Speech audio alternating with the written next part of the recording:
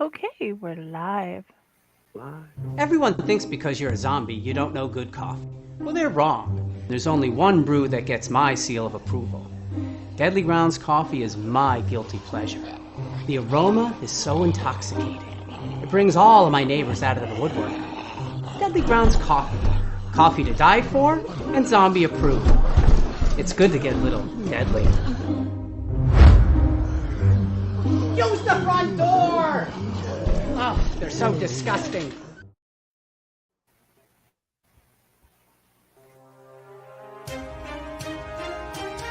The Dorkening and all affiliated shows are not intended for anyone under the age of 18. The following may contain discussions or scenes that have adult situations, graphic violence, nudity, strong sexual content, and graphic language. This show is intended for mature audiences only. Viewer discretion is advised.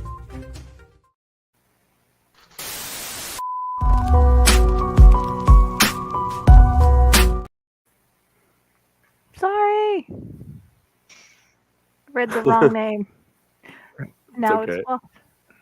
You know that mature thing is missing, and jokes of poor taste in their warning. Yes, definitely. That beat goes crazy though. Yeah. And I've lost it. I feel so. It's there. Somewhere. I know it's there. Hold on a minute. Late society. You broke it. Nope, I'm I broken. think someone accidentally removed it.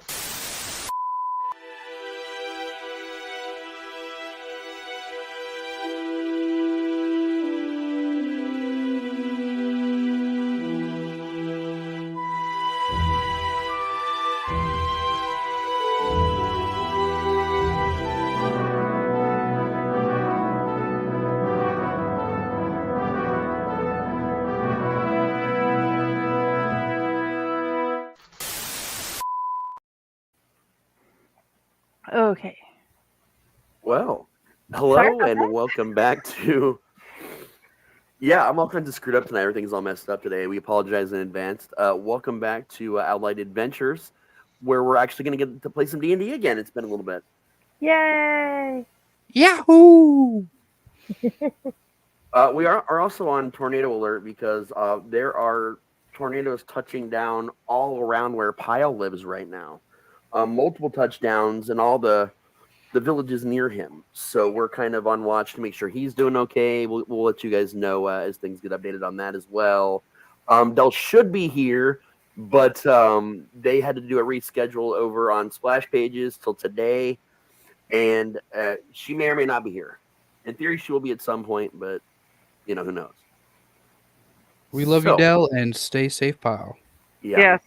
Actually, while Brooke and I are out today, it got really bad. It went from 74 degrees outside to 62 degrees in the matter of less than an hour. That is insane. The sky was kind of like this bluish green color. It was nasty. Oh, that is nuts, man. Absolutely nuts. It's crazy out there weather-wise, that's for sure, man. It's March. What do you expect in Ohio? Yeah. So what we're gonna do is the usual: go around and remind people, because it's been a while, about who your character is. Your name, race, class, personality quirks, things like that. The usual intro. So we'll start with you, Friday. Okay, I am Calypso Rain. I am a gnome. I have a thwacking spoon. I like to basically go around, learn things, meet new people, and see what mischief I can get into. And I found a great group to do that.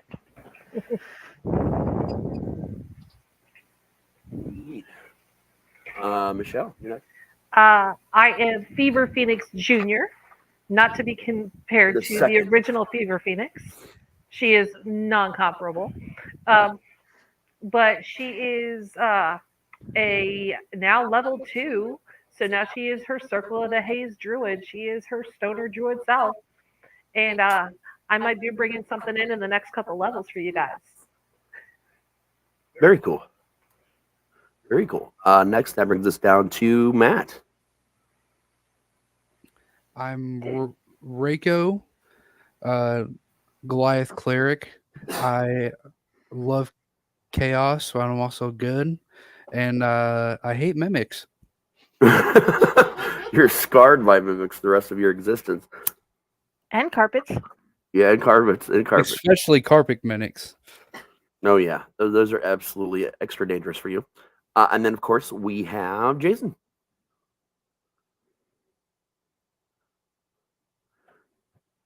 We have Jayson. The last time he did this to us, he passed Oh, out. there we go. Sorry, I was Okay. used to push to talk being on. Okay, I'm Like the passed part. out again. No, yeah, I'm the party's resident bookend. So Yeah. they just push me around, and no, I'm a warforged barbarian, and Nice. I like to smash things. Oh yeah. He's a good buddy. One thing I want to tell you guys right now, if you could, it would mean a lot to us.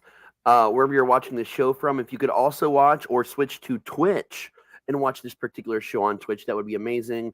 We are like 3/4 of the way to what we need to get affiliate over there. We just have to get our numbers up, and by getting our numbers up, we need more people watching and paying attention from there every time we do a show. And we need you to follow right now. That's our biggest hurdle. Sitting at 23 followers, and we need 50. So head on over there, make sure you're liking us, make sure you're checking it out. And when we do the Allied Adventure shows, whenever possible, try and watch it from Twitch if you can. We're trying to do a lot more cool stuff for you guys, so you guys can actually interact with the show and like kind of do little things to see how you can affect the show. A lot of that more like when we get to that point, we'll go over it at that time. I don't want to spend too much time on it right now. Otherwise, things coming up in the future, just to buy a little more time. Dell's finishing up right now. She's on her way over. We Matt and I, as well as Michelle and B-Rad, will be over at the Horror Hound convention from March 22nd to the 24th. We're gonna be walking around with cameras, doing all kinds of fun things with guests of the con, and also you guys just that are randomly there to experience the con and hang out. We're gonna be doing stuff with you guys as well. So if you want to be in a video with Elliott and come hang out with us, just show up down there and find me wandering around. I'll definitely do probably a couple of lives there through someone's phone or something. Hey, Michelle. Welcome to being a viewer, too. I'm just trying to get our stuff going. Oh, yeah, got to get our stuff going. I'm over there, too, I believe. Gotta get the algorithm moving. Yeah, I got to get the algorithm moving. The algorithm. Yeah, the algorithm. Since I'm moderator, I haven't changed over to my other one, so I can You guys in case obviously, that thing happens. Oh yeah. you guys obviously don't know how Twitch works. There's no such thing as an algorithm. Yeah, exactly. I don't know. That's why it's an algorithm. We just make things up as we go. The convention, I should mention that Horror Hound is in Ohio. It is Sheridanville, Ohio, right on the edge of Cincinnati. Not the Kentucky edge, the opposite edge. The better edge. Yeah, and not too far away from like Kings Island and whatnot. It's actually about halfway between Cincinnati and Dayton.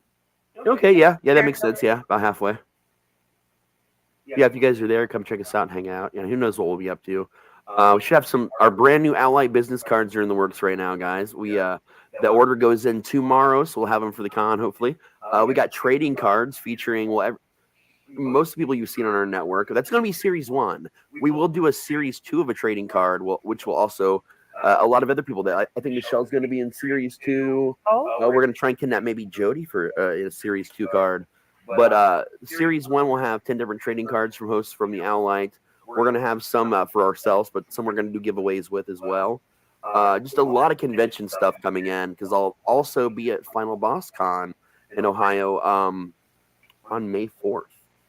So we definitely have a lot of already 2 cons in the next few weeks we're going to be hanging out at and doing stuff at. So, and we're in talks right now for a lot of other cons this year, from Hunters cons to horror cons to comic cons to everything in between.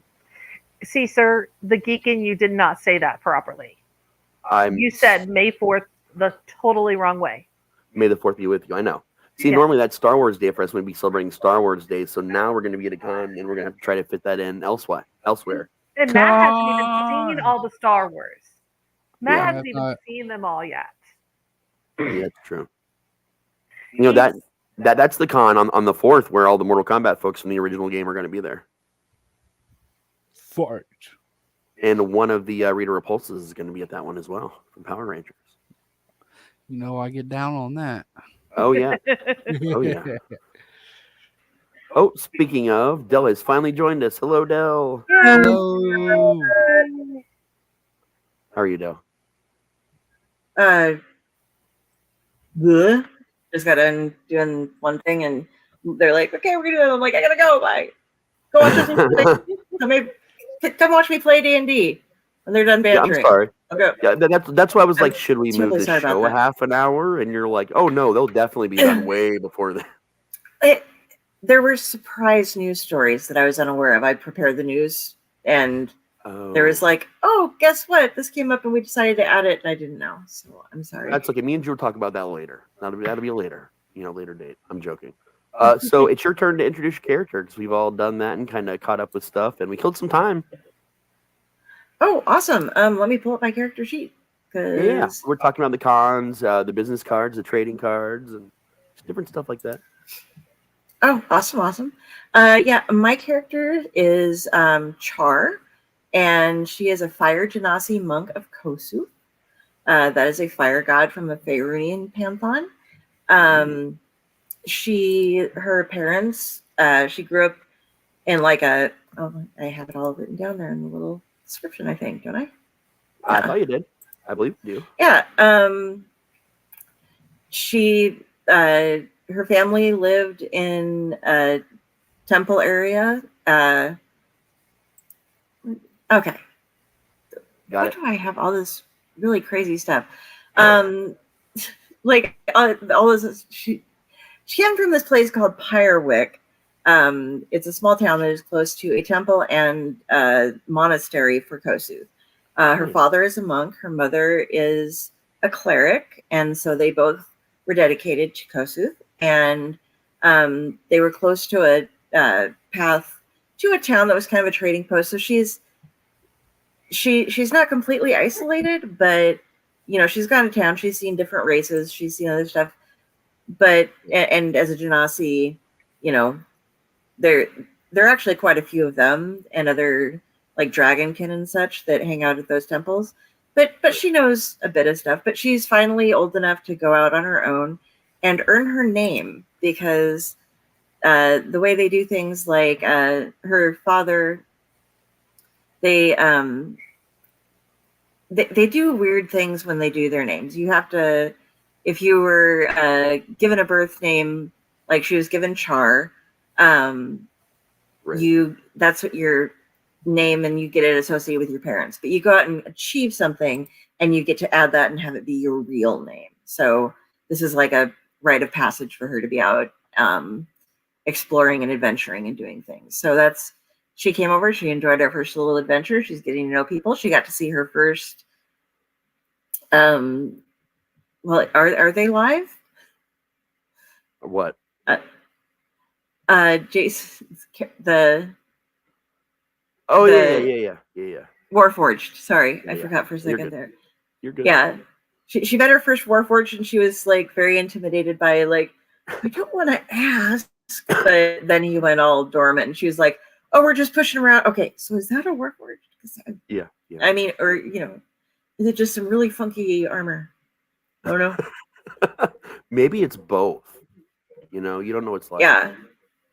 And she rode a flying sword in the dungeon because she thought she could weigh it down, and apparently she did not weigh enough to do so. So no, she did not. But that was hilarious for everyone involved. I just want to point out we had a lot of fun with that. That was great. So, who remembers where we left off last time? I do. I just want to see how much my players pay attention to things. Are we supposed to? Okay, let me. Weren't we at the bar? Yeah, we were in the bar. We're in the bar. Yes, we had just finished up, as far as I know. Those guys that have missed our lovely adventure, go back and check it out. More or less, they got suckered in to testing their wits and mettle at a local funhouse that popped up and had been terrorizing people. And they had some really bad experiences with some mimics and some carpets, especially Matt's character is very traumatizing for him. It was a pretty grand, interesting adventure, only to find out that this grand wizard that was supposed to have been behind everything wasn't even a wizard. He was the town drunk from a town that he came from that happened upon a magic house and used it to get back at everyone he knew. And then when he got back at everyone he knew, he just kind of started roaming the entire world, trying to find other suckers. And they were the first ever in this realm to best it. So they had a nice little reward. They got treated to a nice little dinner and, place to stay and some extra alcohols, and just generally enjoyed the rest of their night. And where we're going to pick up is the very next day, because, that's how time works. So we're not going to get too crazy with the role playing yet, but we will hear shortly. You guys all wake up the very next day. You get up, you get moving from your nice little private-ish rooms and the seedy ass Vulgar Unicorn. Nothing eventful happened tonight. You guys all had like I said, a grand evening, and you rested. You guys have some money in your pockets. So this is where the role-playing part comes in. If you guys want to go spend any of that money, sell anything you got, we can do that.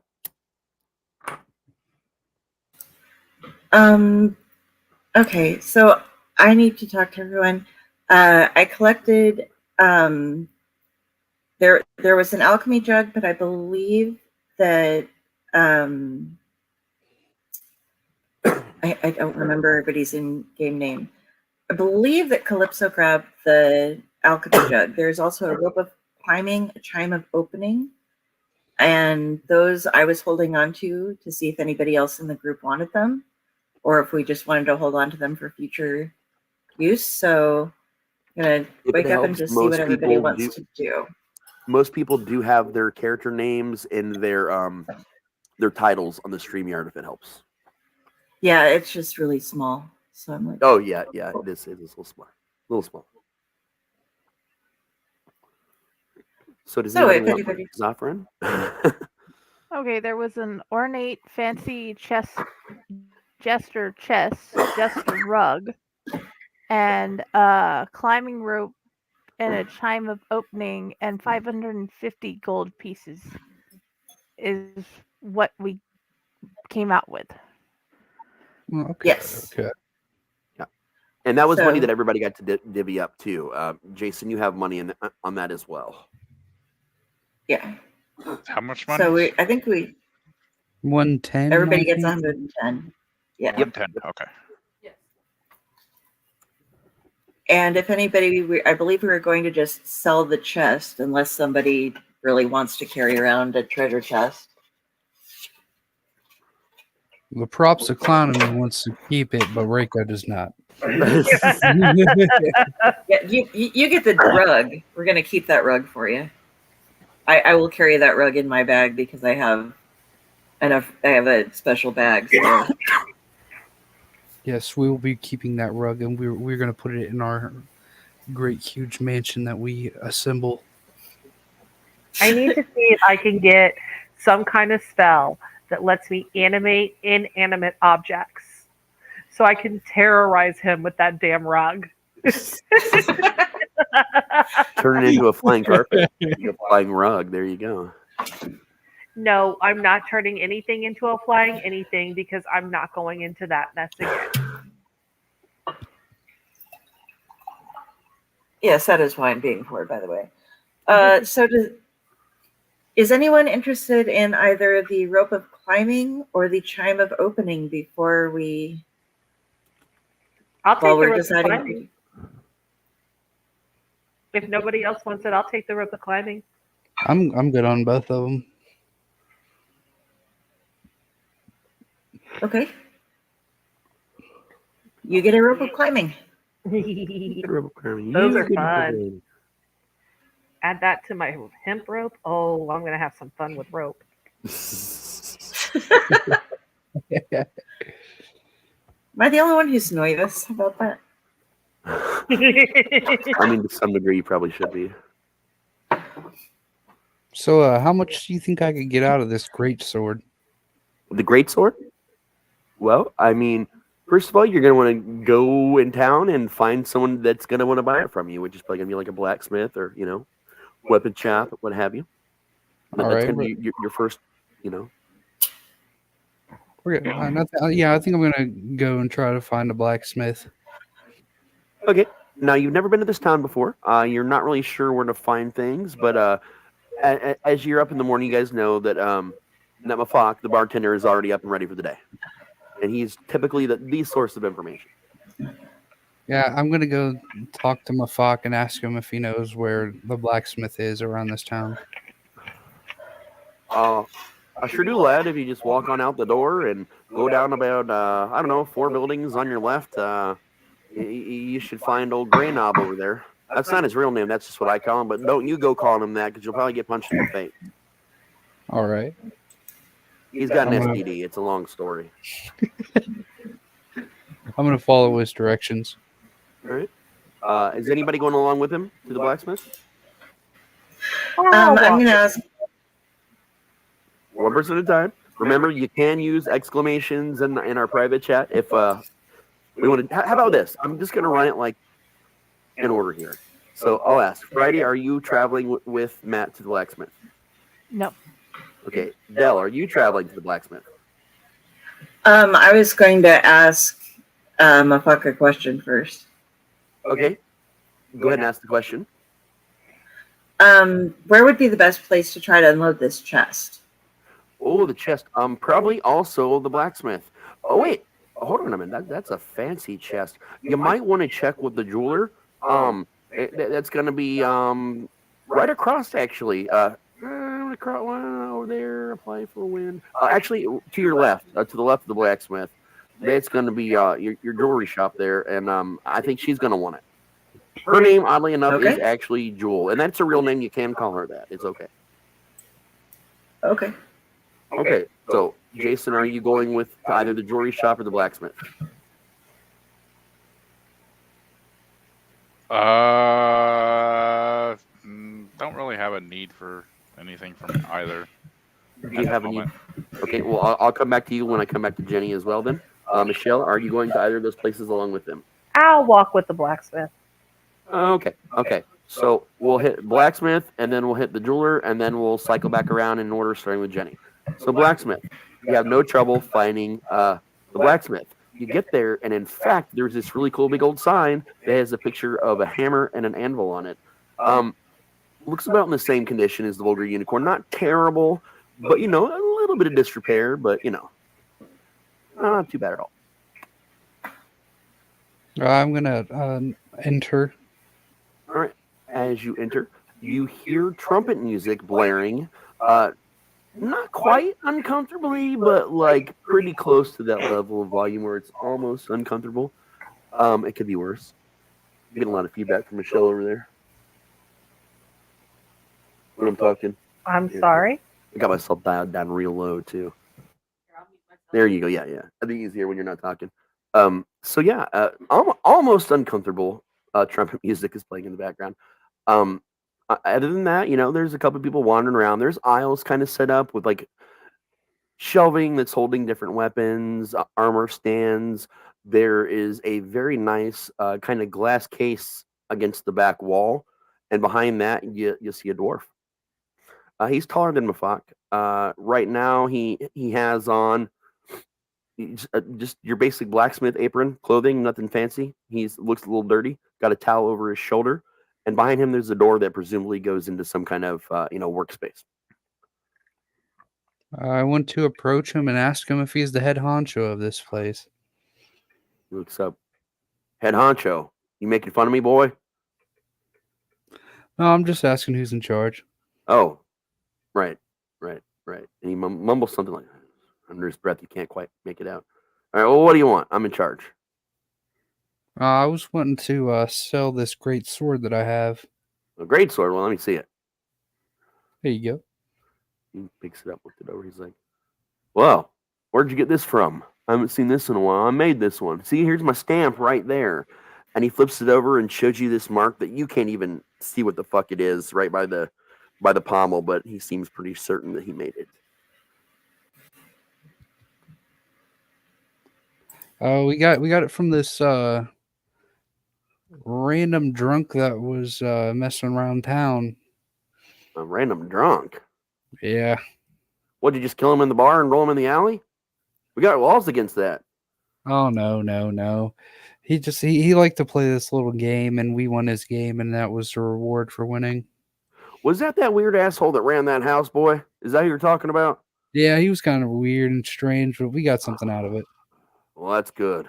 I've been tired as hell about that. People have been coming in here, making all kind of orders, and I like the money, but the work's been tough. It's good to see that at least something I made survive that hell place. Hey, we made him retire, man, so you don't have to worry about it no more.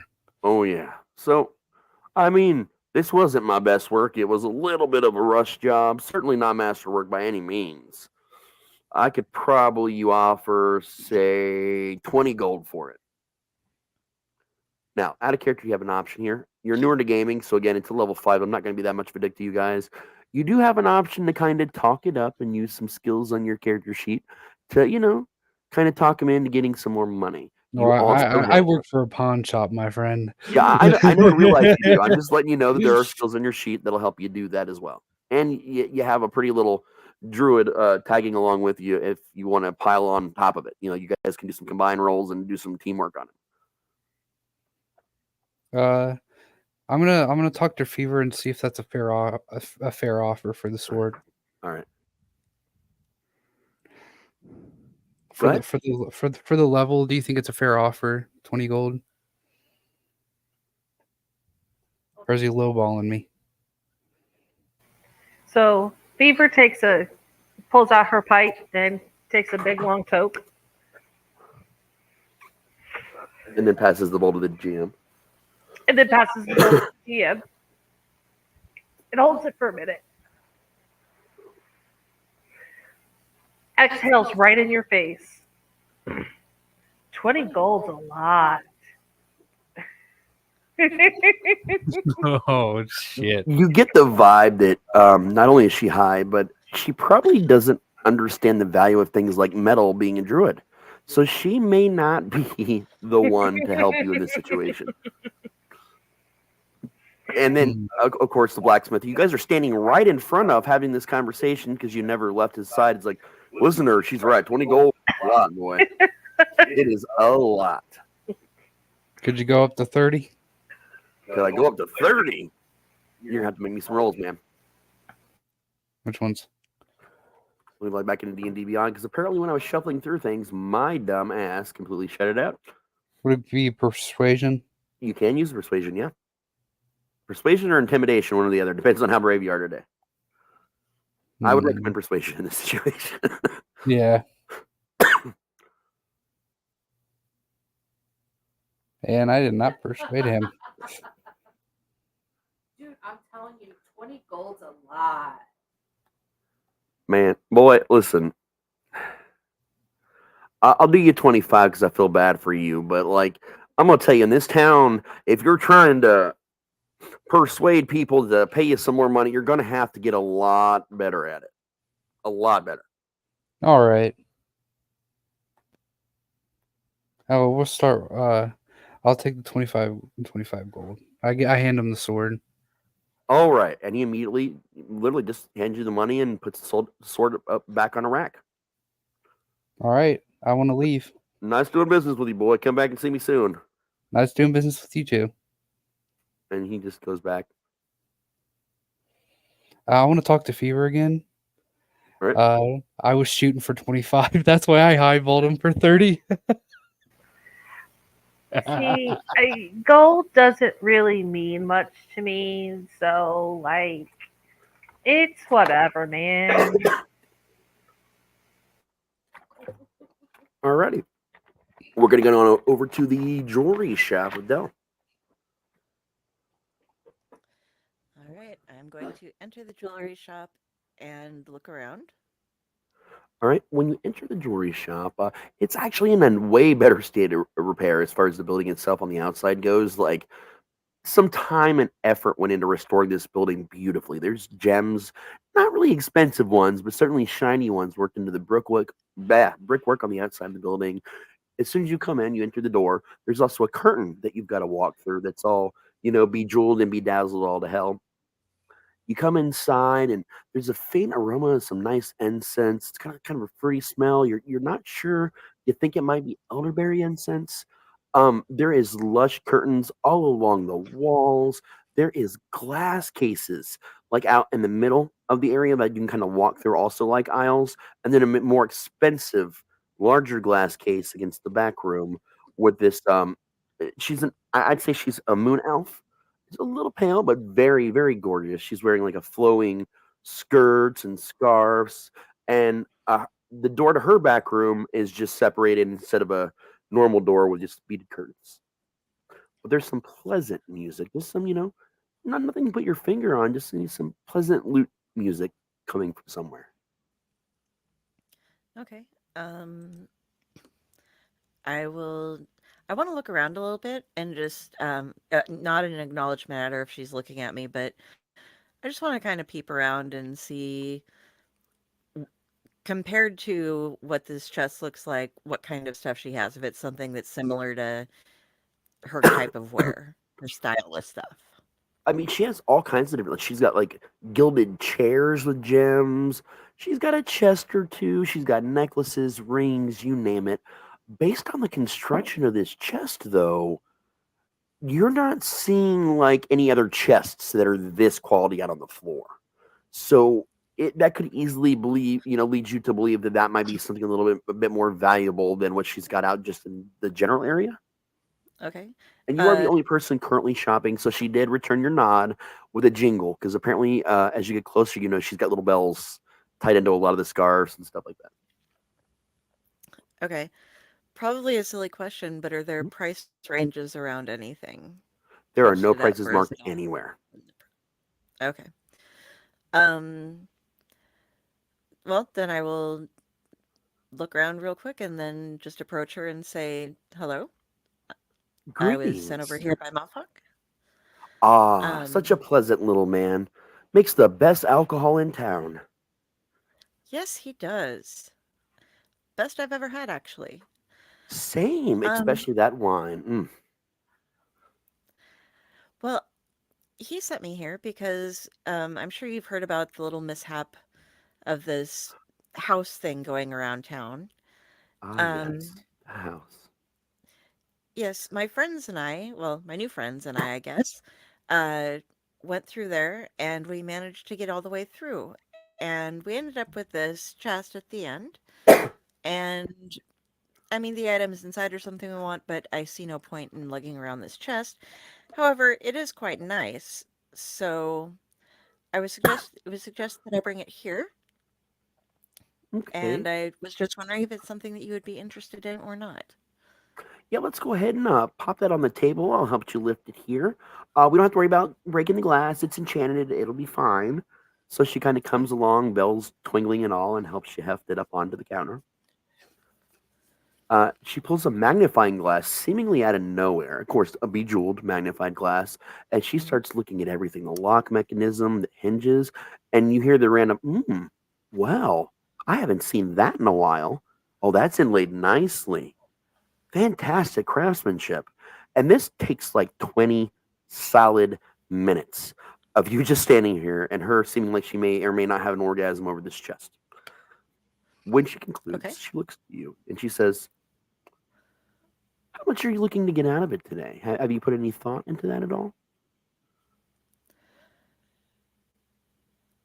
Well, I was hoping to get around 400 if possible. 400. Let's see here. And she starts thinking, like, you can see her doing some mental math. She's like, well, follow me for a moment. And she kind of takes you through her other chests. And, the least of the decent ones, she only sells for about 50. Then the next one up is like 125. And then the other one is worth 2. The nicest one she's got on the floor. She's like, this is nicer. I'm not sure if it's 4, nicer, but it's definitely nicer. What would you say to 300? Uh, I could meet you in the middle there. Go ahead and roll me a persuasion.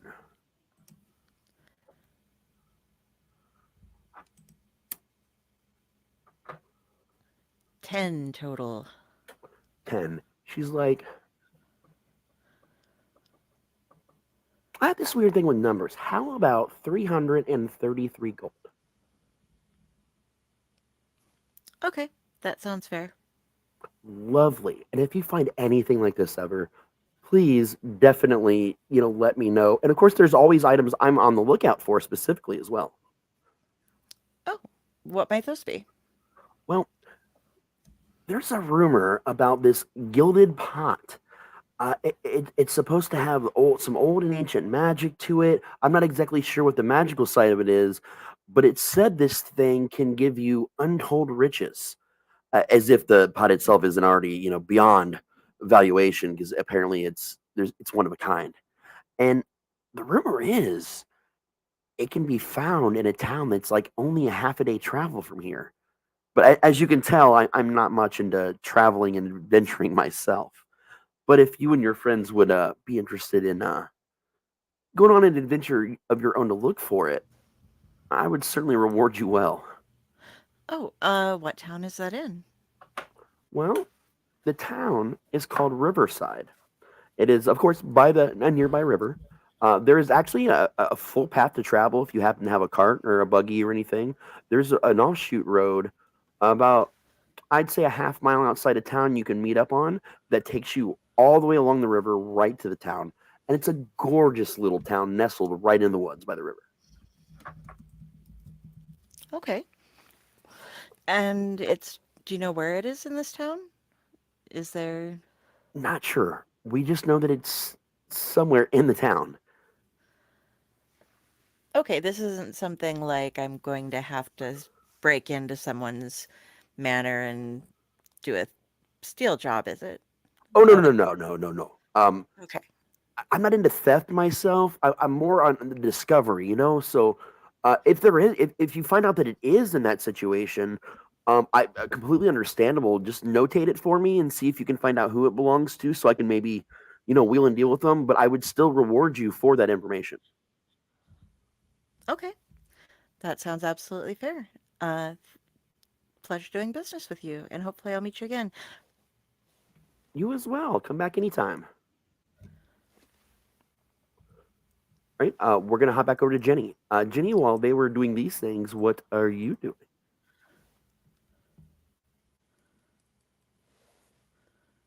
She may be muted. She may not be back at her mic yet. Sorry.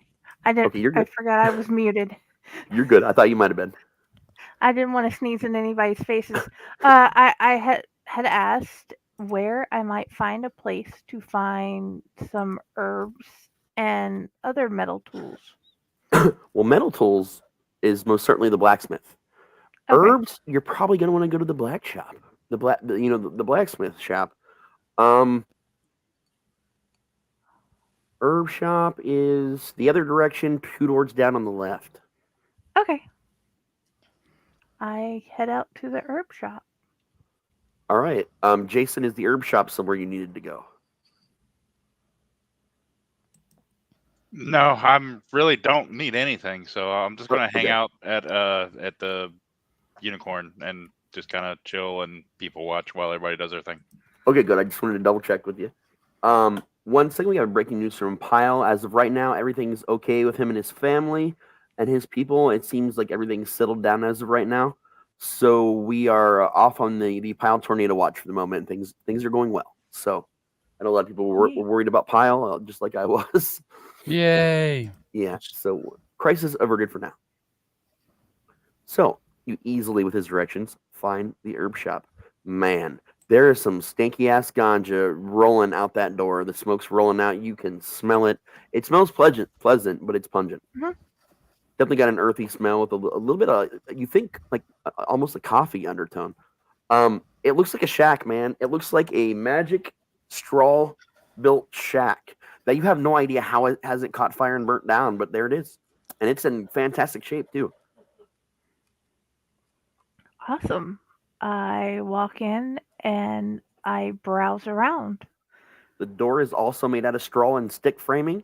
You feel like somebody could have easily somehow broken into this place, but no sign of damage. So you go inside and Really, there's a chill spot right in the middle that's got a lot of like just cushions and rugs. There's hookahs out on the floor. There's people just relaxing and smoking. It's like the all weed version of the Vulgar Unicorn almost, except for all along the back walls. There's a counter that runs all along the walls. That's got all kinds of different smoking devices in it, but also all kinds of different herbs. Not just weed, but like all kinds of different herbs, magical herbs, regular herbs. And then there's a small side door that's oak, and you're not sure where that goes to. But there is basically an old ass hippie in a squirrel costume, a human in a squirrel costume behind the back counter. Alrighty. I did bring my squirrel cup, but that's beside the point. Um, okay. I go. I walk around the lovely, relaxing area, Mhm. and I find my way back to the squirrel person. Upon closer inspection, the guy in the squirrel costume also has like a crown, like a king's crown on his head. Just so you know. He's like, hey, how's it going, man? How are you? I look up and I say, "Hi, I'm good. Your Highness. I was thank wondering you. if you would be able to help me." Of course. You've come to the most helpful place on earth. Welcome to the Squirrel Kings. That is awesome. Thank you. So, what I can we was do for you? I was hoping to find something to go along with dandelion and another uh lovely herb to add to the tea, like feverfew, and possibly something to help relax. Okay, we definitely have some feverfew. We've got the dandelion if you need extra. Um, feverfew does go well with dandelion for the wine. I definitely have some. Now, something to relax. And he gestures to the left wall. That is all Mary Jane's bounty on that side. It's nothing but Mary Jane's bounty. If you're looking to relax in that fashion. Okay. I think I would like to get a surprise for my flamey friend and Okay. from that wall and the two teas, please. Okay, awesome. Let's see. Head on over to the wall with me. He goes over Okay. there. He's got bells on his squirrel costume also. He dances around. You see an actual squirrel just kind of come in the door and sit down at one of the cushions, and everybody cheers. And I can't quite do the high pitched voice because I have a very deep voice. So give me a moment to use. I keep forgetting I have these awesome voice changers on here that'll help me do that. I gotta find the right one though because I'm not used to using these so much. But like I kind of need to use them because yeah. Wow! Hello, my subjects. Good to see everyone. Hey, Jim. It's been what, 2 weeks? All right, guys. Smoke sesh on.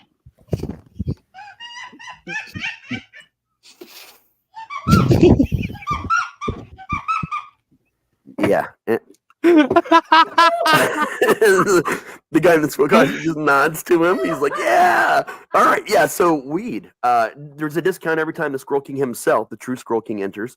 So that's going to be 50% off your order today. Awesome. So what are you Great. looking in for relaxation? You said this is a gift. Tell me a little bit about their personality. Maybe I can help you. She is a very steadfast, take nothing person, and she's also rather determined. Okay. But I have noticed she does like to smoke. I just haven't figured out. I haven't decided to ask yet. So is she of your background? No, she's Nicole? a tall, flamey person. Oh, we're talking fire genasi. Yes. And the whole room goes quiet as soon as he says fire genasi. Did someone say fire genasi? Yes.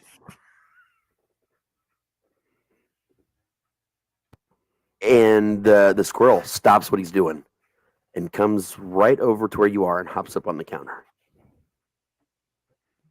You know, I once knew a fire genasi. Went on a lot of grand adventures for me. Is her name perhaps Fever?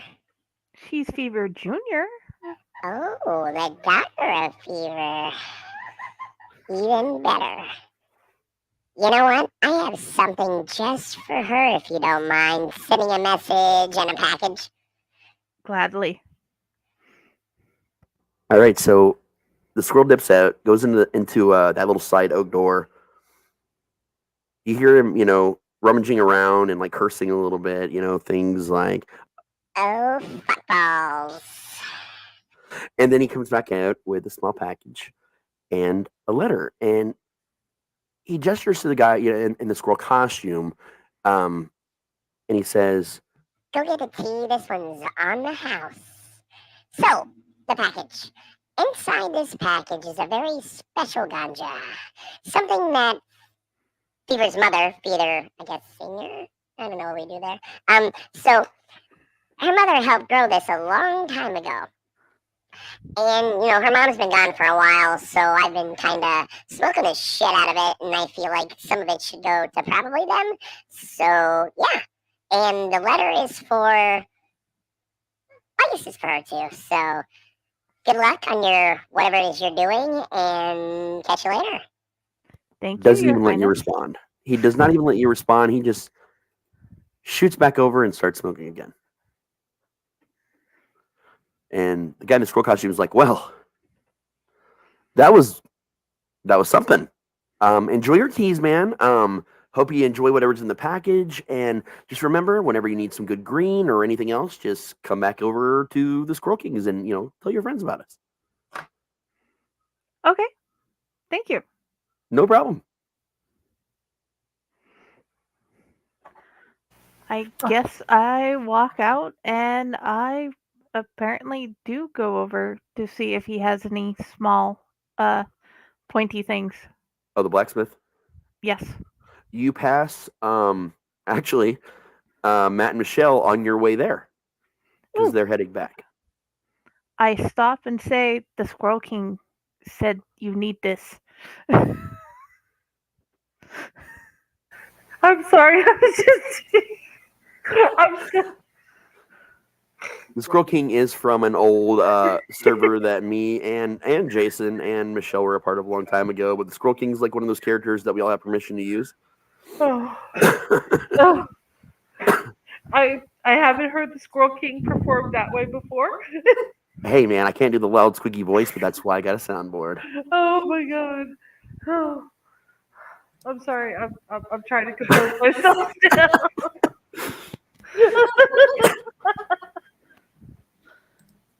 I just stand there and smile.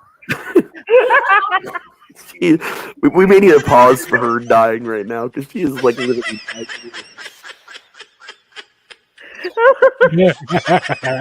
She is in tears. She's laughing so hard. I can't even mute myself right now. She had to mute like the Congress. All right, so we're just gonna let you go on to the blacksmith, and you can talk to them later. She can't handle it yet. So all right, you head into the blacksmith. Do you want me to re-describe, or do you remember? No, you don't have to re-describe. I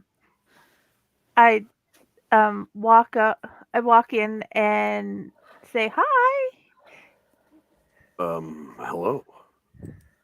I was wondering if you had something small and pointy I might be able to use. Can you be a little more specific? I got a lot of pointy things here of all shapes and sizes. Something along the lines of a fire poker? A fire poker.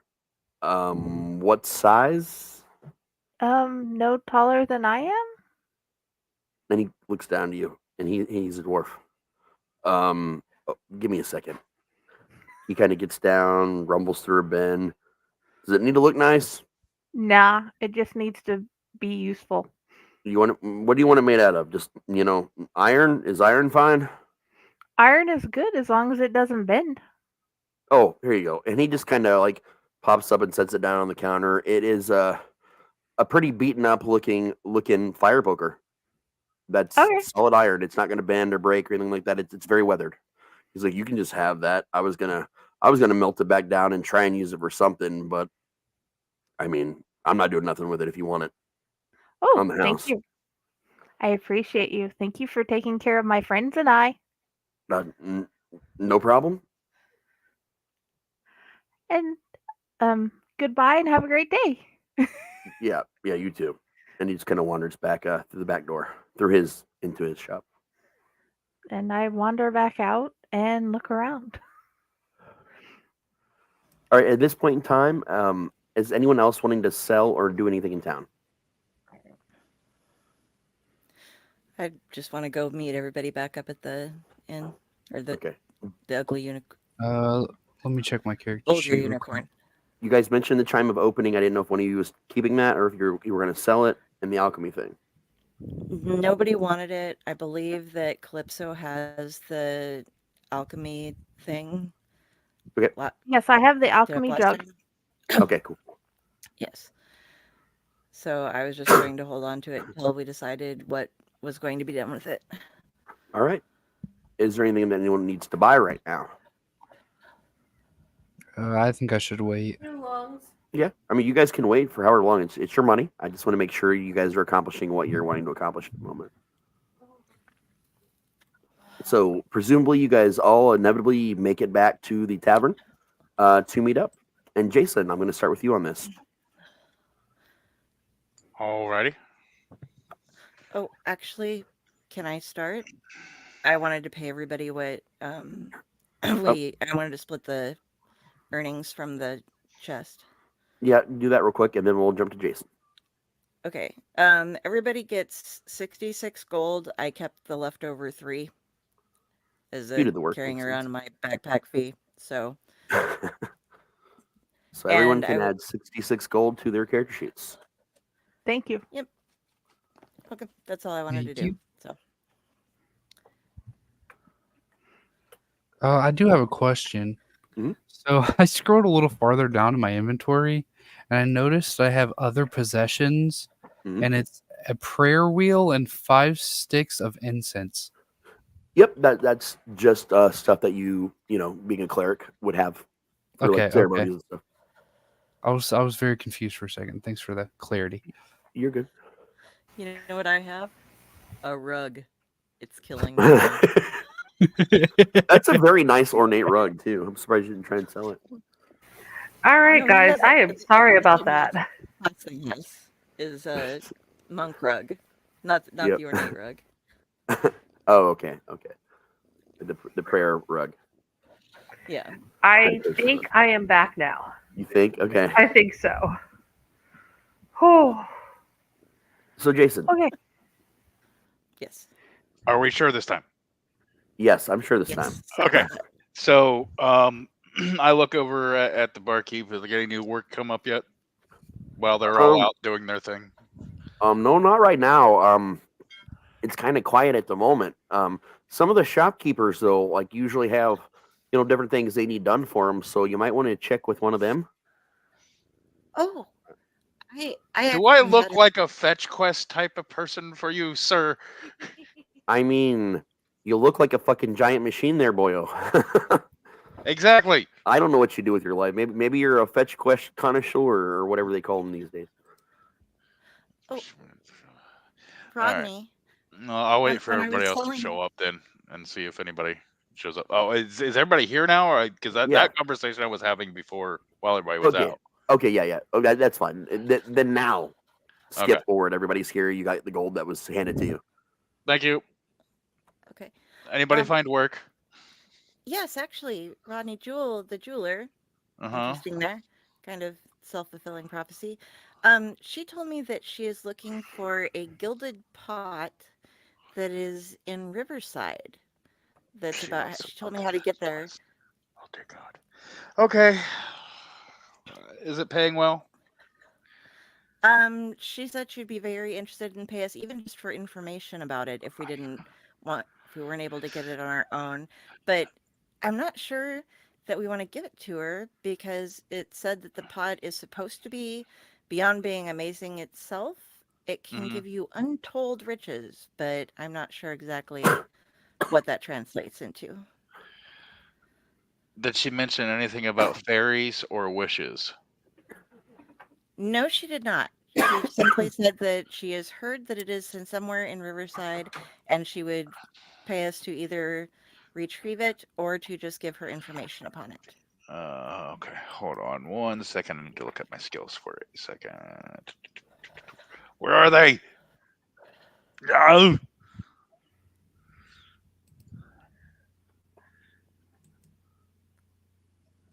All right.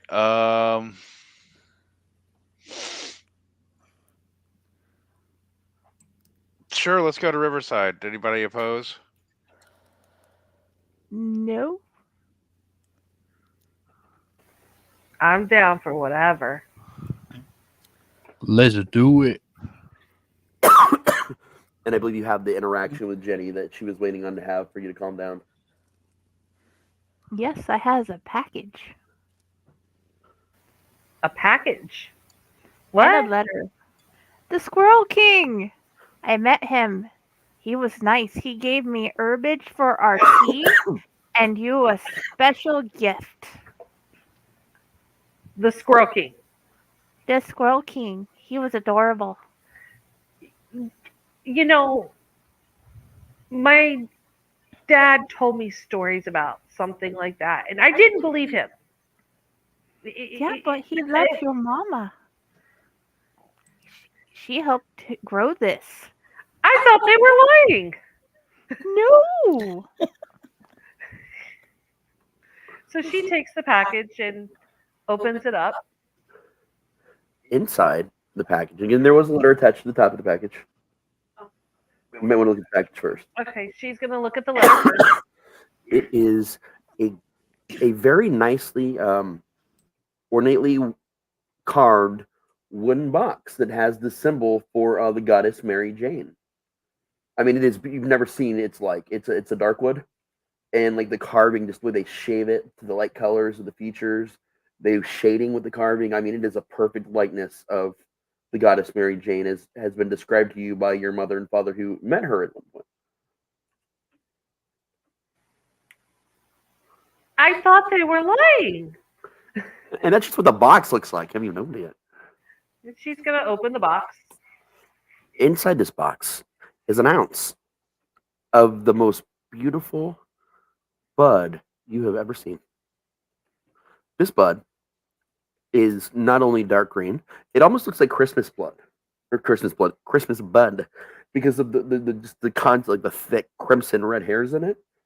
But the red part almost glows a little bit. The red hairs, almost like the red hairs had this like fire vibe to them.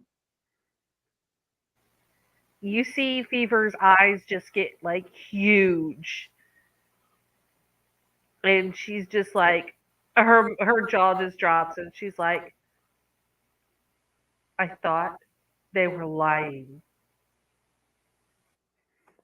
And I say, I can tell you, I saw it and it happened. I promise.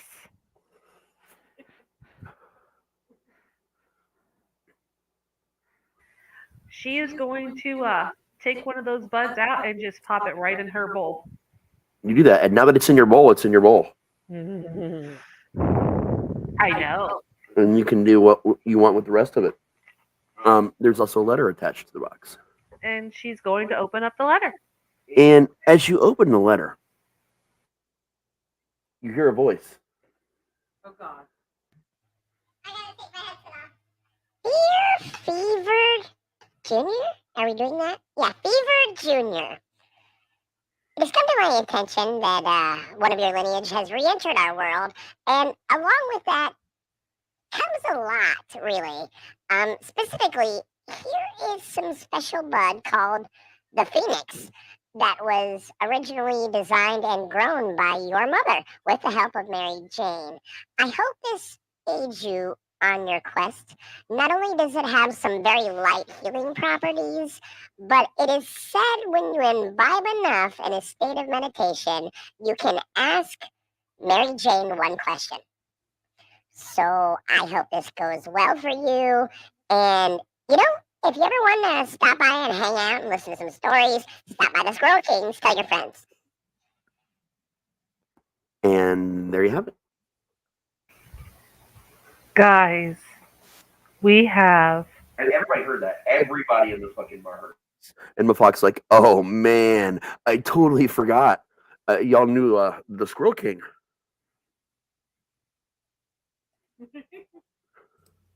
And Fever goes over and just takes a bud and just hands it to Mafok. Oh no, I've got ton in the storeroom. I was part of growing that. I was there. I got an unlimited supply of the Phoenix. I'm good, but thank you. And she looks at Mafok and is like, it's real. He's real. Everything is real. And I was there for all of it. Grunk told me the stories. I thought they were just stories, Mafok. Well, I mean, he makes up a lot of stupid shit, Gronk does, but, you know, at the base of his stories, there was a lot of truth there. A lot of truth. And Fever's just dumbfounded, and she's just going to toke on her bowl and just contemplate what really is real in her life now. And you heal 1 point of damage. But I'm not there. It's the equivalent to Goodberry. Like, anyone that hits it, you just heal, 1 point of damage only. It's not much of a heal, really. It's, it's Goodberry. I'm going to ask Mafok what he can tell me about Riverside. Oh, Riverside. It's a really weird place down by the river. There's a van over there somewhere with a big fat guy in it.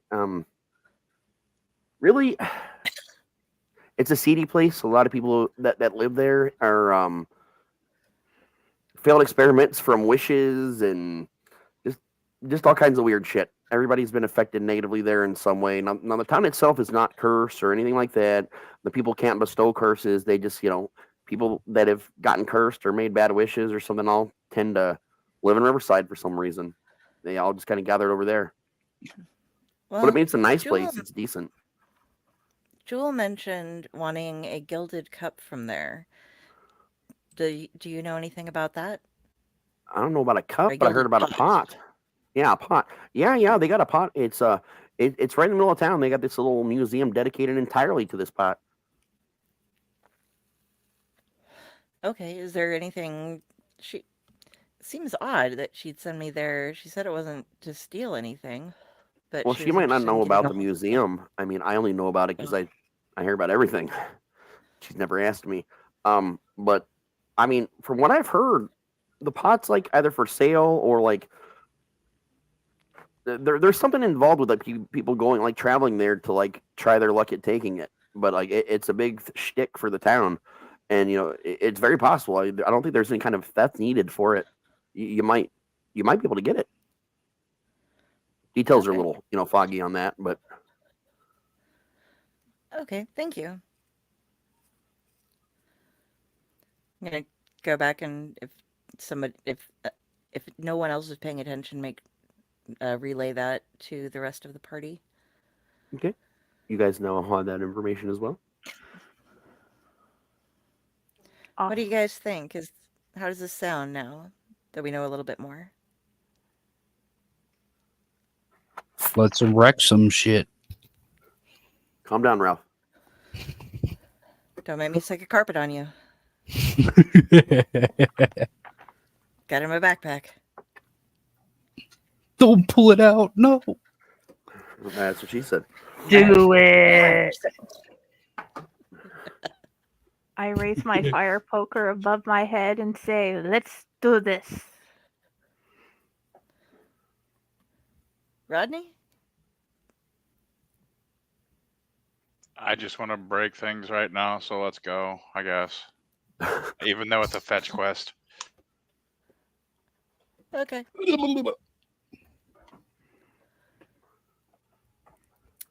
Damn, I got. Reiko, can we take your carriage? Yeah, we can take the carriage and we'll be on our way. Who wants to sit in front? I'll hop in front. All right.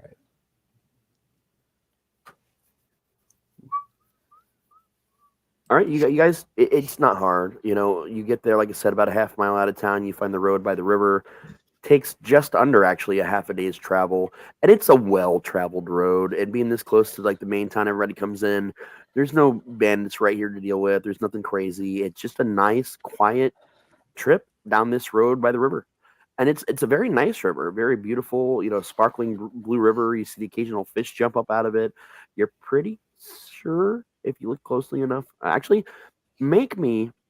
Let's see here. What kind of check do we want to do? It's gonna be a skill. My brain is just dead at the moment. Let's do perception. Everybody can make me a perception check.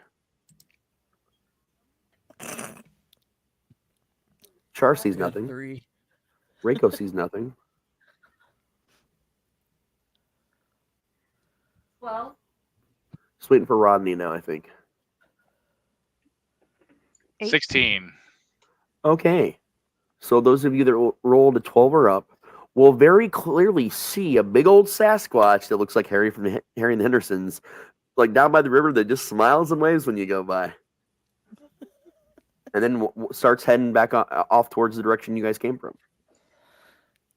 No, I just shrug and move on. Because this is not the real world. This is D&D. Sasquatches are a thing. Indeed they are. And fun fact, if you look up the Sasquatch and the homebrew, the most downloaded one and the best one that's available on D&D Beyond, you will see, was created by Raz T Slasher in 2019. Nice. Heck yeah. I created all kinds of fun things back then. Hey, Dr. But- Raz. I get bored and I would make a lot of things on here, man. Or I'd find things that weren't updated from like 3 and 3.5, like Circle the Haze, and I just fixed it and put it on there. Yeah, you guys get there, no problem. And as you get closer, the first thing you see is a big old water wheel that's down, again, extends down to the river, obviously, that's connected to some sort of building, you're not sure. Presumably, it's like part of a lumber mill based on kind of what you're seeing around it. Like stacks of lumber, things like that. As you get closer, you actually see logs floating down from the opposite side of the river, the opposite end from somewhere, floating down the river to it. So clearly there's some kind of small lumber factory here. It's pretty nice. It's a quaint little village. Everything looks exactly the same as far as buildings go. It's just stone bases, nice dark wood roofs, slanted. It's a pretty easy setup. Anything you traditionally find. I mean, you literally, the road kind of goes in a circle all the way around town. So you can drive the circle around and see the shops. All the traditional stuff is there. The stoneworkers, the jeweler, the magic shop, everything is there. It's easy to find. And at the very center of the circle, there's a place to pull in because there is some kind of large inn there. It's not a vulgar unicorn. It's just a traditional inn. It's got a sign out front that's got a picture of a mug of ale on it. And it's got 4-leaf clovers, a lot of them, all over the building. Well, shall we pull up and park the carriage? Hop inside and see what we can hear? Scout. Let's do it. All right. And it seems like the storm has finally come down to us now because I can hear the thunder and lightning outside. yeah. So hopefully we don't lose connection or anything weird happens over here. We just did Elmer Fudd, so thunder, lightning, hurricane, winds blow. Nice. Sorry. I'm gonna have to catch a repeat of that because I was over here. Sounded like it was gonna be awesome. Yeah, it's you go inside there. There's different people in there. You notice what they were talking about, like the results of some bad curses or magical mishaps or bad wishes. You'll see people, they have like kind of like melty looking faces. Some people that have giant hands, all kinds of interesting little quirks like that about these people. But they otherwise seem happy. Maybe they don't seem depressed or sad. They're drinking, they're laughing inside. By the time you get there, it is early evening, so probably more people are in the bar than there normally are during the day. But I'd say there's probably like 14 or 15 people inside. There's a nice round wooden tables everywhere, as far as the eye can see. All the art along all the walls is pretty much just tapestries of all kinds of different stuff. You see dragons, fairies, leprechauns. You see some goblins. You see just all kinds of different beasts and magical things of nature. And Okay. behind the bar is another dwarf with what looks like a leprechaun hat on. The big buckled hat, but on top of it has like a wire connected to the top of the hat, like a little spring wire with a giant four-leaf clover on it. So it looks extra silly. Side question: are leprechauns actually a thing in this campaign? Like, do they exist? In D&D, yeah. Okay. Yep. I don't know if that in your world, so I was. Oh yeah. Leprechaun's also a traditional Fey-based. Okay. Yeah, in the monster manuals. Cool. Well, this is homebrew, so I like to check and see if it's. Oh yeah. You know. I still use most of what we use and do is a lot of it's still traditional D&D. Okay. Well, I'm gonna. Do you guys want to pull up a table? I'll buy us around, and we can kind of chat. Maybe see if we can overhear, talk to people or something. Get a feel for what's going on. Sounds good. Yeah. Mullen? Okay. Place your orders, everyone. What would you like? Honey mead. I'll take a bear.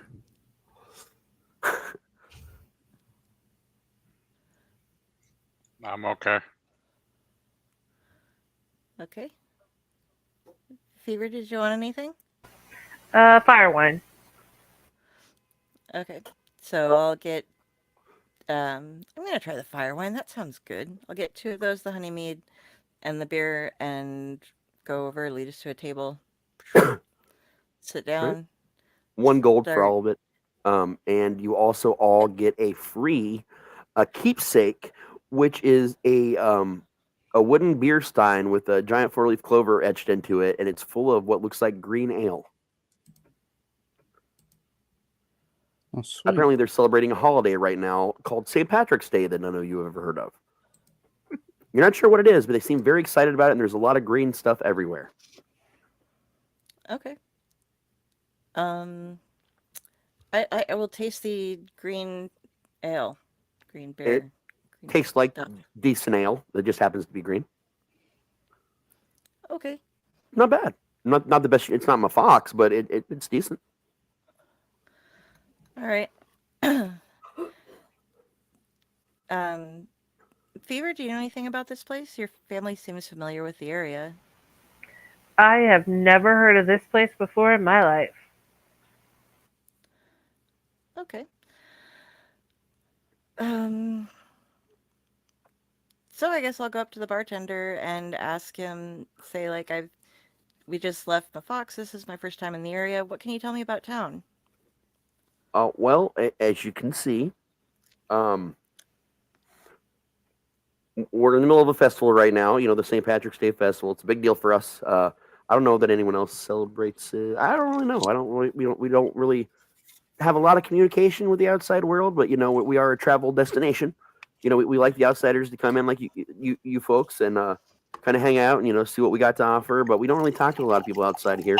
Only trading we tend to do is lumber for nearby towns, and that's mostly about it. As you can see from many of our own personal mishaps, we've fallen on the wrong end of some things magically over the years, and we just found that it was a good idea to build a community that we were all a part of, so we didn't get looked down upon and treated like shit everywhere, like we did everywhere else. So, we pretty much keep to ourselves and have a good time. Being on fire, I understand that. It can Certainly. be kind of looked at oddly. I was also told something about that you have a museum with a gilded pot in it that was a place of interest in your town. Yeah, right here behind the bar, actually. It's a museum to all things St. Patrick, and we have this really cool Try Your Luck challenge where you can actually walk away with the famous St. Patrick's Day pot. It's said to be an enchanted pot of gold. I don't know myself. If you've been cursed before, you can't. A lot of the things we all have trouble here, which is why it's at our village. None of us can actually use it because we have a pre-existing curse, which and the magic won't work for you if you've been cursed before. I don't know why. I didn't make it. That's just the thing. So we really don't need it. It's just more of a fun little kitsch thing that we let people try and, do what they can. So if you can't get cursed again, does that mean that it's likely to curse you? No, I mean, it's not said to come with a curse or anything. It's just you can't imbibe of the fortune it has if you're deemed unworthy, and unfortunately, if you got a curse, you're deemed unworthy. Oh, okay. That's more or less the reason, as it's been explained from the person who brought it here about 100 years ago. Been here ever since. No one's ever walked away with it. People have tried. Wow. And what does the trial entail? Well, you're going to go into the museum. There's going to be a big old red sign pointing down. When you get to the middle, there's a ladder you go down to, and you're just supposed to walk in and grab the pot and walk out with it. I really don't know what happens down there. My curse keeps me from going down the ladder at all, so not really sure. Sometimes people come back, sometimes they don't. Don't really know. Okay. Well, thank you. Thank you very much for the information. I'm Char, by the way. Oh, good to meet you. My name is Pat. How apropos. Are you related to the St. Patrick? No, not at all. I changed my name. It was a long time ago. It was Ralph, and when I started the bar, I just wanted to name it Pat's and get into the whole spirit. And if you're going to buy alcohol, especially St. Patrick's Day related, you don't want to buy it from Ralph. You're going to want to buy it from Pat. So it just seemed like a good business move. Oh, fair enough. Thank you very much. No problem, Char. You have a good evening. You too. Go back to the table, relay information. So, what do you guys think? Should we give it a shot, or should we use the information and just let Jewel know about that? I'll give it a shot. I wonder if it's something we each have to try separately, or if we can go together. I forgot to ask that. But, group vote? What are we thinking? We're at least going to stay here tonight, so we can think about it and do it tomorrow if it's something we decide to do. I'm in. Sure, why not? Sure. Calypso? Let's do this. All right, should we wait till tomorrow? If anybody's tired, yes. If it helps, you guys are well rested. It was a nice, pleasant journey over, and it is still only early evening. Oh, okay. But I wasn't sure how late it was getting. Yep, it's still early evening. All right. By human time, real world time, it's probably maybe 6 o'clock. Oh, okay. Yeah. Yeah. Well, want to give it a shot now? Or does anybody want to talk to anybody else from town to see if they can pick up some information, perhaps? I'm not used to being the chatty one. I was raised in a goddamn monastery.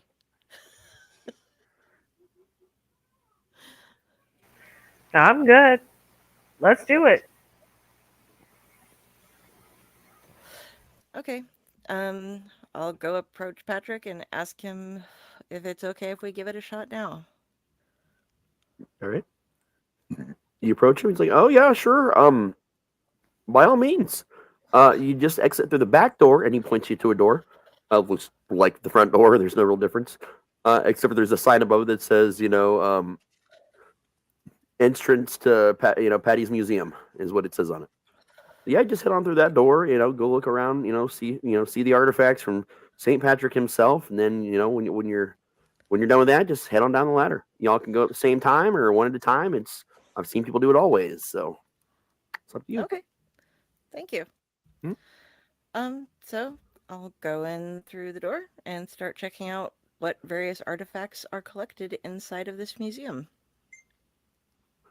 One of the main things you see as soon as you walk in is a statue of St. Patty. St. Patty appears to be a human based on the way the statue looks. And they got clothes on the statue as well. It's like they've got a bright, like a deep green, shamrocky colored, cloak. If you would have had to guess, it looks almost like this St. Patrick was a druid.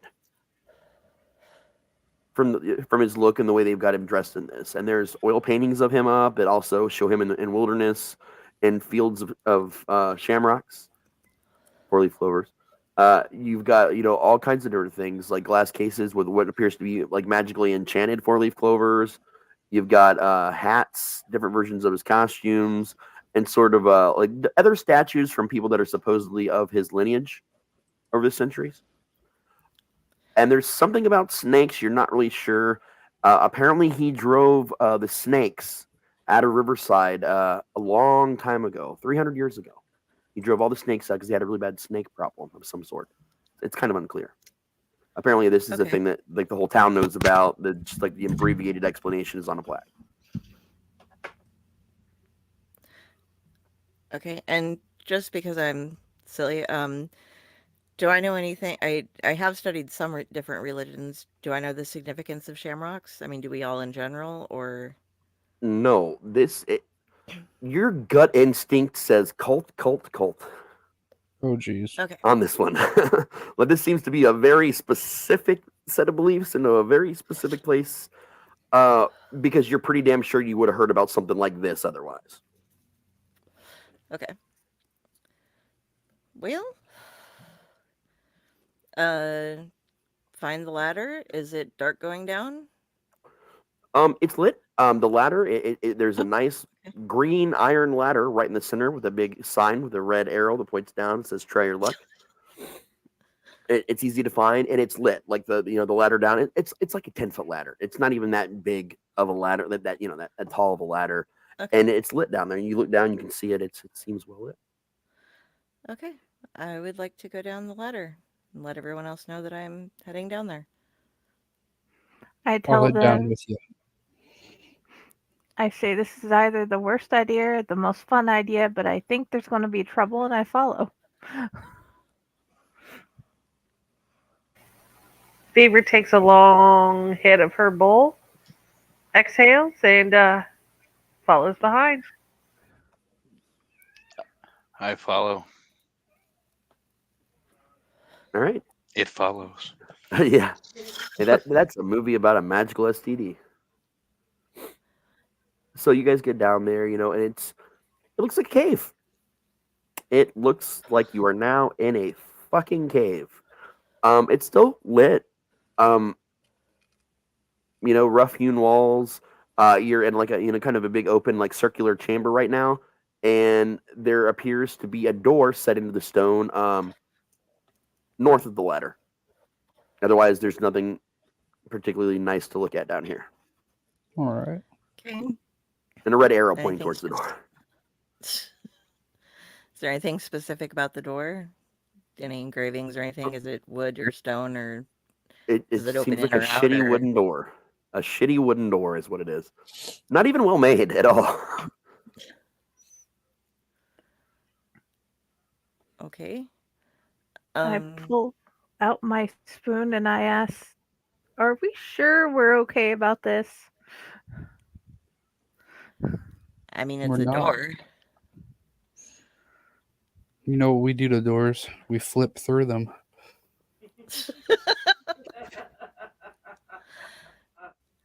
That's another thing you missed. They continued the whole finding weird ways to walk through doors throughout that entire house.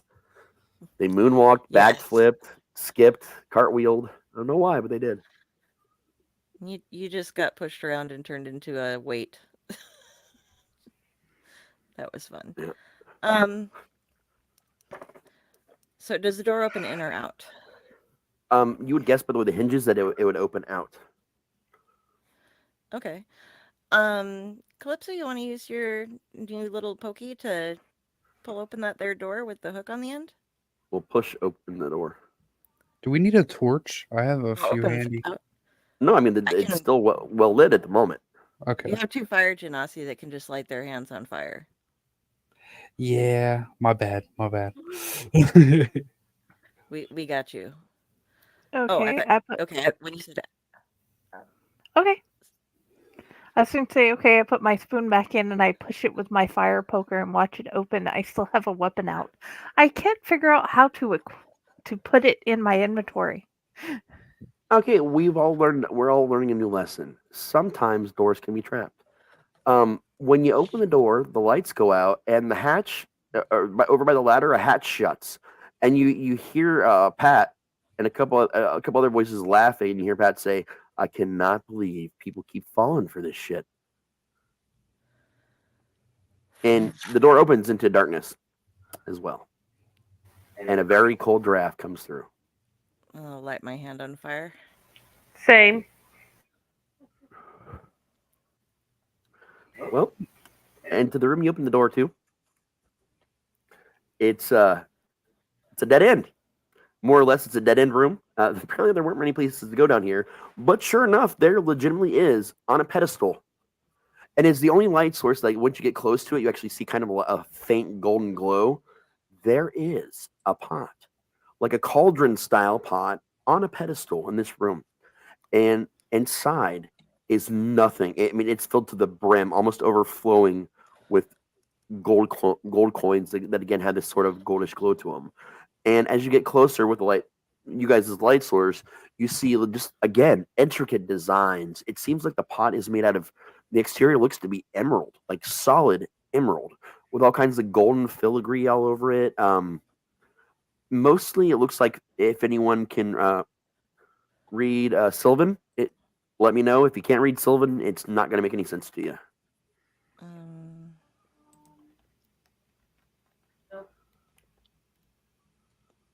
Where are languages? I thought Friday might have been able to, but I could be wrong about that.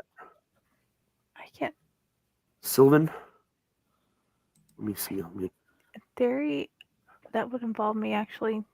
I'm looking and I'm trying to figure out where I find my languages. I'll see if I can help you. You guys spot where languages are, let us know. Oh, bottom left. Nope, you speak Common, Dwarvish, and Gnomish. I was wrong. So yeah, no one speaks Sylvan, so you guys have no fucking idea what this thing says.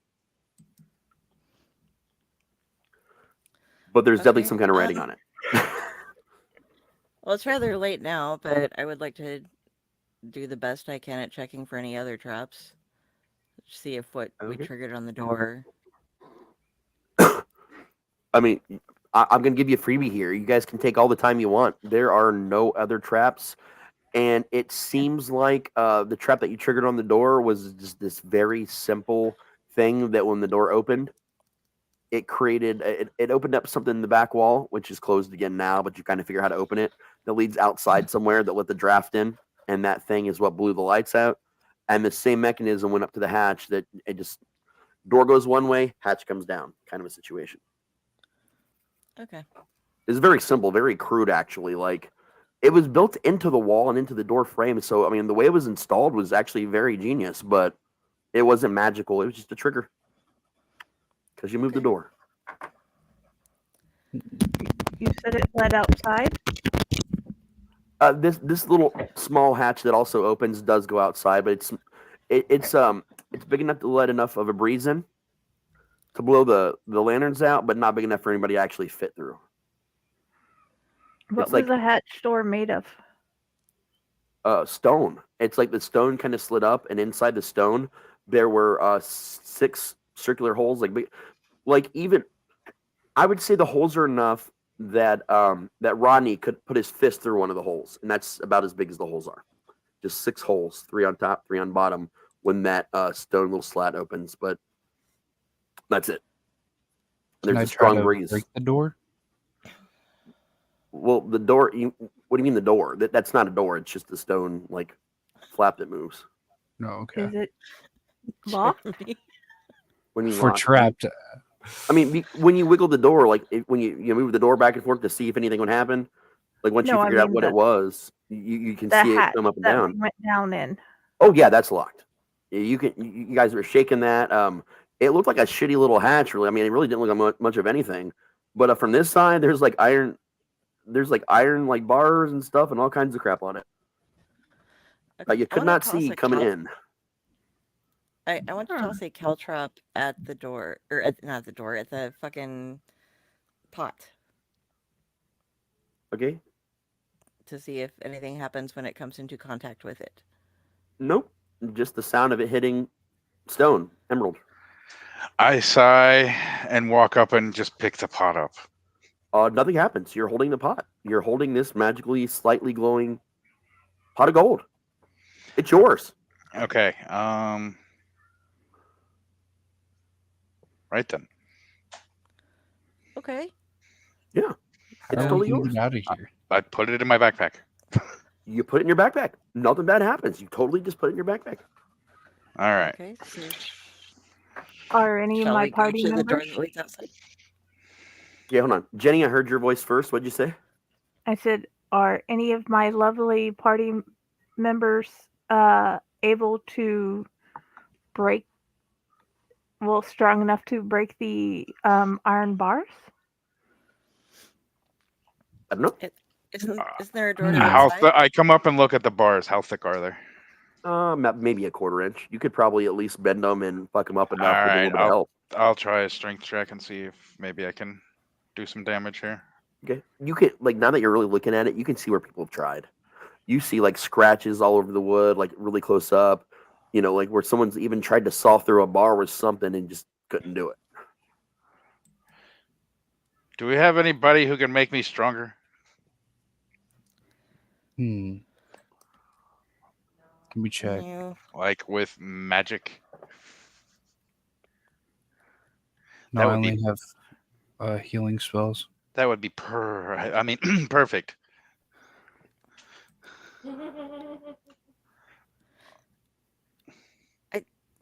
Didn't you say there was a door that went to outside? No. It was that little stone slat that would open, revealed 6 holes. His fist size and stone that lay behind it that let in the breeze. The door was between one chamber under the ground and the other. The only way really out that you can tell anyway is the hatch. And there was no other like magic door, like little doors that you could trigger. I'm going to search for like a button, like maybe a loose stone or something to push in. Yeah, nothing. Nothing. Okay. No, there is literally nothing. Bird strength it is. And there was only other one thing you guys didn't try, Oh. but I don't want to give it away. Well, so. you know what? I'm gonna suggest. Do you guys think that the chime of opening would perhaps open this? Yeah. Do you Might still as well have- try. Do you still have said chime of opening? It's Yes, in my I was carrying it bag. around. All I have right. the chime of opening. You have the But I Amulet. also, alchemy jug. Oh, yeah, but it also says it's in mine. Well, somebody use the bloody thing. Okay. Whichever of us Ring-a-ding has ding. it uses it. Okay. You guys are lucky because that one had just been made too, so it actually has 10 uses on it before it's useless. I'm trying to figure out how to. You ring it. It's a chime. Okay. Yeah. It's got a little thing attached to it that you kind of clink against it. It is a Okay. hollow tube that measures about 1 foot long and weighs 1 pound. You can strike it as an action, pointing it at the object within 120 feet of you, such as a door, lid, lock, etc. I wouldn't stand directly beneath it when we're doing this, just in case something bad happens, since you can have some range on that. And you could definitely hear the dwarfs like drinking up there in the museum and laughing about the situation and wondering which of your what kind of stuff y'all might have that they can steal when it's all over. And you're still not Okay. exactly sure what was supposed to happen or what they've accomplished by this. It's not clear.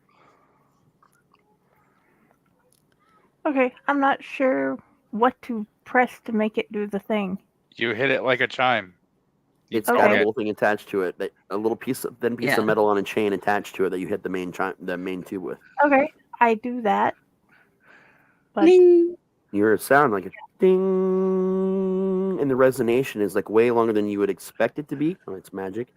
And the hatch opens inward, and a door falls through. And mid, he's like, "I can't. Oh shit!"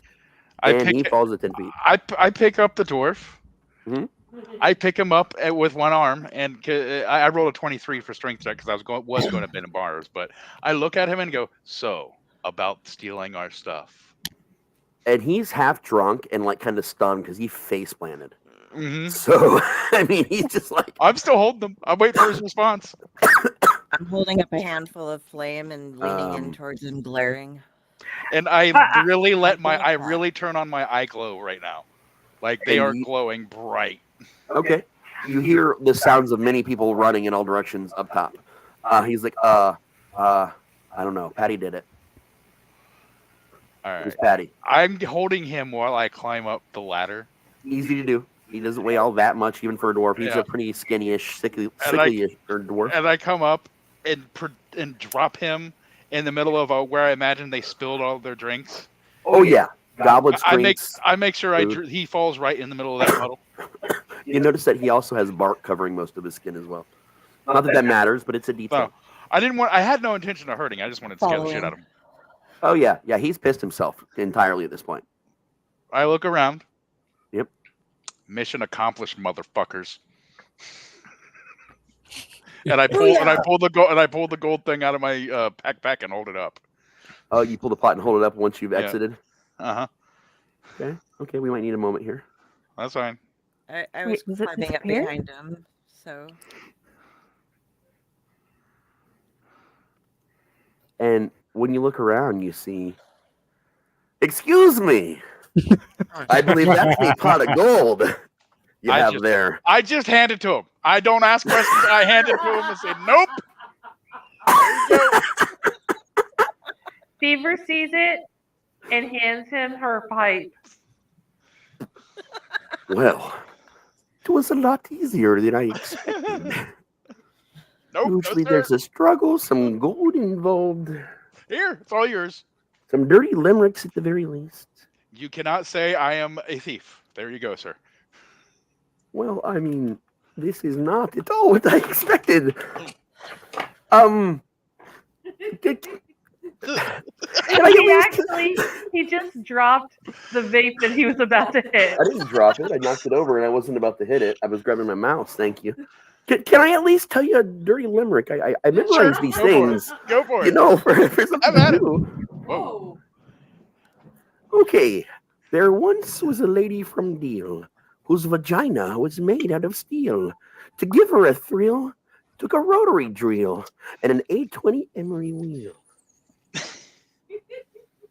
Okay, I got one more. From the depths of the crypts at St. Giles came a shriek that resounded for miles. Said the vicar, good gracious, has Father Ignatius forgotten the bishop he piles? Those are very nice. You know what? Hold on. Let me look at. There's no alignments here anymore. These dwarves had your gold. I was pointing at all the dwarves that are scattered around. Had your gold down there, and we're just having people do a contest. So they've actually been the ones that have been holding on to your gold all this time. Have a nice day. I walk out. Oh, really now? You want to hit this? yep. I believe I would. It's called Phoenix. Ooh, from the Squirrel King. My Can mom I have made a it. high five, sir? Of course, laddie, and he gives you a high five. Because why not? There goes this adventure right out the window. Do you have time for, I don't know, maybe one more limerick, and then we'll go in and handle this together, because that sounds fun. Oh, can I wear your hat while you tell me this? You know what? Why not? Why the fuck not? And he How much flips do his you hat, want and it for it? lands perfectly on your head. He just flips it. There once was a vampire named Mabel, whose menstrual periods were stable. So one week in 4, she'd slip to the floor and drink herself under the table. That was horrible. I know that I don't know where I come up with these. Sometimes I just feel inspired, and I gotta say, you lot have put me in a very good mood this evening. I want to attempt, just for fun, to make a shamrock out of my flames. You With can. my flame crafting. You do it, and he claps and says, "That is beautiful, ass." Quite beautiful indeed. All right. You want I feel more like fast? I owe you lot something, and I'm not going to be the typical tricky asshole I usually am, because you're doing me a favor, and I can finally get the fuck out of here. So we're not going to do wishes, because we all know how that's going to go. Can we agree on this? Like, it's in my nature. Yes. You're gonna make a wish. I'm gonna fuck it up, and y'all are gonna be living here. So let's skip the wishes. How about we talk favors, things I can't magically corrupt, because as much as I like you, I'm gonna do it. So is there anything you need that I can do you a favor for? I mean, I can give you money that's not from my golden pot. They're an item you've been looking for. I mean, something I can help you out with normally here. I feel like you deserve I it. poke my head back in the door. Gauntlets of ogre power. Let me take a peek here. Let me see what I can do. Can you all give me in fact, let's play some ads real quick and do a half point and bathroom break, and then we can come back after. If that's okay with you guys. I did have a hasty adventure that I cobbled together and everything, and I love it. Honestly, that this is your job to keep me on my toes. So now I'm fixing stuff. Oh, and we get to check out the cool ass ad again because you did. Yeah. We got 2 ads now. Oh, nice.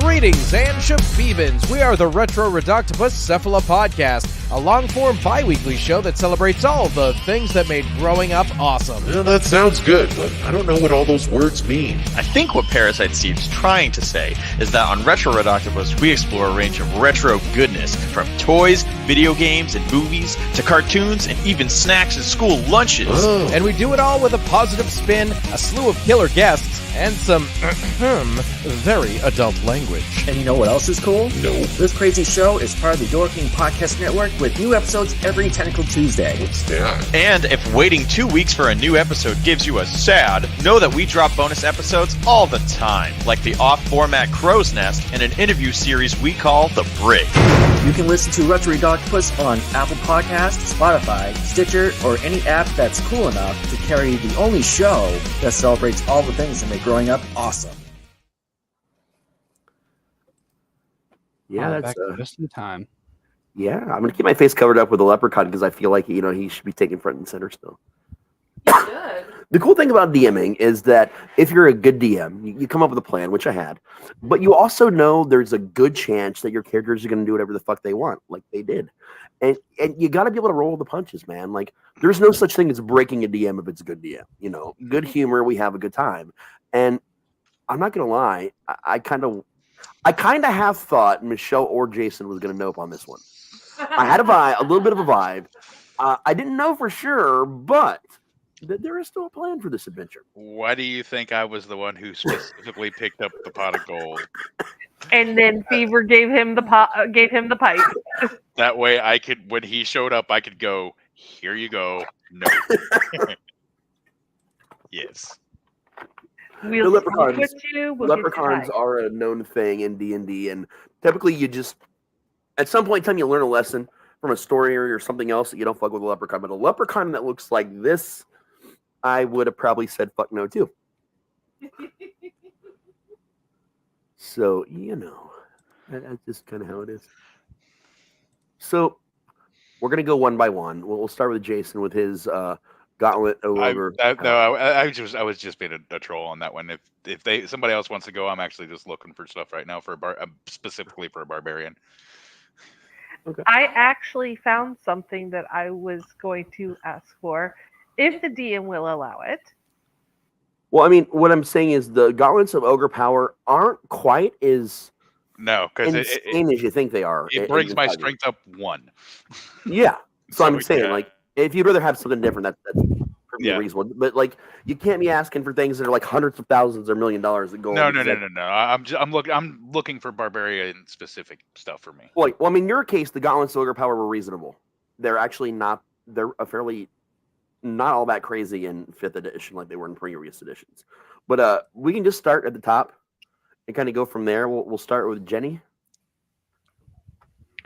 A insta lights thing that will light no matter what. Be a little bit more specific.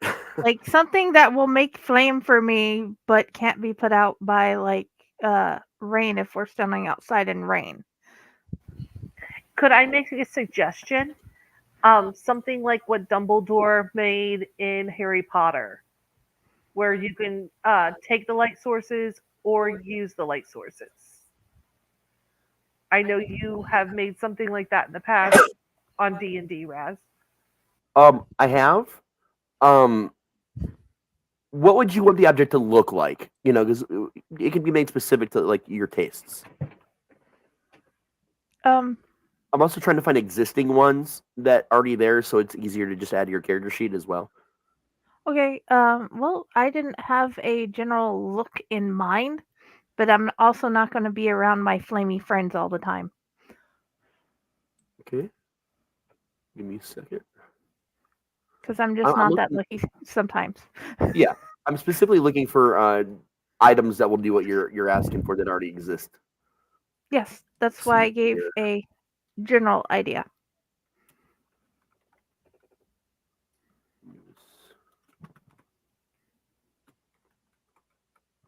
You guys can talk amongst yourselves, so there's just not a lot of silence. That's probably good. Is there something that? Wait, hold on. So if Don't I ask hire me about my an item. Talk amongst yourselves because I'm already looking up an item. if I hire up my strength, does that mean that my damage gets hired itself or no? Yeah. Yeah. Okay. Let's see, looking at homebrew for some items as well because I might find something that would be good in here. I'm thinking about asking either for a weapon or like a strength thing, a strength modifier. So, guys, how many of these people think peed themselves? Oh, all of them? I think. Yeah, I was gonna say the same thing. Probably all of them. They weren't expecting us to open that door. They were pretty dumb. Not at all. Yeah. Fortunately for us, Yes. we have a bell. Well, each And time. my leprechaun friend is just wonderful. And she And just either takes another hit of her pipe You're muted. passes. Oh, am I? Yeah, you're muted. But you can hear me. Yeah, we can hear you now. Beaver's just getting high with the leprechaun. That's fine. I'm just chilling with this hat on my head, having a good old time. I'm thinking Our about good all old of the leprechaun things. friend. You know, got a lot of different brands and things. I'm wondering if I can get. I've heard of and I've seen some people in the monastery who've come through that had magical tattoos, and they said that basically it just takes a needle, and the needle, if it's a magical one, will automatically do the tattoo for you. So this is something I'm thinking about using. So Leprechaun pulls something out of his pocket and he tosses it to you, Jay.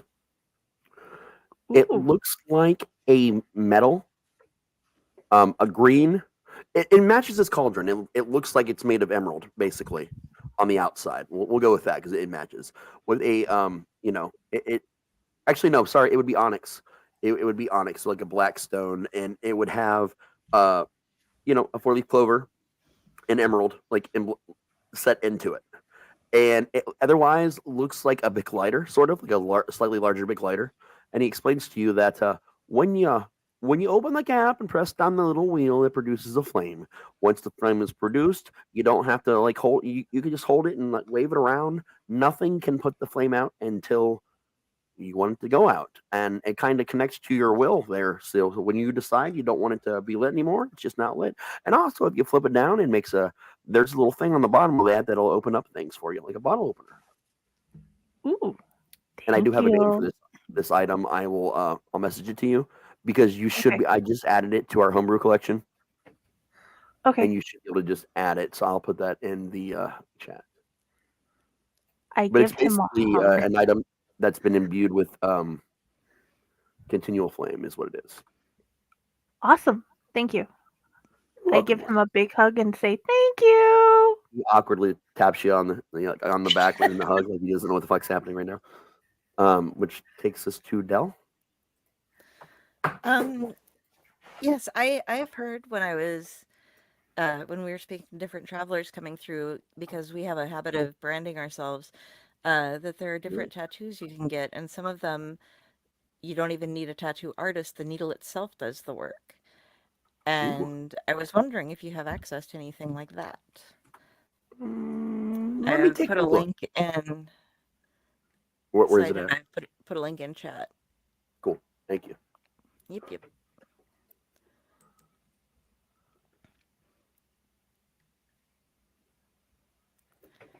Because I could do it. I do have a lot of different brands and things on me, but I have plenty of room for extra tattoos as well. Right. So as Fever's getting high with the leprechaun, she actually comes up with a limerick. There once was a woman from Dallas. She used a dynamite stick for a phallus. They found her vagina in North Carolina and her asshole in Buckingham Palace. That is fantastic class. I might add that to my old repertoire.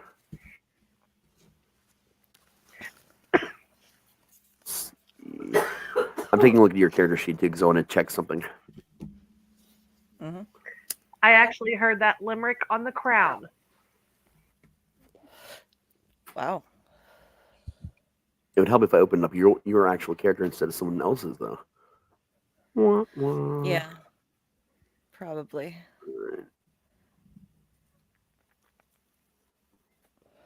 So these work when you're not wearing armor. Yeah, I'm a monk. I don't wear armor. Yeah. No, I'm just looking. Okay. Yeah. So instead of the 10 plus 3, it would be he can actually see, it would be this plus that. So your AC instead of 10 plus your dexterity. He can do that for you. He pulls a little needle out of his pocket and hands it over to you. Also got a little, little tiny picture, but it does have a 40 clover on the needle.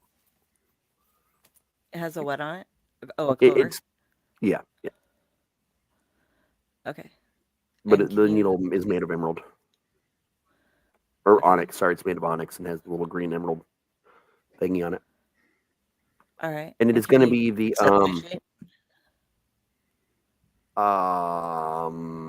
I can try to. Yeah, give me a second. I really need to teach you guys these sheets. Well, I don't know how to add items to them. Yeah. I'll show you while I'm doing it, so that way you guys can all learn. If you go to your inventory and hit Manage Inventory, there's a little button that says Manage Inventory. It'll pop up. Okay. In this case, we'll try tattoo and see what comes up. Lots of things come up for tattoos. This one's a barrier. It's the barrier tattoo. Yep, I see it. Yep. I'm just trying to see which version we're going to give you here. Probably the uncommon one. Okay. I'm just trying to make sure it's actually going to help you. Like, I'm looking at your sheet.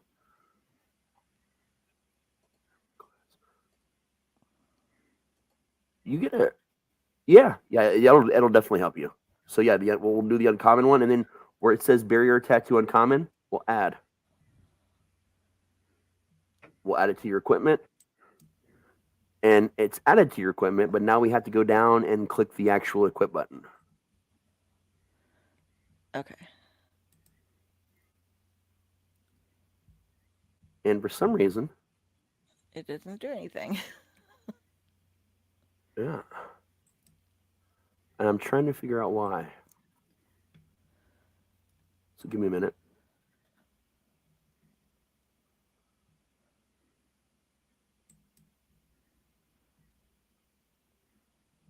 You guys can't talk amongst yourselves so people aren't bored. Sorry, I'm just trying to figure out. Yeah, me how too. it I works. should have done something. Oh, I need to attune. There we go. Ooh, I'm I took hoping it off that I the can get sheet, this so item. I put it on. I attuned You it. put it back on? It's on now. Because I took it off. Well, I attuned it. Oh. Well, let me refresh my character sheet then real quick. I just re-added it. You said you have to Okay. attune it? Yeah. Go ahead and do that again. Okay, hold on.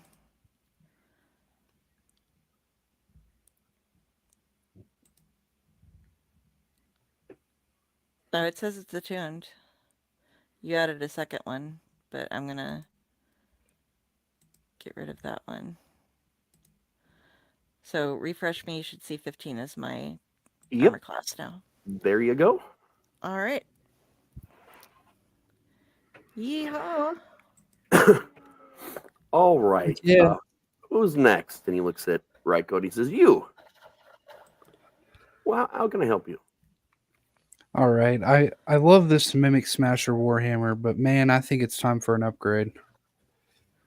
So do you just want it to be a little better than it is now? I want you to up it as much as you can, good sir. Well, I mean, this is a small favor, not, you didn't win the lottery here, boy. But, give me a second. Kind of looks it over and flicks it with his finger, and suddenly both sides of the Warhammer, like on the ends of the Warhammer, have the inlaid emerald four-leaf clovers. And you can now change that to a +1 Warhammer. Yes, that's what I wanted. Let's go. Because that's pretty cheap and basic to do. Sweet. Thank you, good sir. No problem. No problem. We're going to move on to Jayson now. Okay. Over to We're a group now, and what do all large groups need? But an fortress. I would like an instant fortress, sir, so we can use that as our headquarters. So it's for everybody, not just me. Someone that's being thoughtful. You don't see that, even less. How about I do you one better, lad? He pulls a piece of like a scroll out of his pocket. He hands it to you. Why don't you look at that? I look at the scroll. You guys now own Riverside. What? All the land and the buildings. It's not. It's considered a small town, like a hamlet almost. It's not huge. Oh. Evil And town instead of people here. I mean, headquarters. Yep. You got your own little town of Riverside here. I'll explain a little bit about that when we're done. After this little meeting, what we're going to do is we're going to go and evict the folks that live here. I think that sounds like it should be a bit of fun. Oh yeah.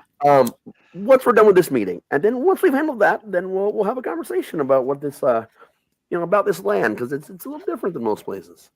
But that was a good request. That was a good request. This land Cost was me your nothing. land. Now this land is my land. But you'll also notice that all your actual full names are on the deed. Oh. Sweet. Okay. Rodney's name, of course, is at the top. And Rodney, you also notice that your gold pouch is a little heavier. Okay. How Yeah. much? He just gave you 100 gold. You snuck it in there. And it's regular gold. It's not magic gold. It's not It's not nothing crazy. leprechaun gold, so he's No, it's going not to be leprechaun gold. It's hunting not me down for the rest of my life. Yeah, it's not leprechaun gold. Okay. It's regular old gold. And you up that by 100 because he's impressed with you. Okay. He's kind of, he moves around a lot. He bounces around on his feet, kind of. He's in a happy mood. He went from being pissed and thinking he's going to have to rip people apart to be in a good mood, but also realizes he can rip people apart when he's done with this with a group of friends. So he's extra excited. Got really good sleight of hand, so he legitimately actually slipped a real gold into your pouch. Which brings us. Can I keep the hat? I'm going to need my hat back when we get to the killing, boy. All right. It's an important hat, but I can give you one like it, just not that hat.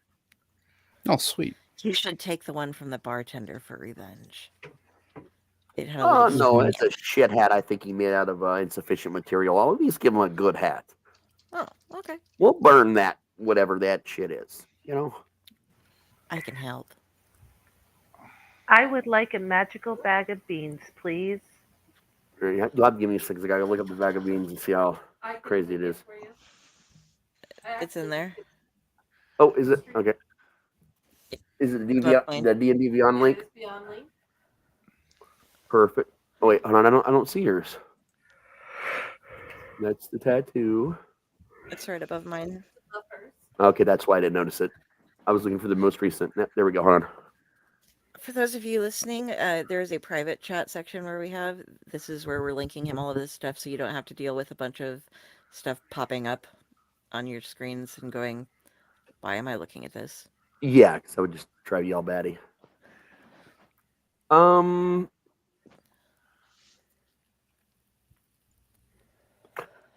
It's a category one up than I'd like, but because of what it is specifically, the fact that bad things can also happen to you, I'll allow it. I'll allow it because it could be again, it could hurt you or help you, and even the hurts and helps aren't so bad, really. Yeah. And it seems like it could add to some fun RP. So yeah, I'll allow it. This is a minor deck of many things. It is called a bag of beans.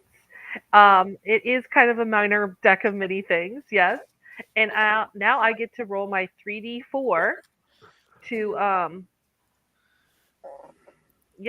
Determine how many beans you get. how many beans I You get 12 beans. This was a gift, so you'll get I'll get all 12 12? beans. I don't and you'll even have get- to roll?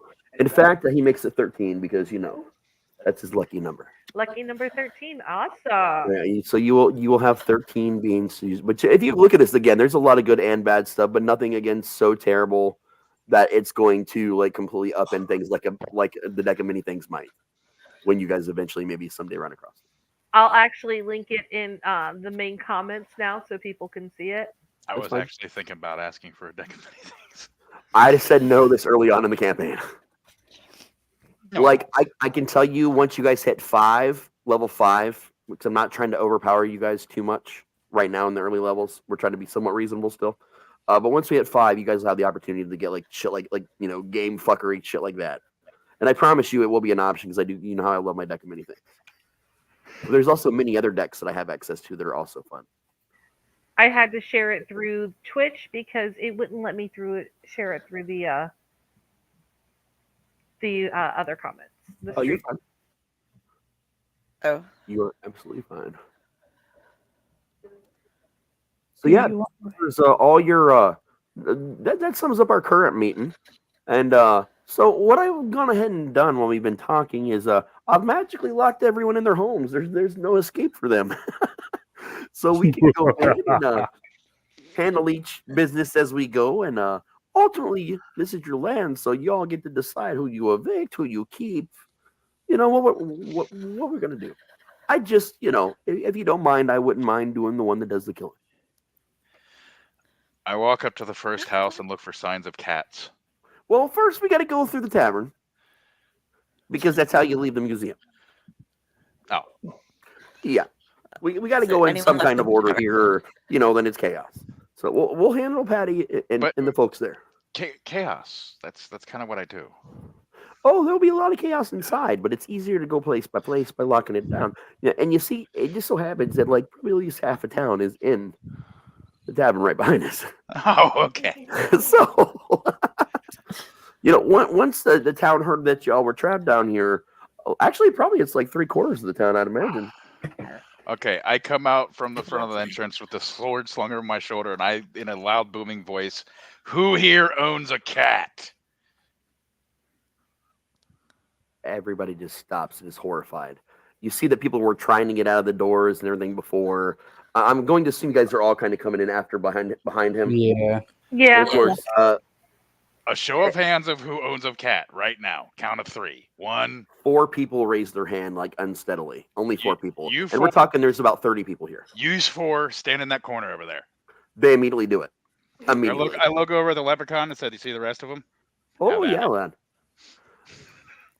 And and the hat disappears here's your hat, off. buddy. Oh no.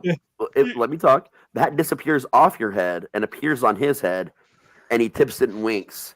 And literally, it is just he's just looking at people and like focusing from person to person, and they're exploding from the inside out. But as their gore starts to explode from their bodies before it can splatter and mess things up, it just turns to 4-leaf clovers. So it's gore and explosion that turns into 4-leaf clovers, so it doesn't fuck up the bar. And one by one. That was literally. so pretty. While he's doing that, I walk up to the cat owners. I look down at them, my eyes glowing. I turn them a little more red, and I say, "If I ever hear that you are mistreating your cat, we will show up to your house." And I just turn around and walk away. And they're just kind of huddled in the corner. One of them is an older lady, like really old. Like she's old enough that she was probably here before most of the people in this town were here, and she's pretty infirm. Like you can't imagine that she is capable of doing a lot one way or another. 2 of them are actually twins, a set of twin boys that are pretty young. Like they were probably here with one of their parents. You're going to guess because they were pretty young. And the other one is looks like an adventurer. It looks like she's just as confused as you and everyone else, and she happens to have a cat with her. It's a little calico, and it's picking up out of her backpack. I pet the cat while the leprechaun's over there doing his thing. I just sit there and pet the cat. And she says, "I don't know what these people did. I'm not from here. Wrong place, wrong time, but they just thank your cat for the rest of your life because you get to walk out of here." My apologies entirely.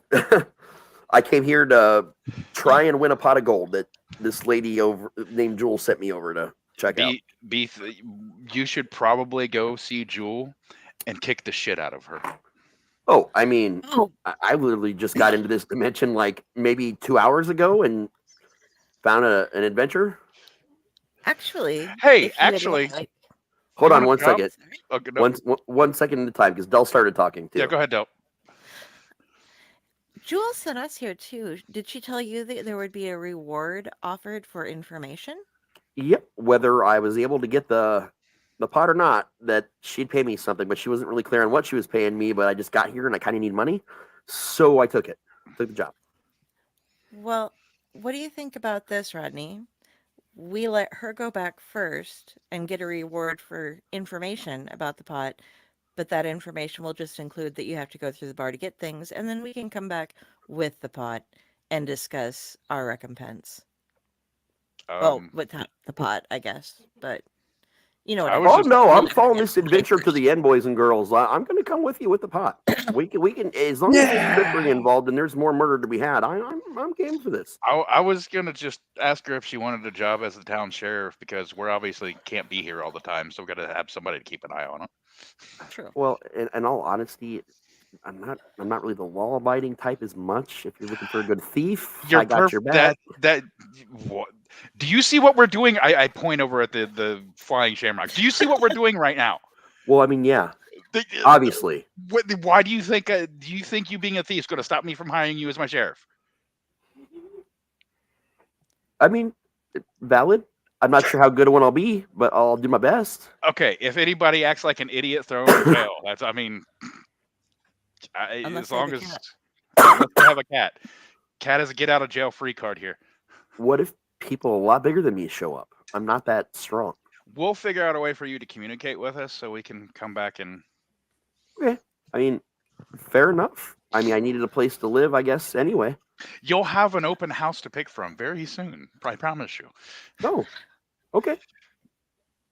Sure. Yeah, I mean. Ask Go ahead. No. I'm doing that thing where I talk and. Oh no, you're good. You're good. That was not paying it. attention. That was the conversation that she's willing to. Look, I was just going to ask the twins, where are your parents?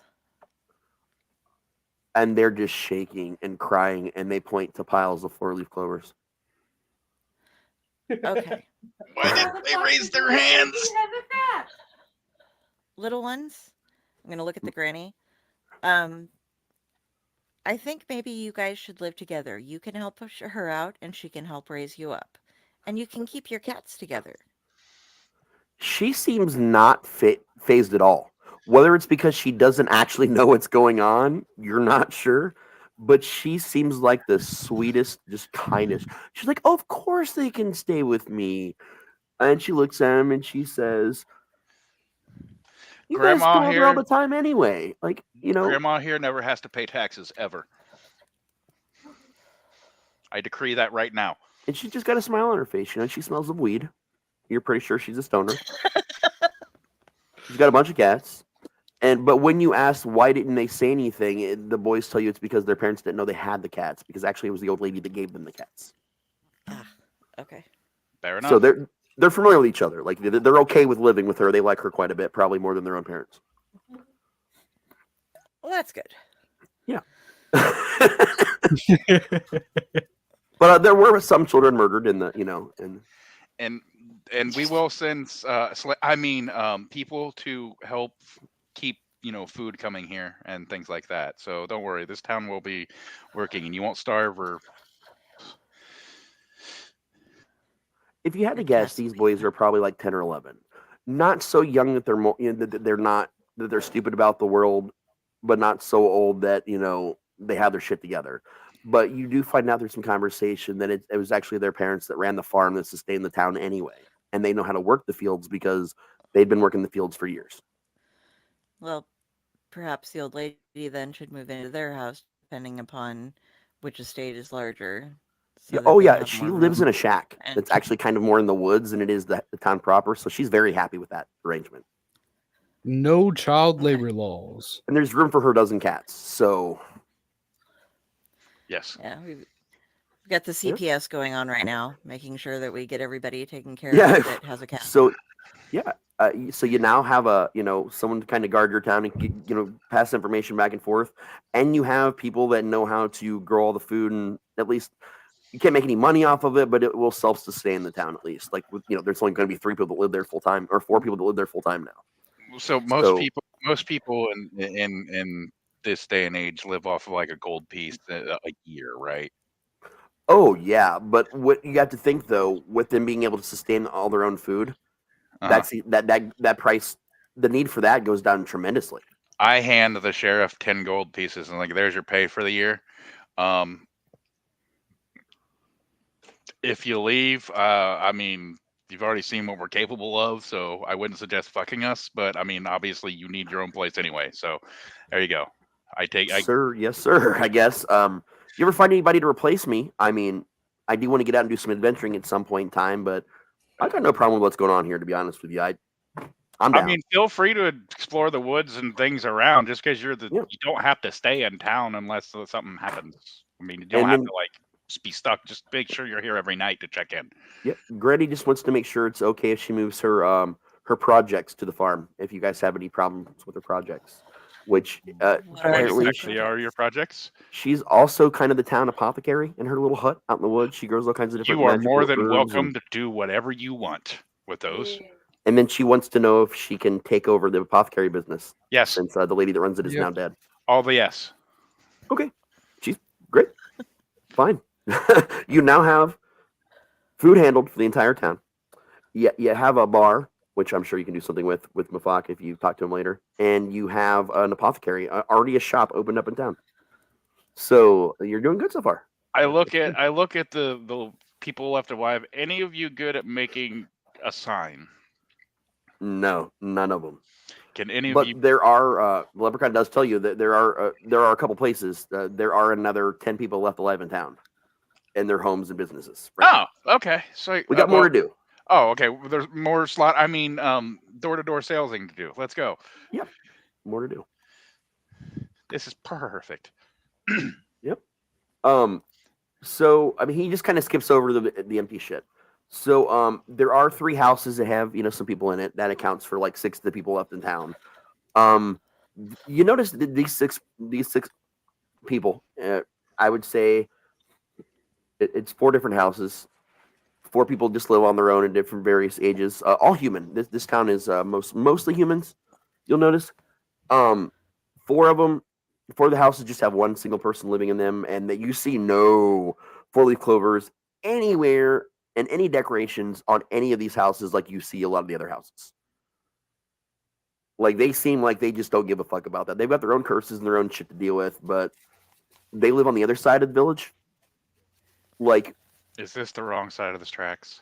Basically, that's what it is, more or less. And they're people that even the town is outcasted because you find out through various conversations. If we're just going to kind of go into this and not make you nickel and dime your way RP wise, those 4 people just don't give a fuck about what's going on in town. They don't participate. They've never participated, and they were basically social pariahs. So they were made to live on the outskirts of the village. They're actually happy to know that they don't have to put up with the absolute bullshit that's been going on. Are any of them talented at anything? Do they have skills? One of them. We'll get to that in a minute. We'll make a list when we're done here because there's going to be some things we can do. And then the 5th house, also in the same area, is a couple. They're a young, actually, dwarven couple, male and female, and they also no shamrocks. They've been made fun of and kicked to the curb as well. Now they happen to run the blacksmith shop. That's their shop. They should be our friends. They're not. I want them to be my friend for sure. And they are more than happy to continue running that with under new management of the town because fuck those people. Would they like to take over the business? It was their business. It was their business. They Oh, don't have- okay. Yep. And you'll also you notice that when you were given your quick drive around, there were also no 4-leaf clovers of any kind on their building. I would make a suggestion to you. Hire 1 or 2 of those boys over there for security because right now we're kind of lax on that. So if anybody tries to cause trouble, not much we can do because we're going to be out recruiting. Yeah, recruiting. That's the word. Recruiting. As you meet them, with chains, more people. Yeah, as you meet them, basically how it kind of works out is you've got 1 male and 1 female to join kind of the guard to help out the thief, the security in the town, and 1 of the males and 1 of the females to run the bar. Okay. So now you have a fully, you only need 2 people to run a bar. Yeah. So you literally have a functioning apothecary, farm, bar, and you got 3 people now that are doing guard with the thief kind of in the forefront. The captain of the guard, sheriff and deputies. Yeah. Because it's a small town. We don't need a guard. Yeah, whatever you want to call it. Yeah.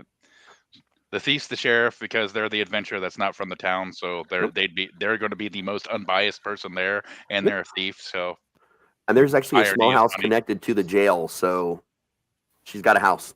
And it's decent. This leaves you down to the last 4 people in town that you haven't met yet, and they all live in the Shamrocky. 2 of them live in houses in the Shamrocky side of town in the same house. They immediately, the second you come in, they start to fight until they see the leprechaun, and then it's done. Guts turning into 4-leaf clovers. Okay. The fun part about this is the mayor's home. That was the mayor and his wife. It is a very nice, for a small. It's not a mansion because this is a large village, small town, whatever you want to call it. It's but a villa. it is. Yeah, it's a villa. There is this is like a 6-bedroom villa. Ooh. With kitchens, you name it. It's nice. 3 floors, basement, regular floor, upper floor. So in theory, this probably is gonna our be your- home, and Leprechaun, you can take a room as well. Oh, he's like, oh no, I just travel around. I hate being in one place for too long. Well, when you crash here, you have a room. Oh, fair enough, lad. It's appreciated. I do like to rest once in a while. So this brings you down to your last 2 people you haven't met yet. One of them runs the magic shop, and she's actually in the small room hiding in the back of the magic shop, like just shaking in fear.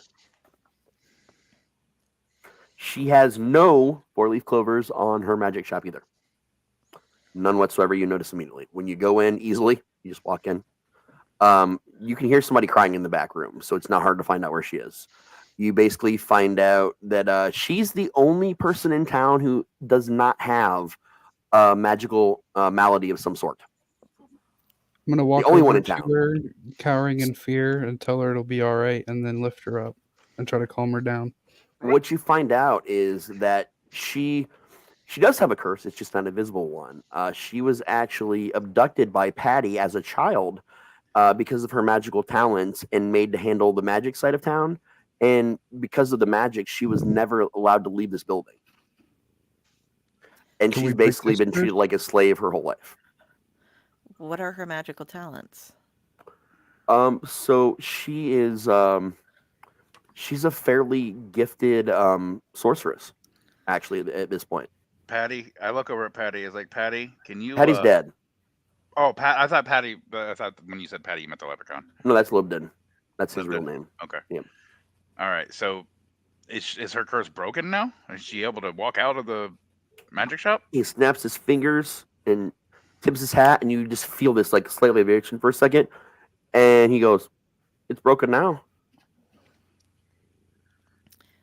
Would she possibly be able to help lift the curses of the other people that are in town She can. with her own talents? She's always wanted to do that, but because she was never allowed to leave, and the only people that did things with her, kind of like they'd order something and she'd make it and she'd put it on a package outside of the door, kind of, or in the doorway, because she wasn't allowed to have physical contact with anyone. But she's more than happy to do to help people that are suffering not suffer. She's very kind. She's an elf. I'd be more than After willing she- to vote that she can stay doing her thing if she wants to stay in town, if she's willing to help others. She would I'm like to looking up stay. at Mayor Rodney. She would like to stay because she really doesn't know anywhere else, and it would make her feel comfortable if she had a familiar place to come back to. Like, she wants to wander around the woods and stuff, but she really doesn't want to leave the area. But she just asks if it would be okay if she moved into a house so she didn't have to live in this tiny little shop. Yeah. Take your pick. There's plenty.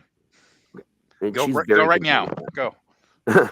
and she goes but you see her like really hesitating to walk. Like, you kind of get the vibe that she's been tricked like this before and something bad's happened, but she'd eventually kind of like. puts the When foot she's out. like an inch from the door, I get my head real close behind it and I go, run.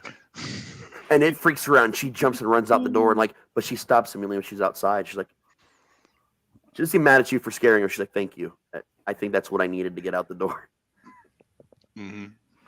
Yay. Which leaves us with one person left in town Yes. that you haven't met yet. Please be a holdout. I want to do something so bad. It's not a holdout, unfortunately. Damn. It is at the lumber mill. Oh, good. Everybody that worked at the lumber mill except for one person went to the bar. Uh-oh. It's their wood carver. The guy that actually does a lot of the most intricate work for the wood carvings, that pretty much is the only one that takes the lumber mill seriously in any way. Everyone else is just hired hands that chop shit down, does stuff. You know, their foreman was a piece of shit who just literally got his job by luck. And the mayor owned the place, so because he owned all the businesses apparently. Congratulations, you're now the foreman. For this promotion, you must make a sign that says the vulgar unicorn. We're replacing it for the bar And sign. You find out he's mute, and he knows sign language. Does anyone know sign language? No, I write. I need a sign for the vulgar unicorn, and I He hand writes. it. He writes on a piece of paper. I can hear you just fine. I just have no tongue. Okay. More than happy to, and he writes it down. More than happy to do whatever you need around here. Honestly, we all know everybody used to know that I should have been in charge anyway of this place. But I mean, I'm glad to have all this bullshit done, and anything you need. Otherwise, I'll just keep the place going. And he's just writing it like kind of like writing on the paper, but showing you the paper as he's writing, so it's just easier that way. I'm just looking over his shoulder as he's writing. But yeah, basically, and he's just just goes on. He writes really quickly. You can tell that he's got great penmanship. If you can find some people somewhere that need some jobs, I could always use some extra help with maybe give me 3 or 4 people and we can get this place operational and just tell me where to send the money to because the mayor just usually comes and takes it all like he does with all the businesses. Put it back into the business until you can upgrade it no further, and then just give it to the sheriff for tax. Nods, thumbs up, and he also writes, if anyone actually wants to learn sign language, come see me. Okay, put it on the bulletin board or something. Yeah, it's good. Actually, no, you know what? I go up to the bulletin board and go, new mayor decree, everybody go learn sign language from wood carving guy. Signed, Mayor Rodney. That way everybody can communicate with Rodney without him being frustrated. There. Fair enough. Good mayor. And that's now the next thing is you have a lot of vacant houses. Mm-hmm. And I'm just wondering, what do you all want to do with all these vacant houses? And there's a lot of belongings y'all can loot. I don't need none of it. I got plenty of them. Yeah. Loot the shit. Fuck out of it, and then put them all for sale. All right, we can do that, lads and lasses. Do you want me to just make this easier and just bring it all to you, so you don't have to go through each and every house? Yeah, sure. So, are you just looking for valuables, or do you want the furniture too? Leave the furniture in there. We'll sell the houses as furnished. No, take a carpet from Town your size. house. No, leave the carpets. Town size yard sale. Okay, guys, one person at a time, because 3 of you are talking at once, and it's confusing to me, so I'm sure it's confusing to people at home. I have an idea, and it's devious. What is it? I look down at the leprechaun, and I'm like, you're going to love this one. I look over at Ryoko, and I go, cover your ears and just say la, la, la, la for a minute. Do you do it, Matt? Does your character do it? I guess. All right. I look over at Rodney. I was like, "Can we turn that little house over there into a mimic so that when anybody who pisses us off, we can just feed it to it?" Done. And it's the windowsill winks at you. I'm done. Everybody else can ask for their things now. For the love of God, Well- is there a gazebo available?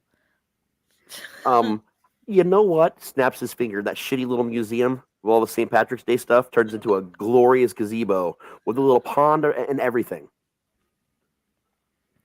Right behind the bar. And you can walk out of the bar right onto it. I want this to be a beautiful gazebo that never hurts anyone, but that gives drunk people a bad feeling. Like what kind of bad feeling? You don't want something that just sobers them up? I mean, I like bad feelings. Like Like what they're are we constantly talking? being watched. Paranoia, yes. But only people are drunk people. paranoid by the gazebo. But only the drunk people. Yes. All right, done. He looks at Jenny's character. What do you want represented in this town, love? I would love for it to have a good library and a good store with great herbs. Good store with great herbs. Well, you know, the apothecary already has some great herbs, but perhaps your new apothecary friend Grandma, or whatever y'all want to call her, cannot make a deal with the Squirrel King. That would rock. Maybe they're franchising. Who knows? We can talk to them about that when we go back to town to deal with Jewel. But other than that, which is something that can be done with conversations, what would you like to see happen? You said a library. Yes. Let's They see. need to learn. Let's see. What's the next biggest house in town? Oh, this one right here next to the tavern. Snaps his finger, and it's a library. Every known book, not magical, but every book ever created with stories, biographies, you name it, any non-magical book is all inside of this library now. Thank you. Now they have a place to learn with. I appreciate it.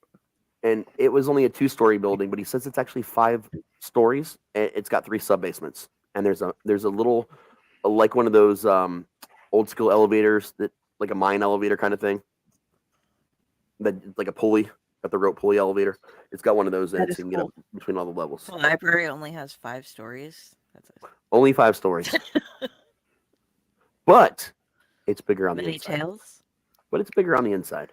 I was doing a stories as in like. No, I get you. Yeah, many tails. Gotcha. It does have many. All right, he looks around. And he's like, "You. And he points at Reiko. What do you want this place to have? I would like a statue of all of us, including you, Leprechaun, that makes people feel motivated and encouraged to do their jobs. And afraid of pissing us off. All right. So you see a statuary kind of garden that kind of pops up in front of the tavern, right? Like off the side. Like it creates this path, like with the trellis. Like you walk down this cobblestone path to the bar now.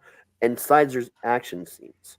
There is Jenny's character beating someone with a mace-like wooden spoon. Ooh. You have because he kind of like reads your minds a little bit and kind of thinks about this. There is a moving statue that is Dell's character riding what looks to be a sword, but she's riding it. She's riding the sword like it's a broom, kind of, and she's like mounted on it, and she's like got this angry face, and she's pointing at some like another statue, like she's about to fuck up their whole world. And ever so often, a little flame comes out of the point of her finger. Then you've got the cleric with his warhammer and this action mode of just bringing it down to bust someone's head, basically. You've got that, you have the other fire genasi who's standing there menacingly with a pipe in her mouth, and ever so often, little bits of flame and smoke comes out. And if you were to get too close to the statue and like inhale it, it's actually weed smoke coming out of this. Someone can actually get high from going to her statue. And then you've got the Warforged statue that has multiple cats perched upon the Warforged at different points, and he's standing there like this superhero pose, like with his hands like kind of on his hips, like I'm the fucking mayor, like just kind of overseeing all the chaos. And then you have the leprechaun statue that ever so often switches to real life, and it looks as if it becomes the leprechaun, and the statues near it explode into gore and four-leaf clovers, and then it all goes back to stone again. That's freaking awesome. That is epic. 3 on each side. Just, kind of a action statuary garden. There you go. That's what we're calling it.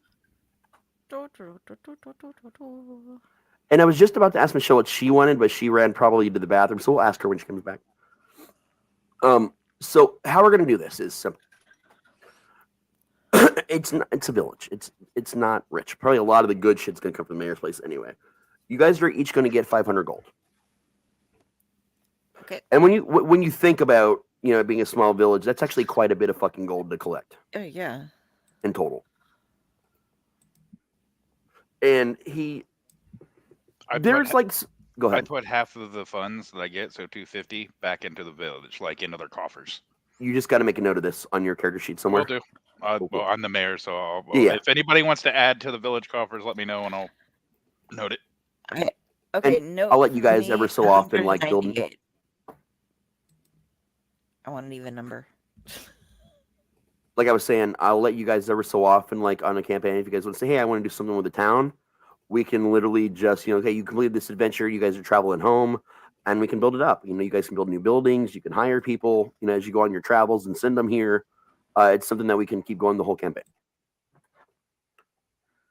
But other than the 500 apiece, and you guys can divvy up and give each other whatever you want, I am going to let everybody roll in a chart similar to kind of how I did it when we made the characters, except for you're guaranteed to get something.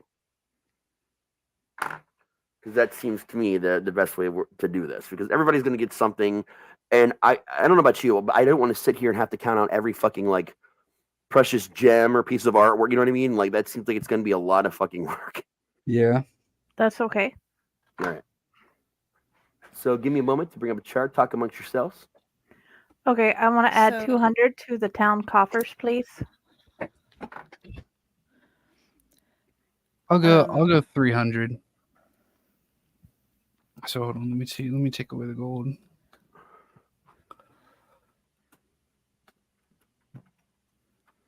So I think we're definitely going to need to bring in some more people here, and talk to Mafak about things. I had a thought and it just went to shit because I was trying to keep track of everything. Yeah, I planned on talking to Mafak about bringing some workers over here to run the bar as a unicorn, or Yeah. turn it into a unicorn.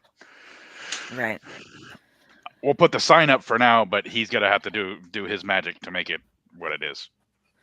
One other thing I was thinking about, and this is something because I live near a trade town, and I know this is a smaller area, but we could set up something if we get a slightly increased guard, where we set up a type of banking system of sorts where people can basically what I'm discussing is setting up things like checks where somebody can go from one place to another and not have to carry their gold with them with the threat of it being stolen, but rather have it waiting for them in other places if we get the village built up enough in the future. Let's worry about small stuff first. That's something way in the future.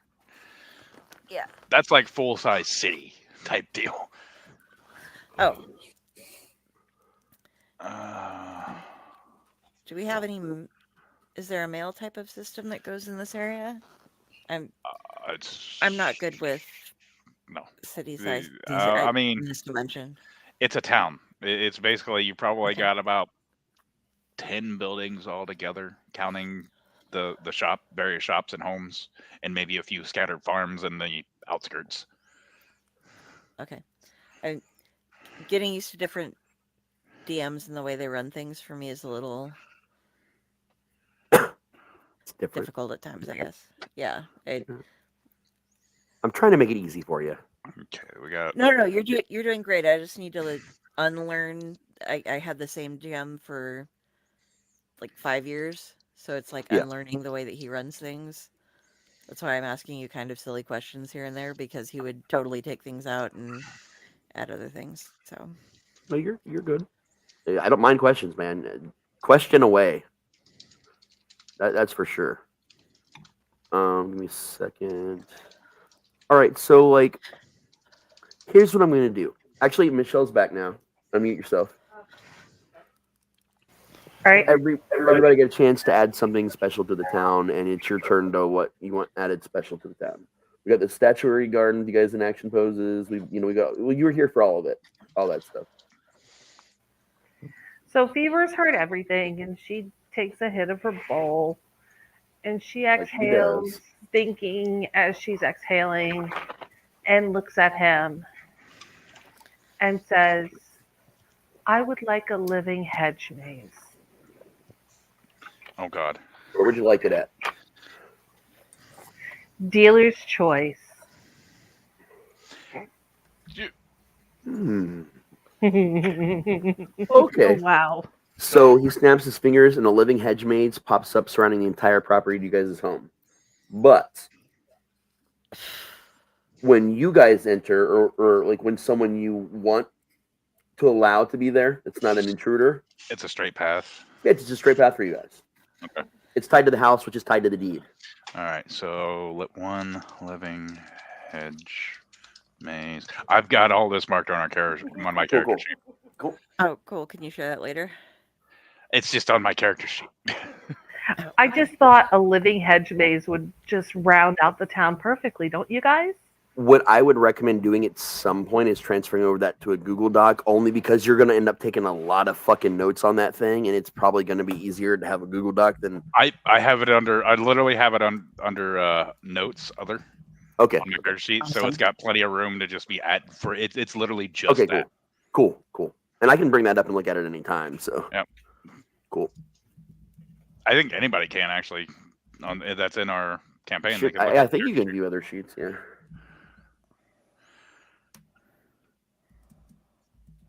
All right, so I'm going to start one by one. I'll explain how this is going to work. We're going to start with you, Jenny. There are different magical item categories. Basically, that's how this works here. So you're going to tell me what kind of category you're interested in.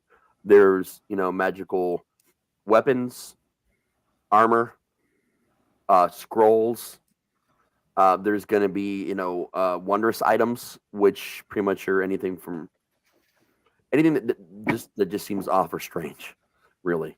Wondrous. Like enchanted boots, clothing, things like that. The chime that you guys have, the chime of opening, is also considered a wondrous item. The lighter you got is considered a minor wondrous item. Then there's also like staffs, rods, rings, scrolls. So you just got to tell me what category you want. I'll take a wondrous item. Okay, a wondrous item category. Give me a moment here.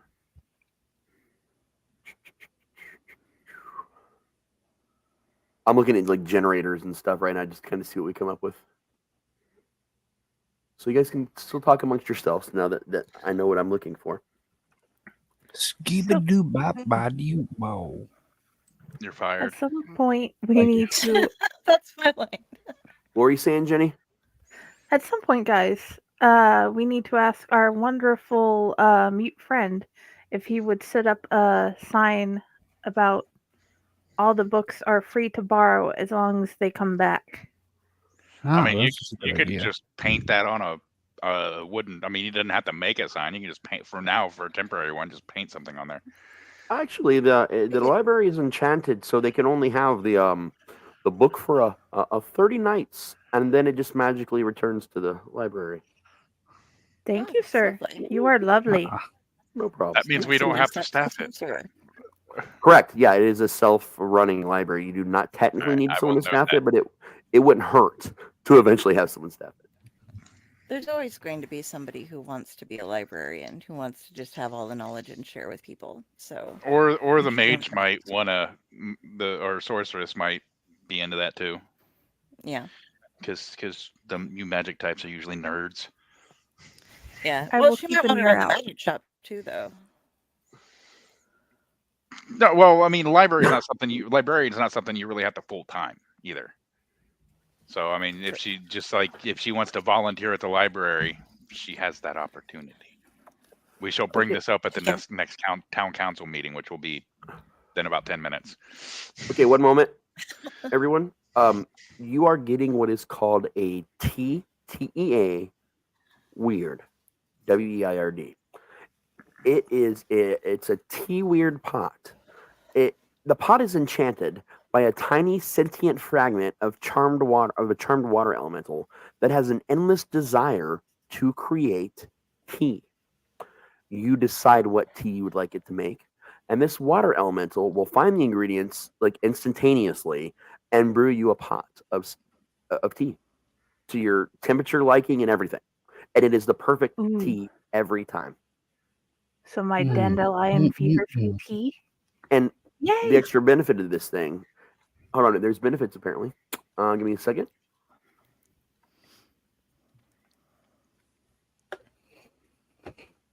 I may have to build this item for you, which I don't mind. Just write it down and I will build it for you. Okay. Basically, it doubles the amount of like a hit points that you get back from a short rest.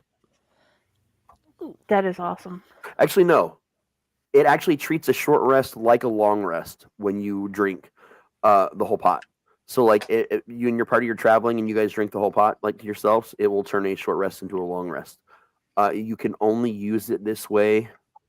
There'll be a limitation, so you can't just use it every time like this, but we'll work that out. So, a weird teapot. Yeah. Well, I mean, you're still doing the short rests. You're napping at least. But I'll work out the limitations to this, so we don't have to go through the whole episode of me doing that. But just put down a weird teapot, and I will fix it for you.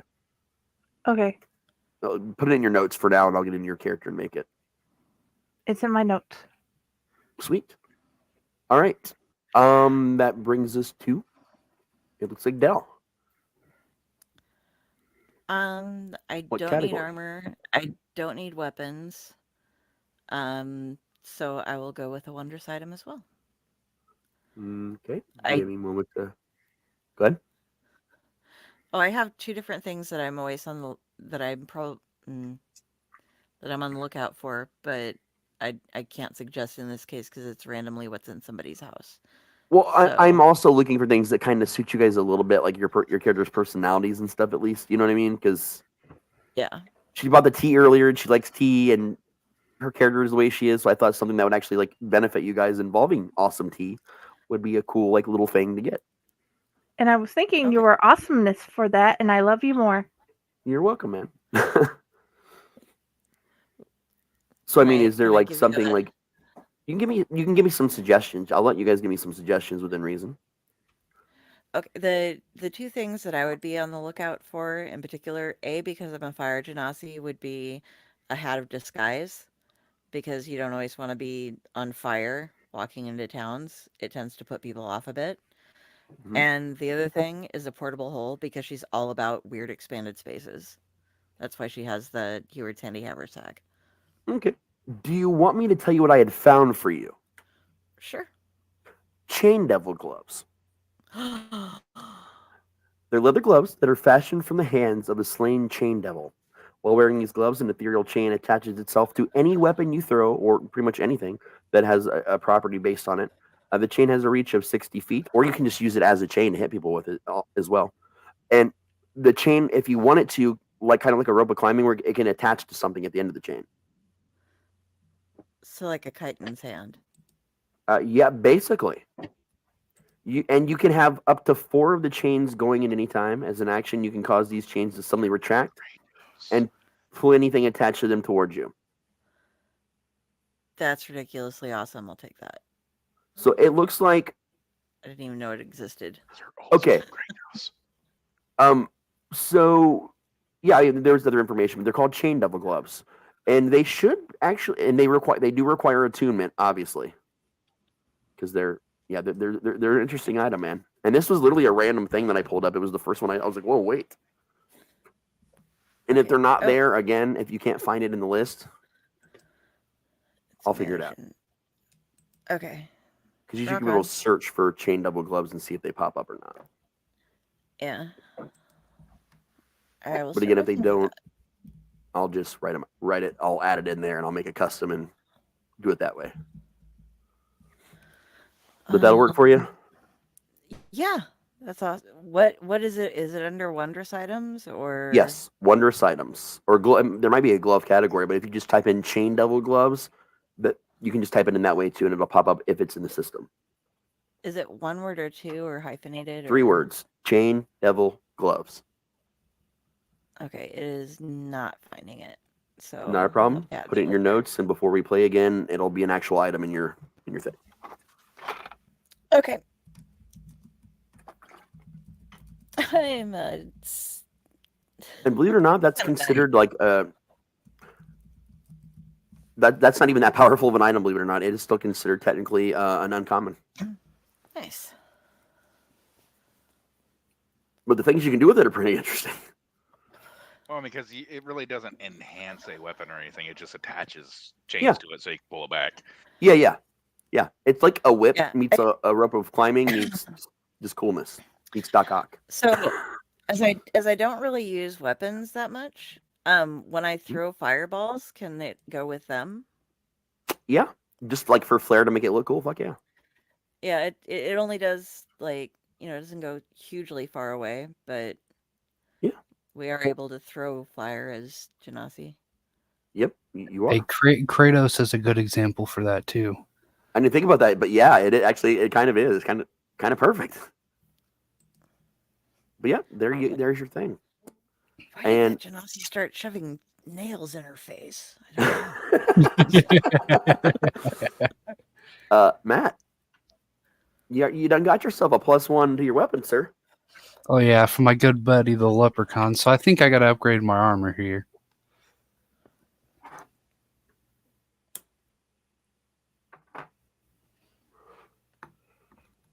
Just +1, whatever he's wearing. It'd be the easiest thing to do. Yeah, it would be. Yeah, because that's such a basic. That's uncommon. What So, kind yeah, of armor do you have, Matt?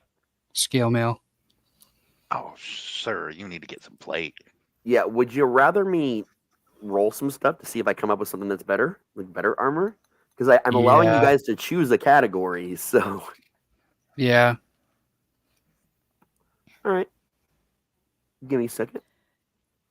Being like, what's hidden in these people's houses? All right. And then Leprechaun's like, hey, I can make that fit you.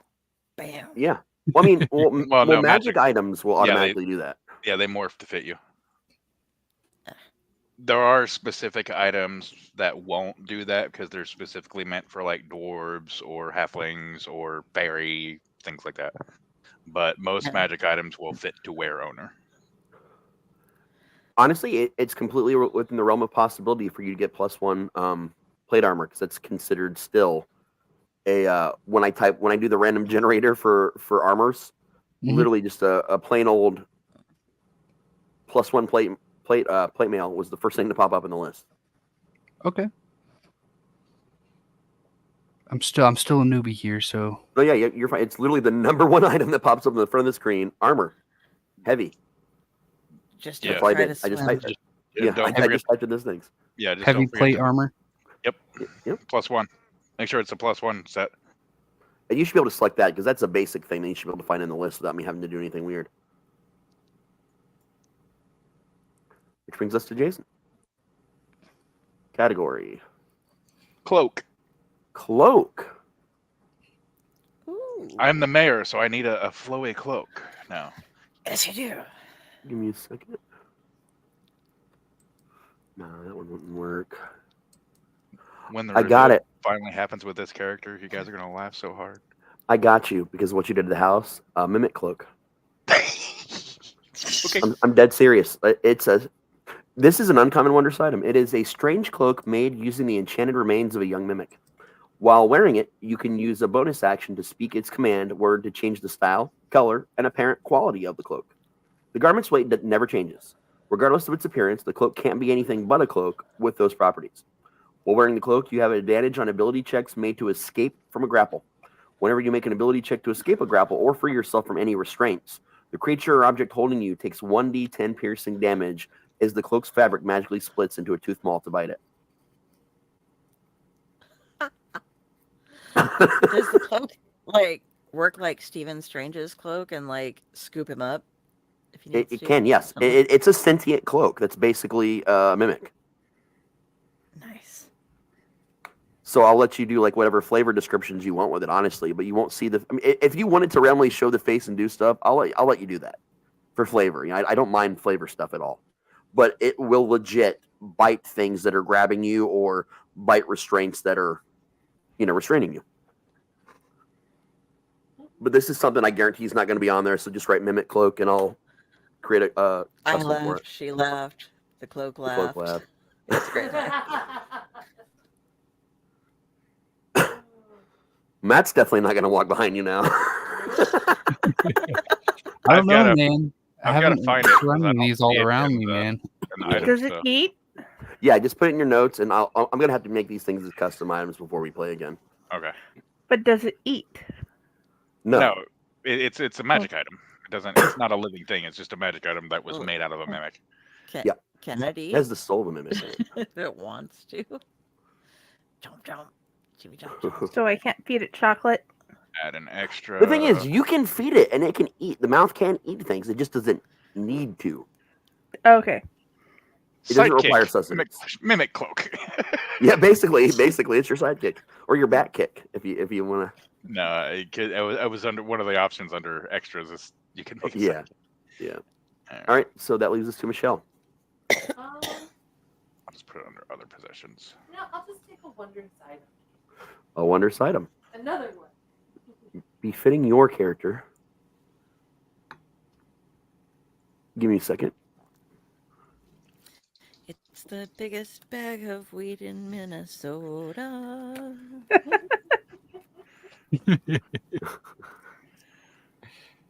Well, she's hooked up on weed now, and she has the pipe of ever smoke already, so she doesn't actually need any more weed-based things at this point.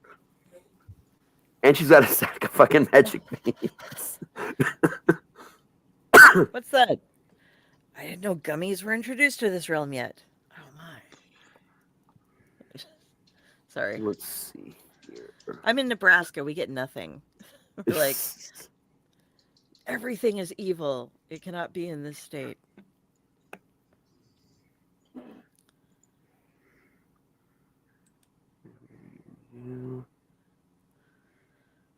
That's just complicated. I don't want to deal with that level of complication, so it's going to be a no. There's magic dice that did it with shit. It was weird.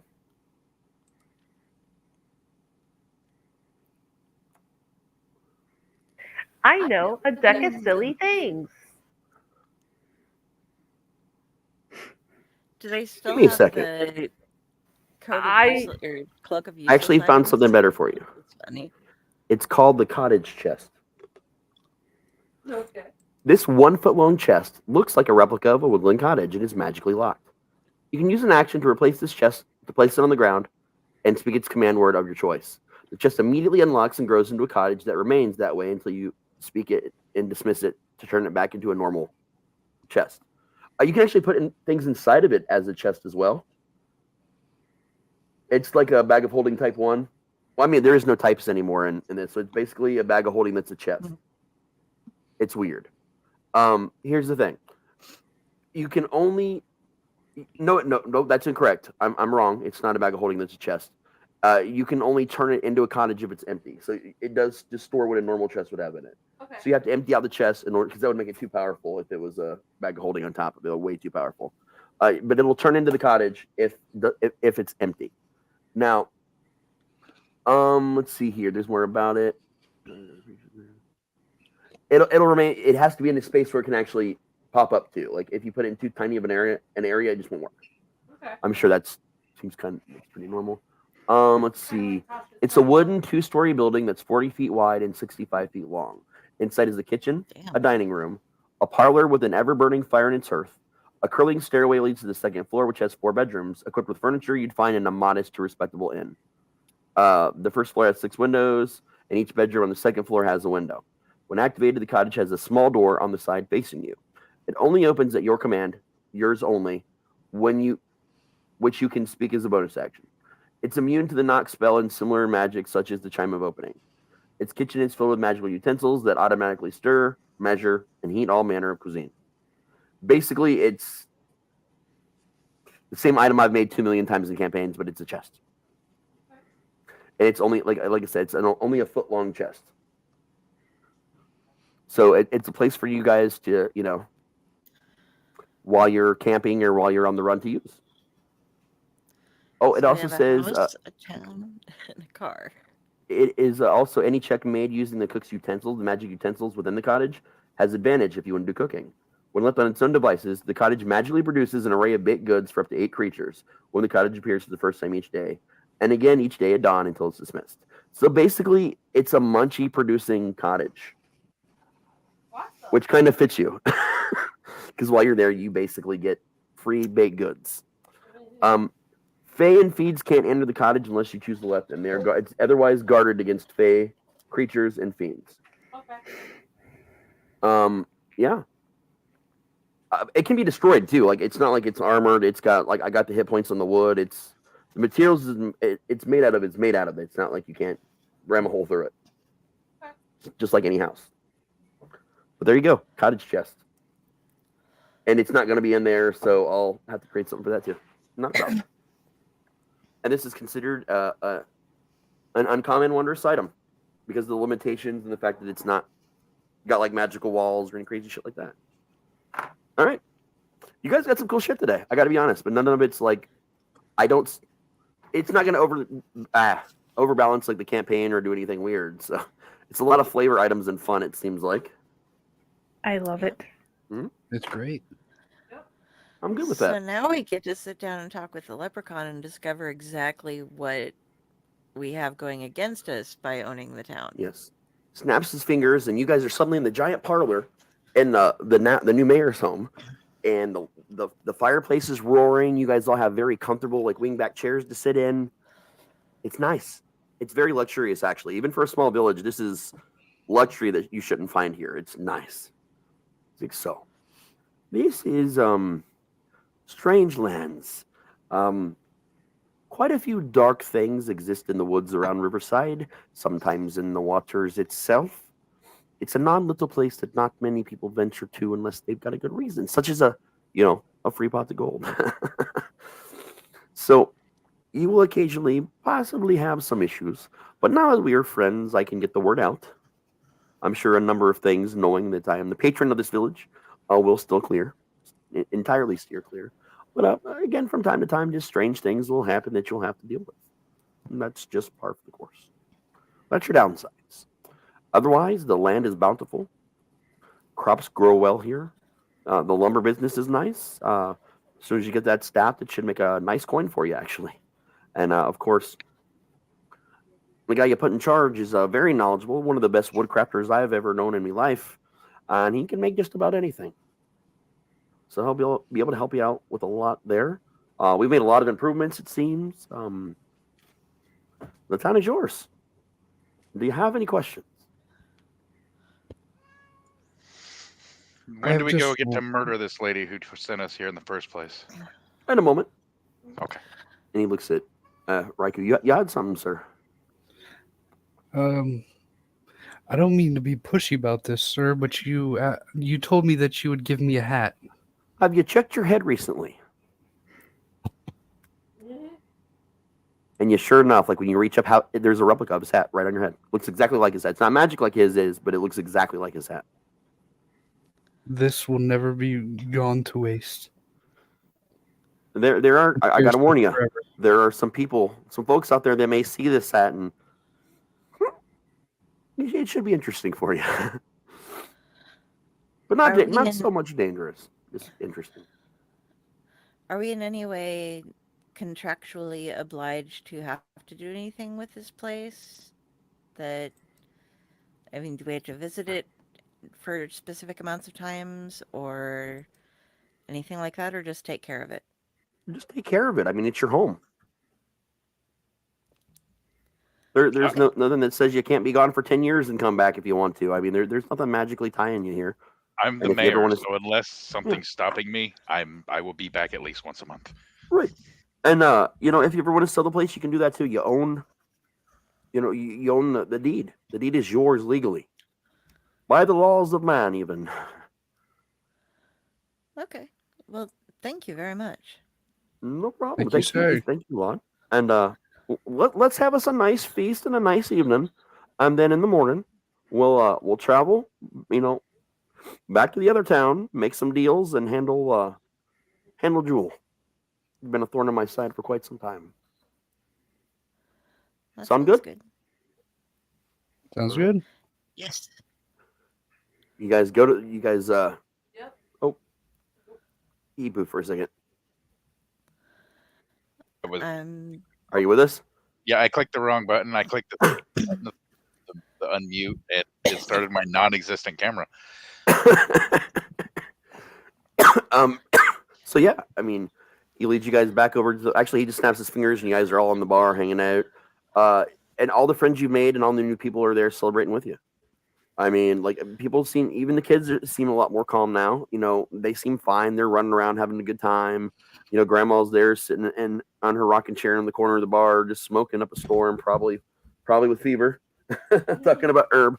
But you guys are really enjoying yourselves. There's good food, from the farm, and really good food.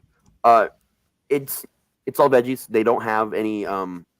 They have meat right now, so you're fine. Like you'll get like a steaks if you want them or whatever you want, basically made to order.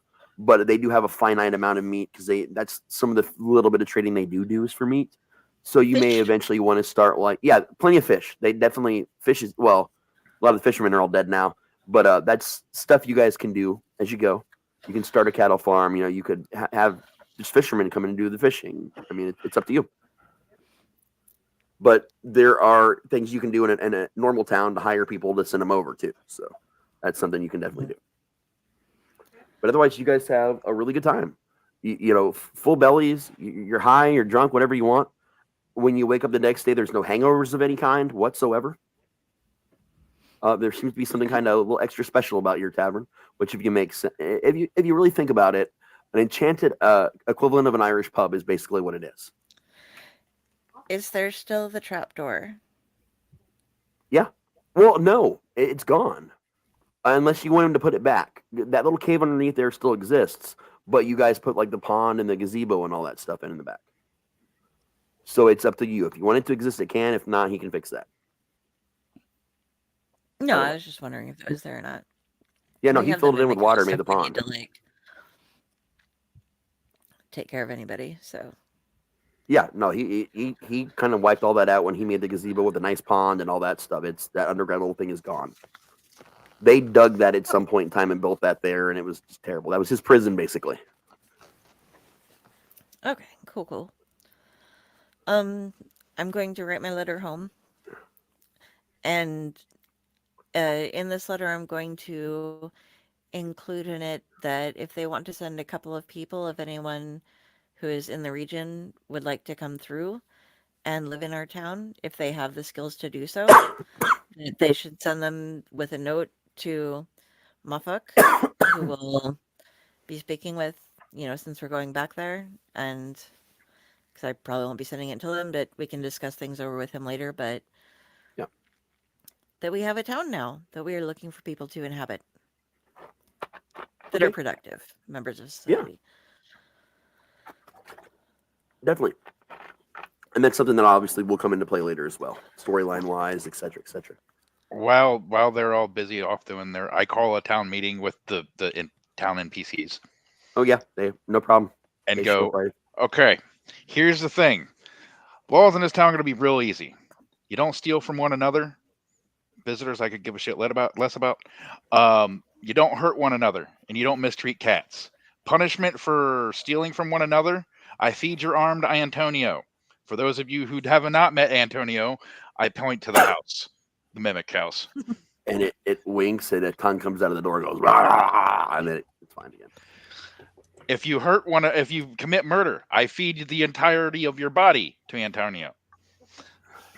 If you do something wrong to a cat, I let Antonio eat parts of you day by day until there's nothing left, instead of just killing you instantly like a murderer. So there's your laws.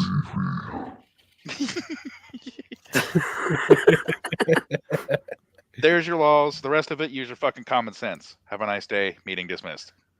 Fair enough.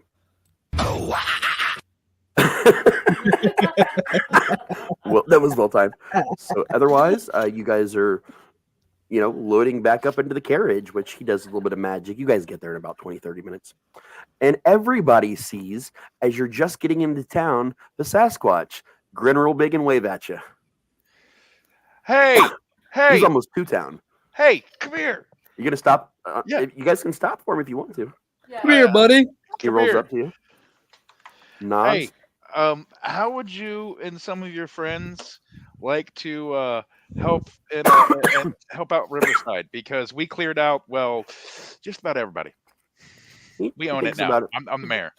He thinks about it, and he starts using sign language, which you guys cannot understand. I go like this. I bring over our wood carver. No, you guys aren't there. You can't bring over the wood carver. You're almost back to the town you came from. That's got the vulgar unicorn in it. He was going there, and you guys caught him. Yeah, going there. I have much parchment and pens. Do you know how to write? I look at this guy. He nods. Okay, so I can hand him those. Okay, he writes on there. It's not near as nice as the wood carver. He says, "Name's Harry." Mm-hmm. Nice to meet you, Harry. Does Harry have have little things on his shoulders? He has a very nice setup. Like all his clothing and his actual armor. Like when you get up close to him, that all seems like it's made out of parts of different animals, bones, leathers. I mean, he's set up, and on his shoulders, his pauldrons, and it's dragon scale actually, like worked into saddles on like little miniature saddles for some reason on each of his shoulders. No idea why. It's a weird little thing about him. But he writes on there that he is an outdoorsman, leather crafter, purveyor of parts and animals. If it's nature, he can do it. There's a recently vacated shack out in the middle of the woods. And he picks up over in Riverside. If you want to set up shop there, we can let the townsfolk know about your woodsman abilities and possibly get some trade going there. And he writes down, he's like, that sounds great. I fish, I tan and craft leather. I've got a lot of skills that I think will help out. Been to Riverside, didn't like it, but this sounds nice. I'm in. I give him 20 gold as a starter, as a sign-on. He waves it away.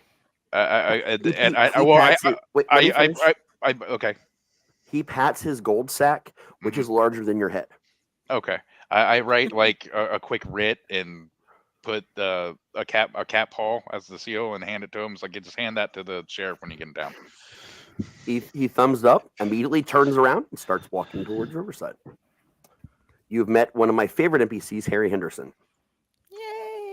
Yay. Who actually owns his own Everything campground was not far from fun. here, but he doesn't live there. You guys get into town, right to the Bull Unicorn, that little stable there that you guys have been stabling your, horses when you're in town.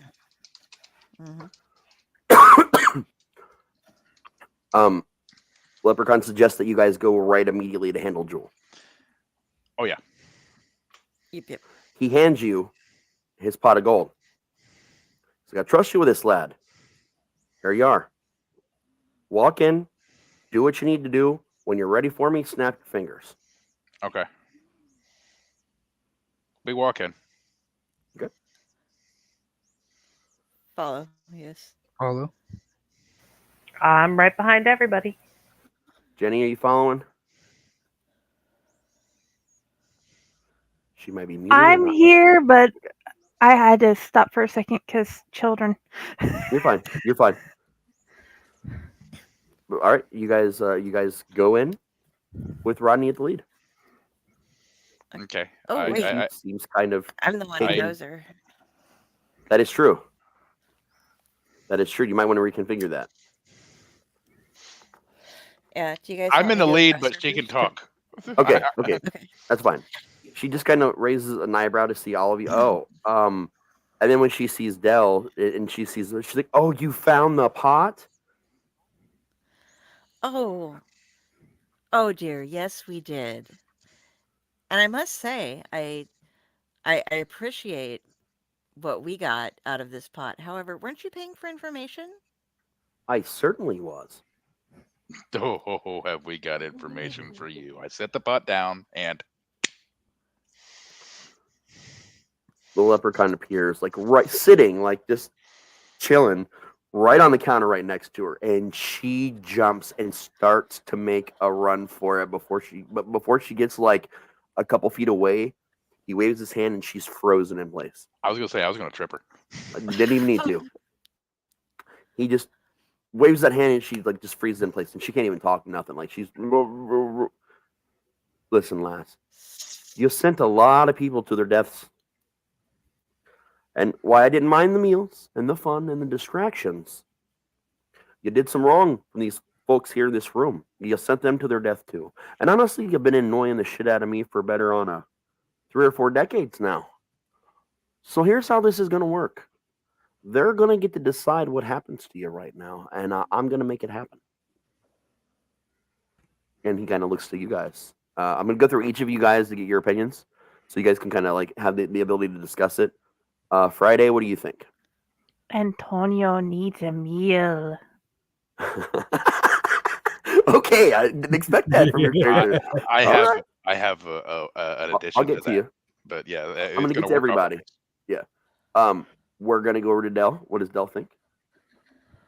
I think Antonio needs somebody to witness all of his meals. From the actually, I have something. This is working for what everybody wants to. This is going to be perfect. I love it. Matt, you're next to my list, bud. Take everything that she has and then feed her to Antonio. Okay, Michelle. Adding on to that, we're going to.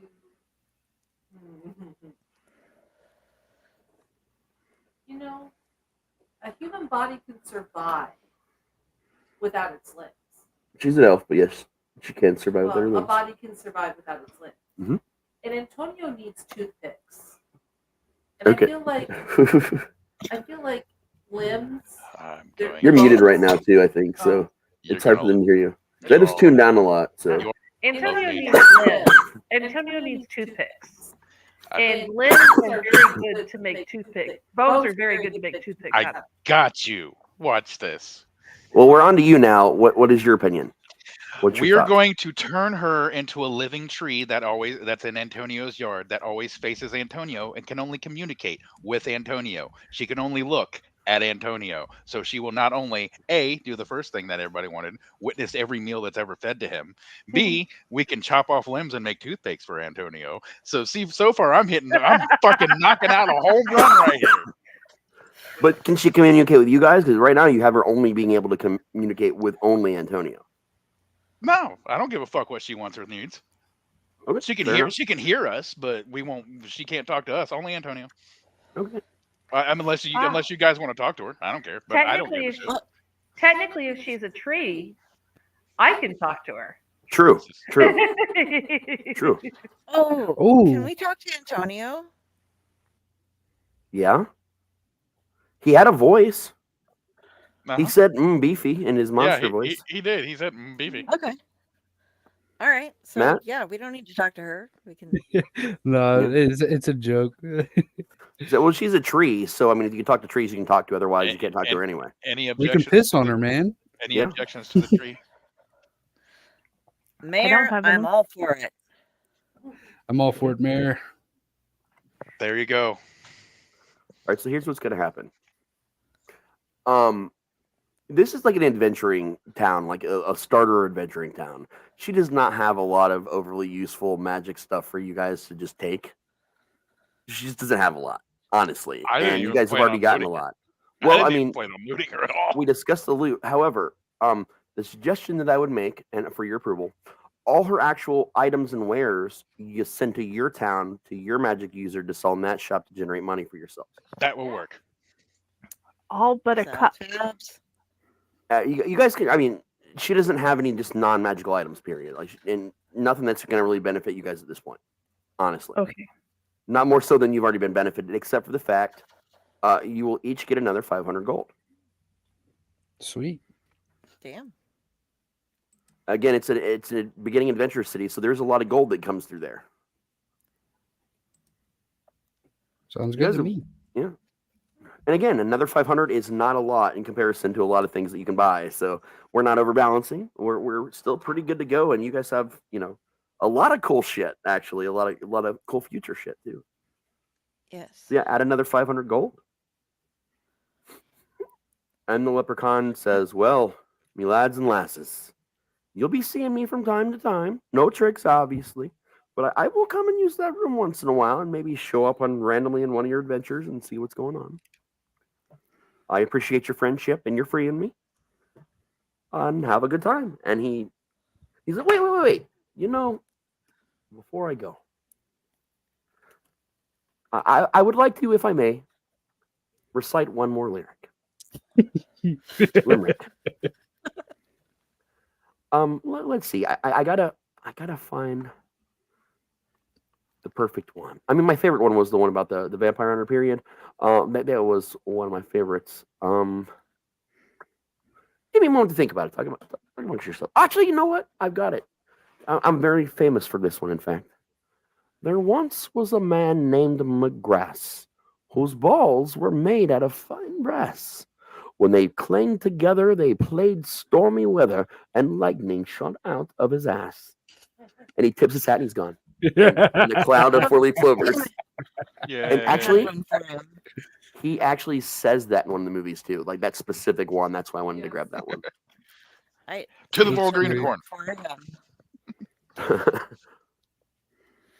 You should say it anyway, because I just want you to say it. Oh. Say your limerick, because I This just is want you to say it. my mythos limerick. It's the worst pickup line west of Virginia is the one Yud Sothoth used on Lavinia.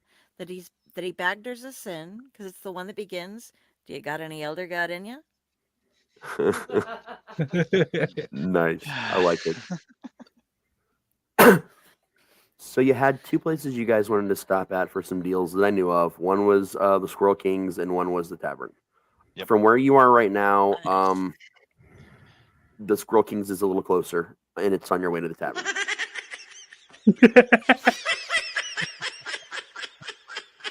You guys can stop in there first.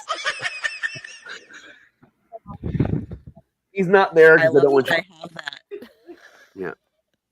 Just ready to go. Do you guys want to go to the Squirrel Kings first? Please. Yes, please. I'll stay outside on this one. You guys get there. Michelle's going to lead the way in because she kind of knows people there. Well, at least two people there. You get in, and this girl she was telling you guys about is that. I'm sorry, Jenny. Actually, Jenny would walk in with. Yeah. And Jenny Yeah, would be that the was point of different. contact because Jenny's the one that actually knows people here. You're just your name is known, but you're not known per se. So it would be Jenny would be the point of contact. When you guys get inside, Jenny, you notice that the squirrel is not present at the moment. There are some of the same people from earlier, but the same human in the squirrel costume with a crown on his head is back there behind the counter. I walk back there and say, "Hi, my friend. I brought my friends, including Fever." Oh, hey, Fever Junior. Yeah, I mean, fuck, Squirrel King talked about you forever after you. Well, your mom anyway. I mean, but he was excited to meet you at some point. Told me to give you guys a permanent discount anytime you and the two of you and your friends came in. So what can I do Yeah. for you? Well, see, here's the thing. We kind of acquired a small village, and we have an apothecary. But she's going to need some help with product. Okay. So you want to work like what? Like some shipment deals? Yeah. Okay. I mean, yeah, we can do that, man. You got a 50% off discount, so we'll do a good job for you. And that road's always been pretty safe anyway. So I mean, we don't mind transporting, doing some orders. I mean, what are you guys looking at wanting right now? Do you need anything right now, or like? I think right now she's good. However, we could work out a trade if you would like, because we have an amazing wood carver. Okay, Look at our rates. yeah. I'll tell you what. And he fumbles in the drawer and he hands Jenny and you an acorn. So like, what you guys can do is like give one to your wood carver and one to your herb person down there, and they can contact the store through these acorns, right?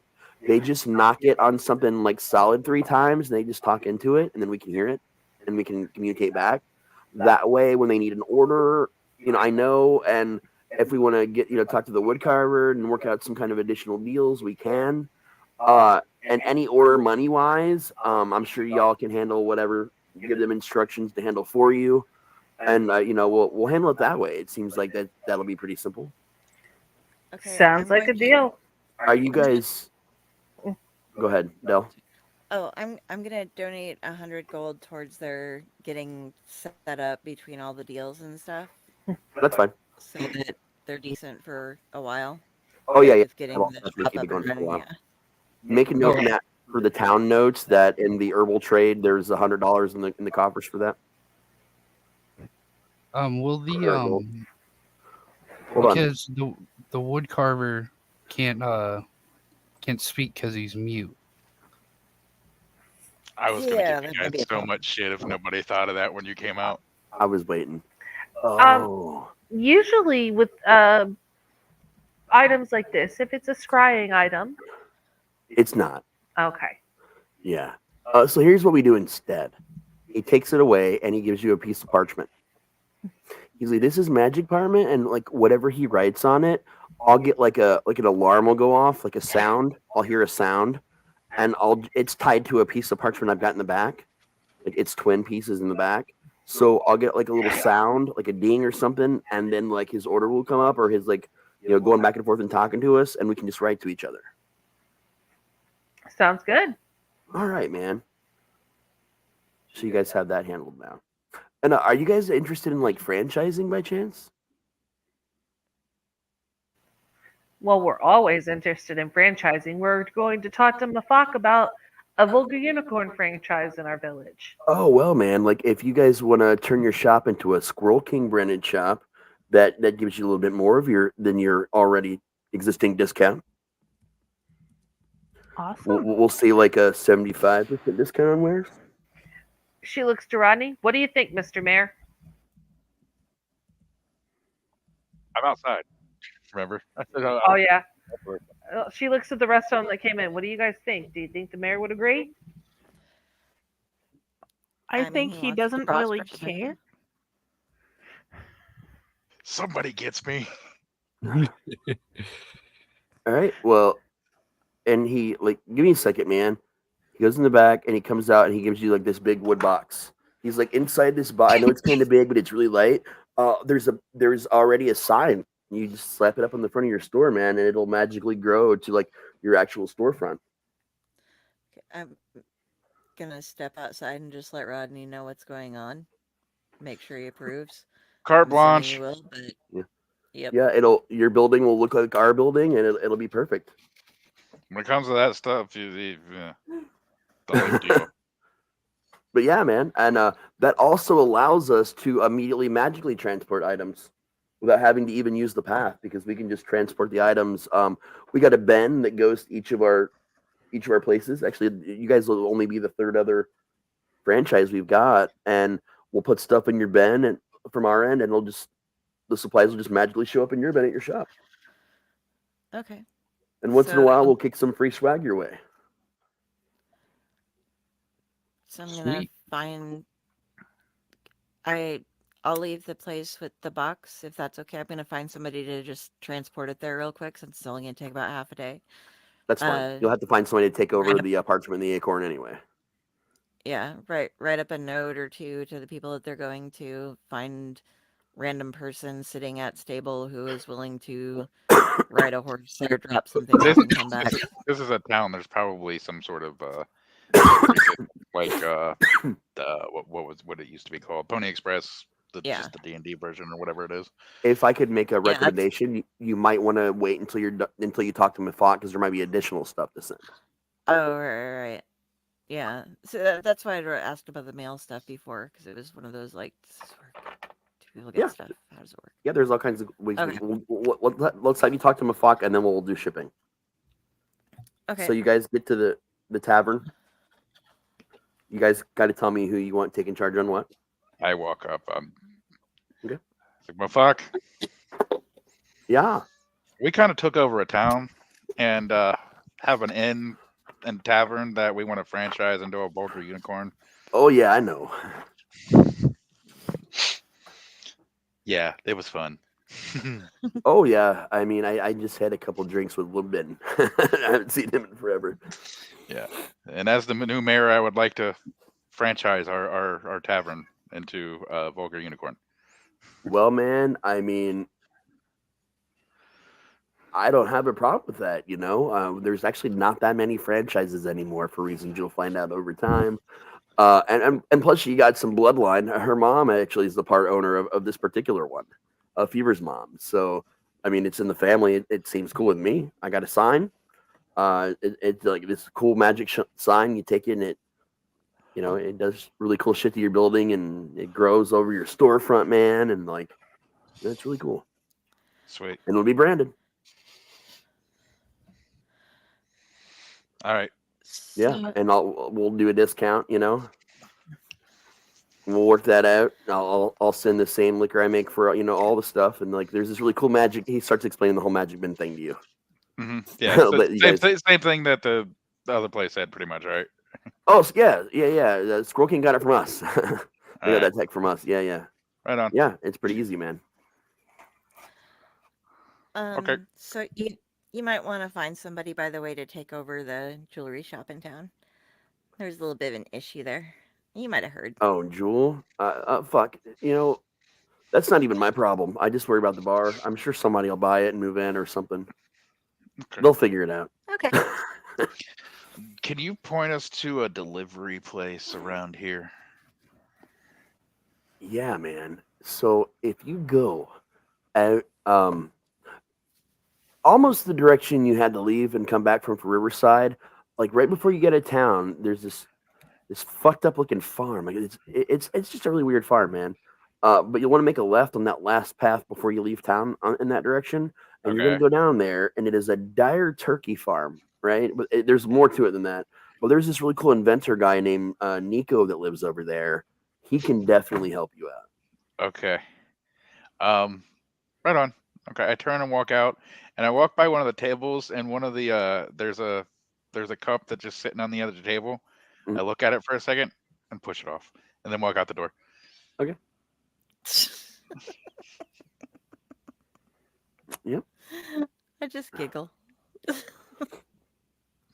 So are you guys heading to Nico? We're wrapping up here. Yeah, we're we in had wrap up phase. head to Nico, work out getting all the stuff transported back to Riverside and delivered to the correct hands. Yeah, Nico is a super weird guy. He's got goggles on his forehead that have lenses that he brings down from time to time.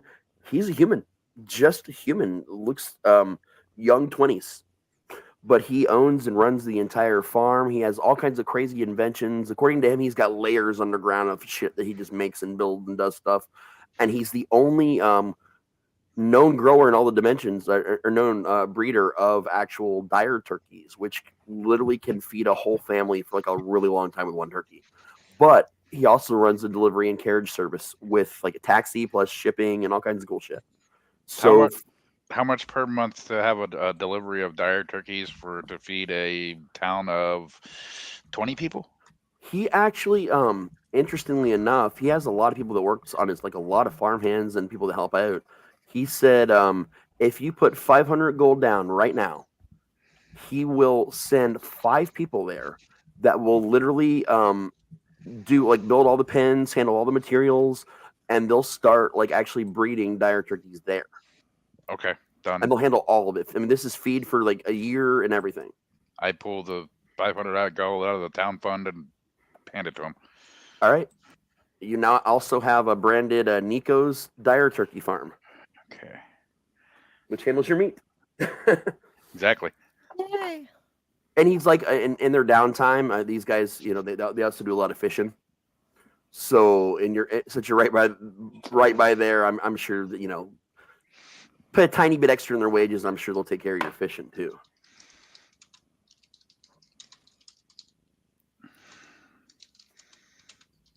Anybody else you need to hire, man? I know he knows all kinds of people. Like Nico's the guy that knows everybody. I'm hoping to give a couple of people who were at the monastery a chance to break out, the ones who weren't really good at what they were doing, but are kind people. But what about fishermen? What about what? Fishermen. Yeah, we've got we've got the dire turkey breeders are also fishermen. Actually, we could use a little bit more for our law enforcement department because right now we have a sheriff and 2 deputies. And also, I think didn't you guys need people for the lumber mill too? And lumberjacks and lumberjacks and law enforcement. All right, I can probably send in some monks and maybe a healer. Actually, give me a luck roll real quick. Me or her? I need one from Dell and one from Matt. Okay. What is luck? So what you're gonna do is you're gonna roll 3d6 for starters, and let me know what your totals are. Your total is 3 of them. Yep, 3 of them. And I need the total of all 3 dice. 7. Okay, now I need Dell's total. 8. All right, you each need to roll a d20, and you need to roll that number or below.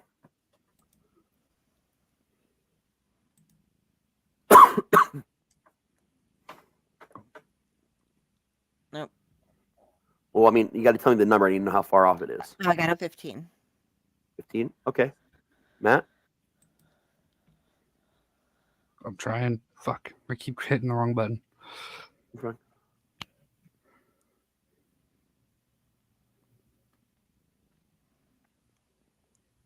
$11. Okay, you were closer, but you're both not far. It doesn't mean it's not going to happen. I'm just trying to see how lucky you were in the situation. Between the two you guys, you get 5 people that are basically going to go down and set up an actual like monastery / church that's non-denominational for free. And shit. Yeah, they're going to go. They'll administer to people when they're sick. They're going to set up a little site, a little hospital kind of area. All of them can tend to your sick. They can do services and all that stuff absolutely for free, and it's non-denominational, and they're happy to do it. Rock on. Sweet. That's very cool. Now, the 2 monks, because it's 2 monks and 3 clerics basically in different levels of stuff. Now, the 2 monks happen to also be decent with their hands, so when their services aren't needed there, they're going to go help out at the lumber mill. Okay. Which should be enough for right now to kick your, lumber mill at least into production. Okay. And like I said, your hand, and I assume you're giving people homes and all that shit that you're sending Oh, there. yeah. Yes. Yeah, Okay. and monks are trained in fighting, so they can also back up the sheriff if needed. Yep. I was just going to hire people to do that. Because you can still do that too. We don't want to overwork like people. Because having them run the monastery and the lumber mill and sheriffs, that'd be too much for people. Because just the lumber mill. Yeah, no, just like in an emergency situation, you have trained fighters that are there to protect their own town. Oh yeah, that's a militia. Yeah. Yeah. I just want to hire like. How many people you want to hire? See, we've already got 3, so like 2 or 3 more should be enough for now. If you want to hire another, say 3 people to help out with the guard, and just to kind of make sure things are cool there, and say 2 more people to the lumber mill to like basically he said he needed 4 people, so that brings up another 2, 100 gold. Okay, that's their wages for a year and their moving fees to actually move to your town. I'm just taking it out of the town coffers, so. Oh, okay. Because that's anything that's for the towns, I take out of the town coffer. Okay, and you got the donations that I made? Everybody, yeah, I put everybody's donations in. Yep. Okay, cool. So you guys good? You literally have all kinds of cool shit now. There's not too many types of like storefront types you'll need because your blacksmith is going to handle stuff. Blacksmith can work with the magic shop to enchant items. You got like an apothecary basically, more or less with Squirrel Kings. Tanner with Harry. Yeah, you got a tanner and all kinds of cool shit with Harry. You got a lumber mill. You have a prison or basically a jail and a town guard. You got a monastery that's going to be operating, and you got your punishment house. Yeah, you got the death penalty. Yep. Yeah. I feel like I'm playing Ebony online, and it just took forever. Like we don't have a jail. We have a Antonio. And plus you got the farm, the actual working farm for food, and it's just the 2 kids doing it. So if you want to throw in another 50 gold, and you can have the 2 monastery guys instead of helping out at the lumber mill, help out with the farm instead, because that would probably be better for them, honestly. Okay. Yes. And that's your farm handled, and another 50 gold. Okay. How are we doing with the town coffer right now? 100 gold is left. And you guys literally have everything you need to be. You're entirely self-sustainable now as a town, even with the amount of people you got, because they're going to bring over some dire turkeys that are already ready to slaughter now, and a couple breeding pairs. So you're going to have food and plenty of vegetables still already. Alcohol is being sent, more herbs are being sent. You're self-sufficient for a full year right now. I understand we're self-sufficient for a full year, but you know what? Fever has no need for gold. She is a druid. She doesn't know the price of gold. It's up to you. She is going to donate. Let's see. She's got that much. She is going to donate 376. She has 676 right now. Add that in. As of right now, you guys have 3 empty storefronts and 10 homes. That's what you've got left. Cool. And I donate 100. I'll throw in another 300 just to even it out. Mm-hmm. The other cool thing is now that they have possession of all that magic users shit, the magic store stuff, travelers will go through from time to time. So if there are magic items on down there that you guys are hunting for, I'm going to let you guys go home or contact them and give you a percentage chance to possibly even find that item at your home store within reason. Oh, shit. Awesome. Currently, our town's population is 30, not counting us. Hey, Mr. Mayor, Yes.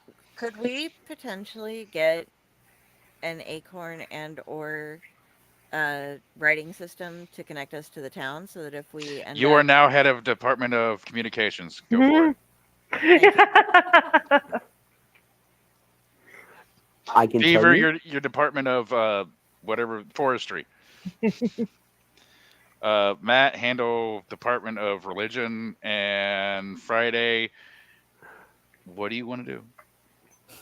I either library or herbage. Department of Education. Library. Yay! And I can tell you now, the nameplate for the library, like the head librarian, has now switched to your character's name. Ooh. Now I'm going to say something, and this is totally out of character, and this is for people who have listened to No Sleep.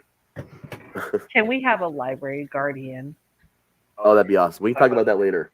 Okay. But for right now, 4 gnomes that have heard of you are impressed, and now also they live in the library. Though you can include them as part of the town.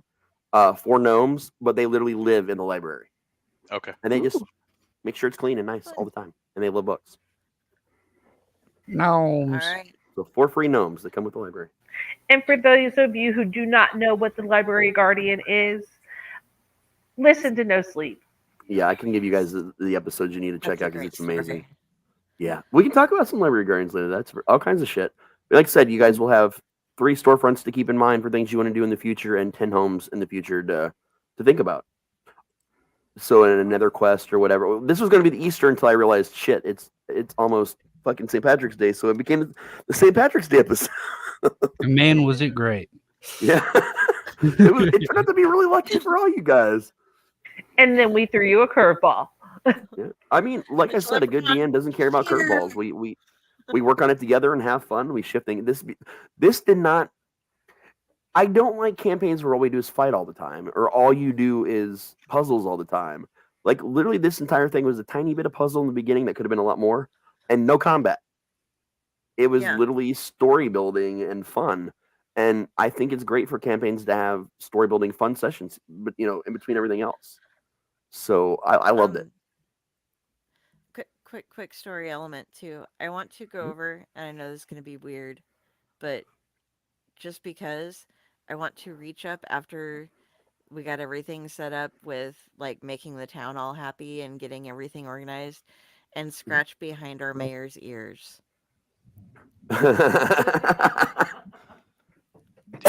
You scratch metal because it clanks. That's fine.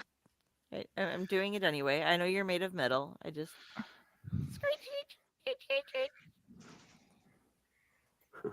You know what? Give me a listen check. I'm gonna do it. Oh shit! Everybody listen to that? Everybody or just her? Or just her because she's close enough. Oh, that's right. Yeah. Where is listen? It's under your skills.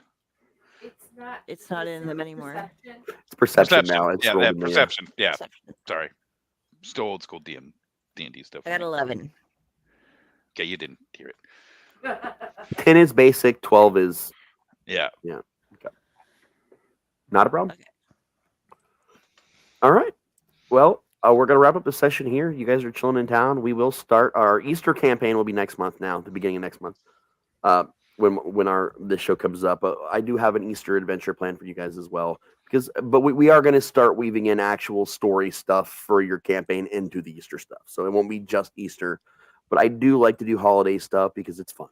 And this is one I've also ran before, but it's been a really long time. And it's got a combination of story, puzzles, and combat all into one. So it should be a lot of fun.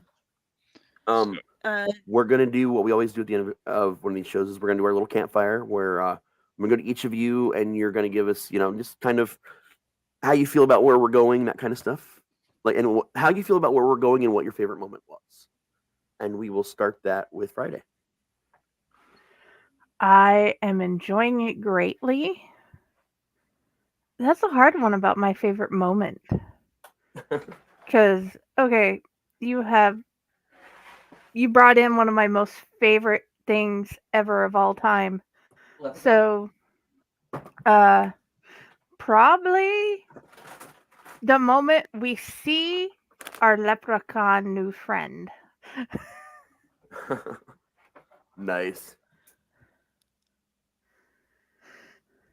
So yeah, I'm loving it. I can't wait to see what we do next, and I am enjoying all of you greatly. Awesome. And we are over on to Dell now. No, sir, you're second in line. You go now. No, DM goes last. My show, fuck off. Okay.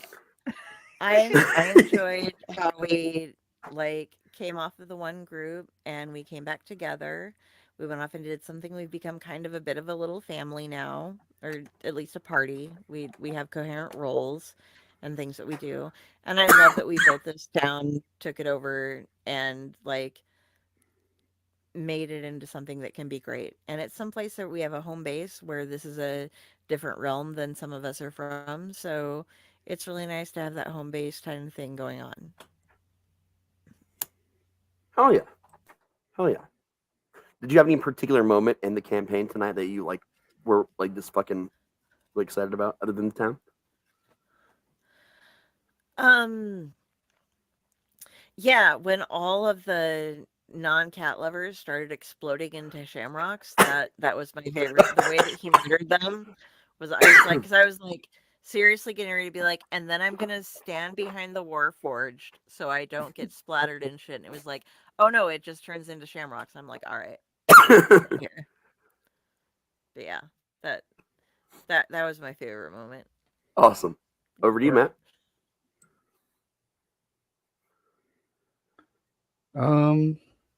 My favorite part, hands down, was definitely the introduction of the Squirrel King's voice.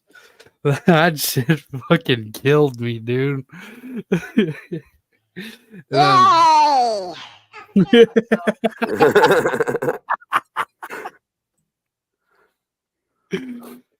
Hell yeah. Man, we're just building such a awesome campaign. We're building this town up, minus the slaughter that happened, which was, necessary because they fucked us over in our leprechaun buddy. So you kind of caused it upon yourselves. Yeah. I mean, you're not wrong. We go over to you, Michelle.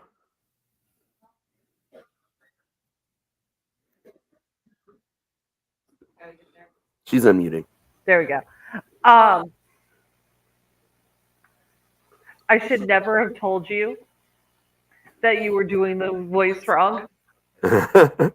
I can't do a high-pitched voice because our friend that originally did it, the Squirrel King, I mean, he's a grown-ass adult too, but he just had the ability to just do this really high-pitched, hilarious voice.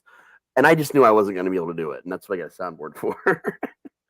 So I can kind of do the voice. I've been told I do it well. But that's the new voice. So the voice of the original Squirrel King was, I don't even think I could do it anymore. No, it's been too long. It's been way too long. My voice can't do it. But that's why I just went with this. Fuck you. I cannot get over that voice anymore. I've been trying to do unique voices for a lot of the NPCs, but some of them have similar voices for different reasons. And then sometimes I get stoned and one voice sounds too much, or I just completely forget the voice for that character and do a different. I'll try my best. There's a lot of characters to think about here. But I really enjoyed that. Oh my god, my face still hurts from laughing so much. I think I can do. Hold on, I think I can do a lady voice. Let's see what this sounds like. It says female. Hello. That is not a female. I know, but it sounds it's more female than anything I can do. So that's true. That's true. I think your voice is just too manly. Yeah. Wait, hold on. There's actually a man voice. This is the male voice. Let's see what it does. It just makes me more man than I already am. Apparently. Okay. No, okay. We don't need that one. Oh wow, no! Don't do that, please. And no. we got Antonia's voice. Snap it to a Slim Jim. Oh my god! All right. But I mean, that was fun. I really enjoyed us just we didn't throw you for a loop, but we did. It kind of reminded me of an old game that we played where the DM thought he was throwing wolves at our party. And when you have critters that you hear whimpering in the bushes, and you have two druids. What are we going to do? We're going to rescue the poor things, not kill them. Yeah. So I like that we kind of did something different and didn't fight. Awesome. Over to you, Jason. Um, I love the fact that I threw you for a loop. They don't think you did, but I did because I could tell by how you went. You did. Yeah, you did. No, you did. I had something planned. I just didn't expect I was going to have to use it at all. Because I've been playing D&D for so long, and everybody expects the barbarian, especially, to just be like, "Shing, let's fucking go." And I've been there's a reason my character goes off of more logic than most barbarians, and it will come to pass eventually. But they used their brain, and they saw creature come out of nowhere, scary. Nope, nope, nope. Here you go. It's Right. just the brain lockup to see you there for a second. That made me laugh. I was like, yes. Yeah, I didn't expect to have to use this side thing, and I just also decided, you know what, that little side thing I made just in case wasn't enough, so I wanted to make it even more.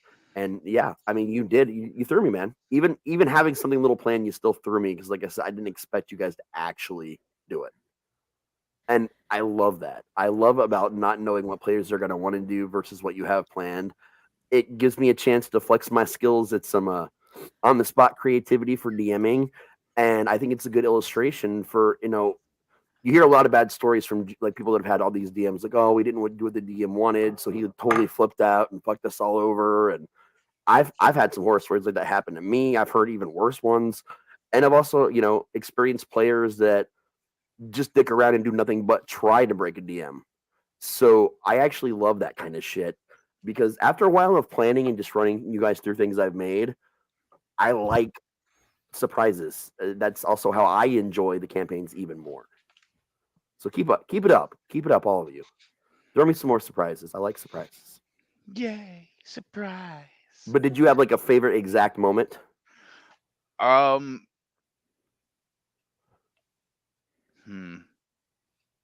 you voiced Antonio, I didn't expect that. I did not expect the beefy out of nowhere. Yeah, that was great. The fact that Antonio can talk is amazing. I mean, the entire thing was fun. I was. It seemed like I didn't want to be there at first, but that was literally me playing my character because there's a reason that I am chaos incarnate, and as like I said, as everybody will see eventually. So be prepared for me to do just the most random ass things ever. Fever already knows. Well, yeah. I do want to share one more moment though. Oh yeah, go ahead. Like right whenever we went to the break, I went upstairs to use the restroom, and me and Jayson had the most legendary fucking high five of all time. Hell yeah. Hell yeah. So I mean, my thing is, again, I already talked about how I like being on my toes and how like surprises are fun for me too, because they really are. They really honestly are. We get a lot of laughs out of this, but getting a chance to do this with you guys and like all people I love for different reasons, it's a lot of fun for me to do. Like it's a ton of fun for me to be able to do with you guys and to create things. I'd be doing this whether we had people watching or listening or not. 'Cause I seriously doubt live we get a ton of people. More people will pay attention to maybe the after show on YouTube or whatever. But Confetti Shamrock Blood, yeah. Oh yeah. But it's a good time, man. And this is just one more way of displaying how storytelling works for everyone on the network in a different medium. And you guys know that that's what Allied is all about.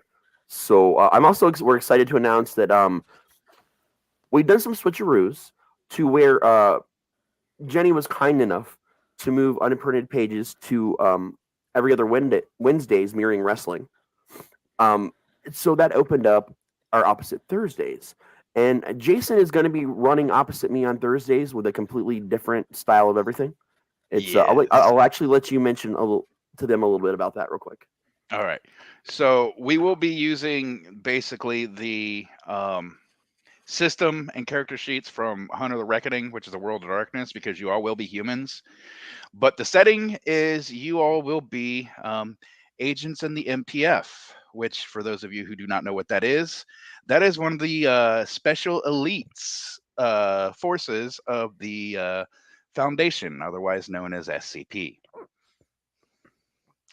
Some of Ooh. you will just be straight humans that are just good at your job. There will be, like random does when you guys make your characters, whoever is playing, there will be a luck roll involved, and if you are a luck roll, you actually will be an anomalous soldier, which means you get a power,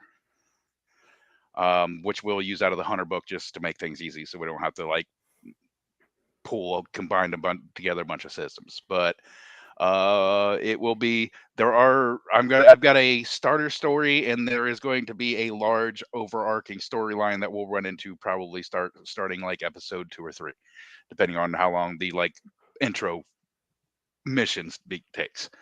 Nice. Now, and we're gonna have some face shifting. We're not even sure yet who is all going to be playing this one. I know Michelle. It's hard to grab her on Thursdays in general because of work and everything. So she's going to sit out that one.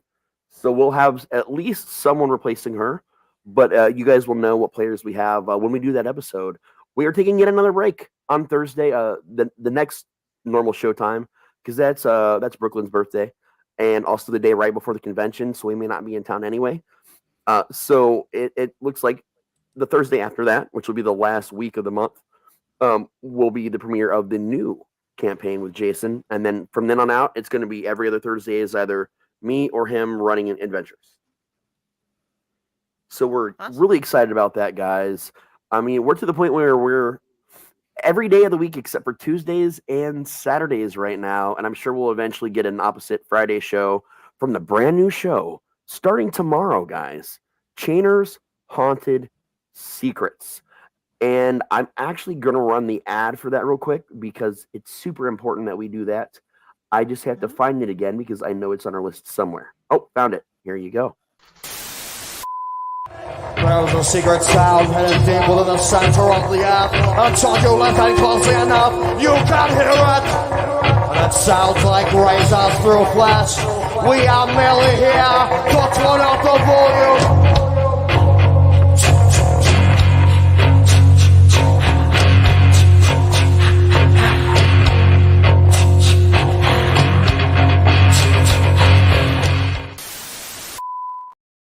And that is the intro for Chainer's Haunted Secrets. This Friday, we are going to have Mia, the owner and operator of Carnage Haunt in Columbus, Ohio. And we will be doing a 5-ticket giveaway. One lucky person that tunes in and participates in the chat and hangs out is going to win a ticket back of 5 tickets. And that entitles you not only going to Carnage on Friday night, which would be the 22nd, by the way, Friday the 22nd. If need be, Pyle and Michelle and I will actually also pick you up in the giant Chainer's creepy ass van. We'll tell you some stories and torment you a little bit, maybe get some pizza, and we'll hit a haunt. So you guys are definitely going to want to check that out. You'll see a lot of reminders up on Facebook and all over the place. But that's all I got for you. We're going to do our usual Where Can We Find You, starting with Michelle. Where can we find you? As soon as she unmutes. You can find me here, and occasionally you will find me on our Twitch streaming random games. Yep, because we will do more than wrestling in the future. I think me and Matt are having a lot of fun with the wrestling, which we need to do that again soon, by the way. Matt, actually, over to you. Where can we find you? You can find me at Matt Propz at on socials, so you can add me also on Facebook at Propz the Clown, and you can find me on the Allight Network with Mats and Monsters, and also on Twitch with Mats and Monsters. Just a lot of Mats and Monsters, man. Yeah, and on Allight Radio. People forget that you are the voice of the janitor. Yes, I am. Which is going back in production for another 4 episodes here in the next week or so. And don't you also play Brian? What are you talking about, dude? Yeah. He also does the voice of Brian in the Hunter's Handbook episodes that are hidden within Elliott Radio as well. Over to you, Jayson. You can find me on, honestly, Discord or Steam is the best way to find me, because those are the 2 places I am the most. Villain in Glasses. Also, I am one of the co-hosts of the Outlight Radio Show, and of course, as we just announced, the other uh, storyteller in our Outlight Adventures for the upcoming SCP adventure we will be going on. The thunder rolls. That's some loud thunder. Yeah, it is. Fuck. Is there anywhere else? No, Steam and Discord, and the show's on here. That's the best way to find me. Hell yeah, guys. We're gonna move over to you, Del. You can find me on about half of the shows that are on the Owlite Network. I'm guesstimating here. You can also find me over. We are all part of the Dorkening. You can find me on Splash Pages that takes place on Tuesday nights, except for tonight, where the reason I was late was because we did a live read. Look for it. It's the Batman and Elmer Fudd special. It's this noir comic with Batman and Elmer Fudd, and there's a line such as, "My name is Elma Fudd, and I'm chasing playboys." Nice.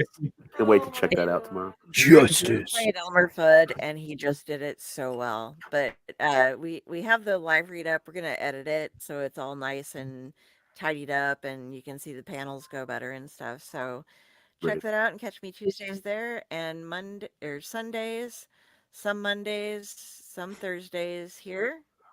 And yeah, if you want to find me in general, look for the body that this crow hangs out in is Carrie Lee Sanders, KARILEIGH.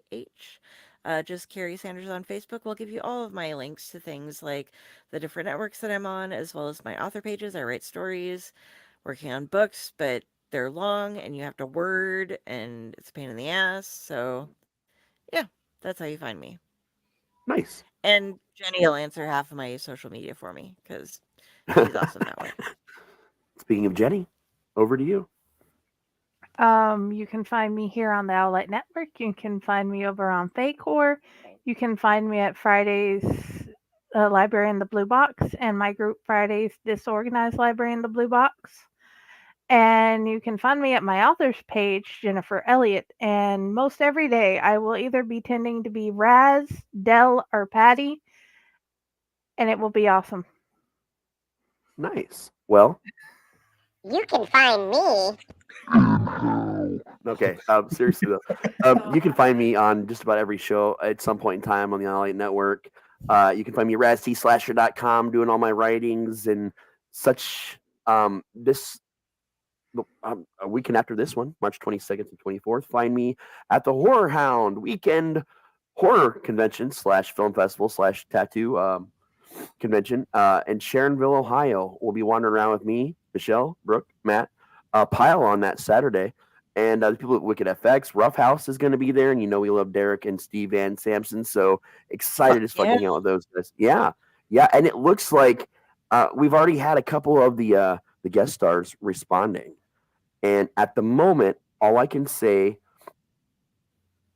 is there's something in the woods and it's coming to kill you. That's all I'm going to say right now. We're still working on that. Got to kick some more maps in the river, you know. But definitely working on a lot of cool things for that.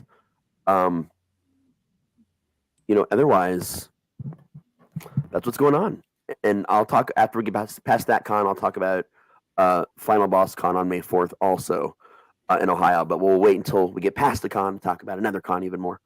Otherwise, guys, thank you for showing up. Thank you for joining us on our wacky ass adventures. And we can't wait to see you guys again tomorrow with Chainer Sonnet Secrets. So good night and get the fuck out. Yeah. Bye.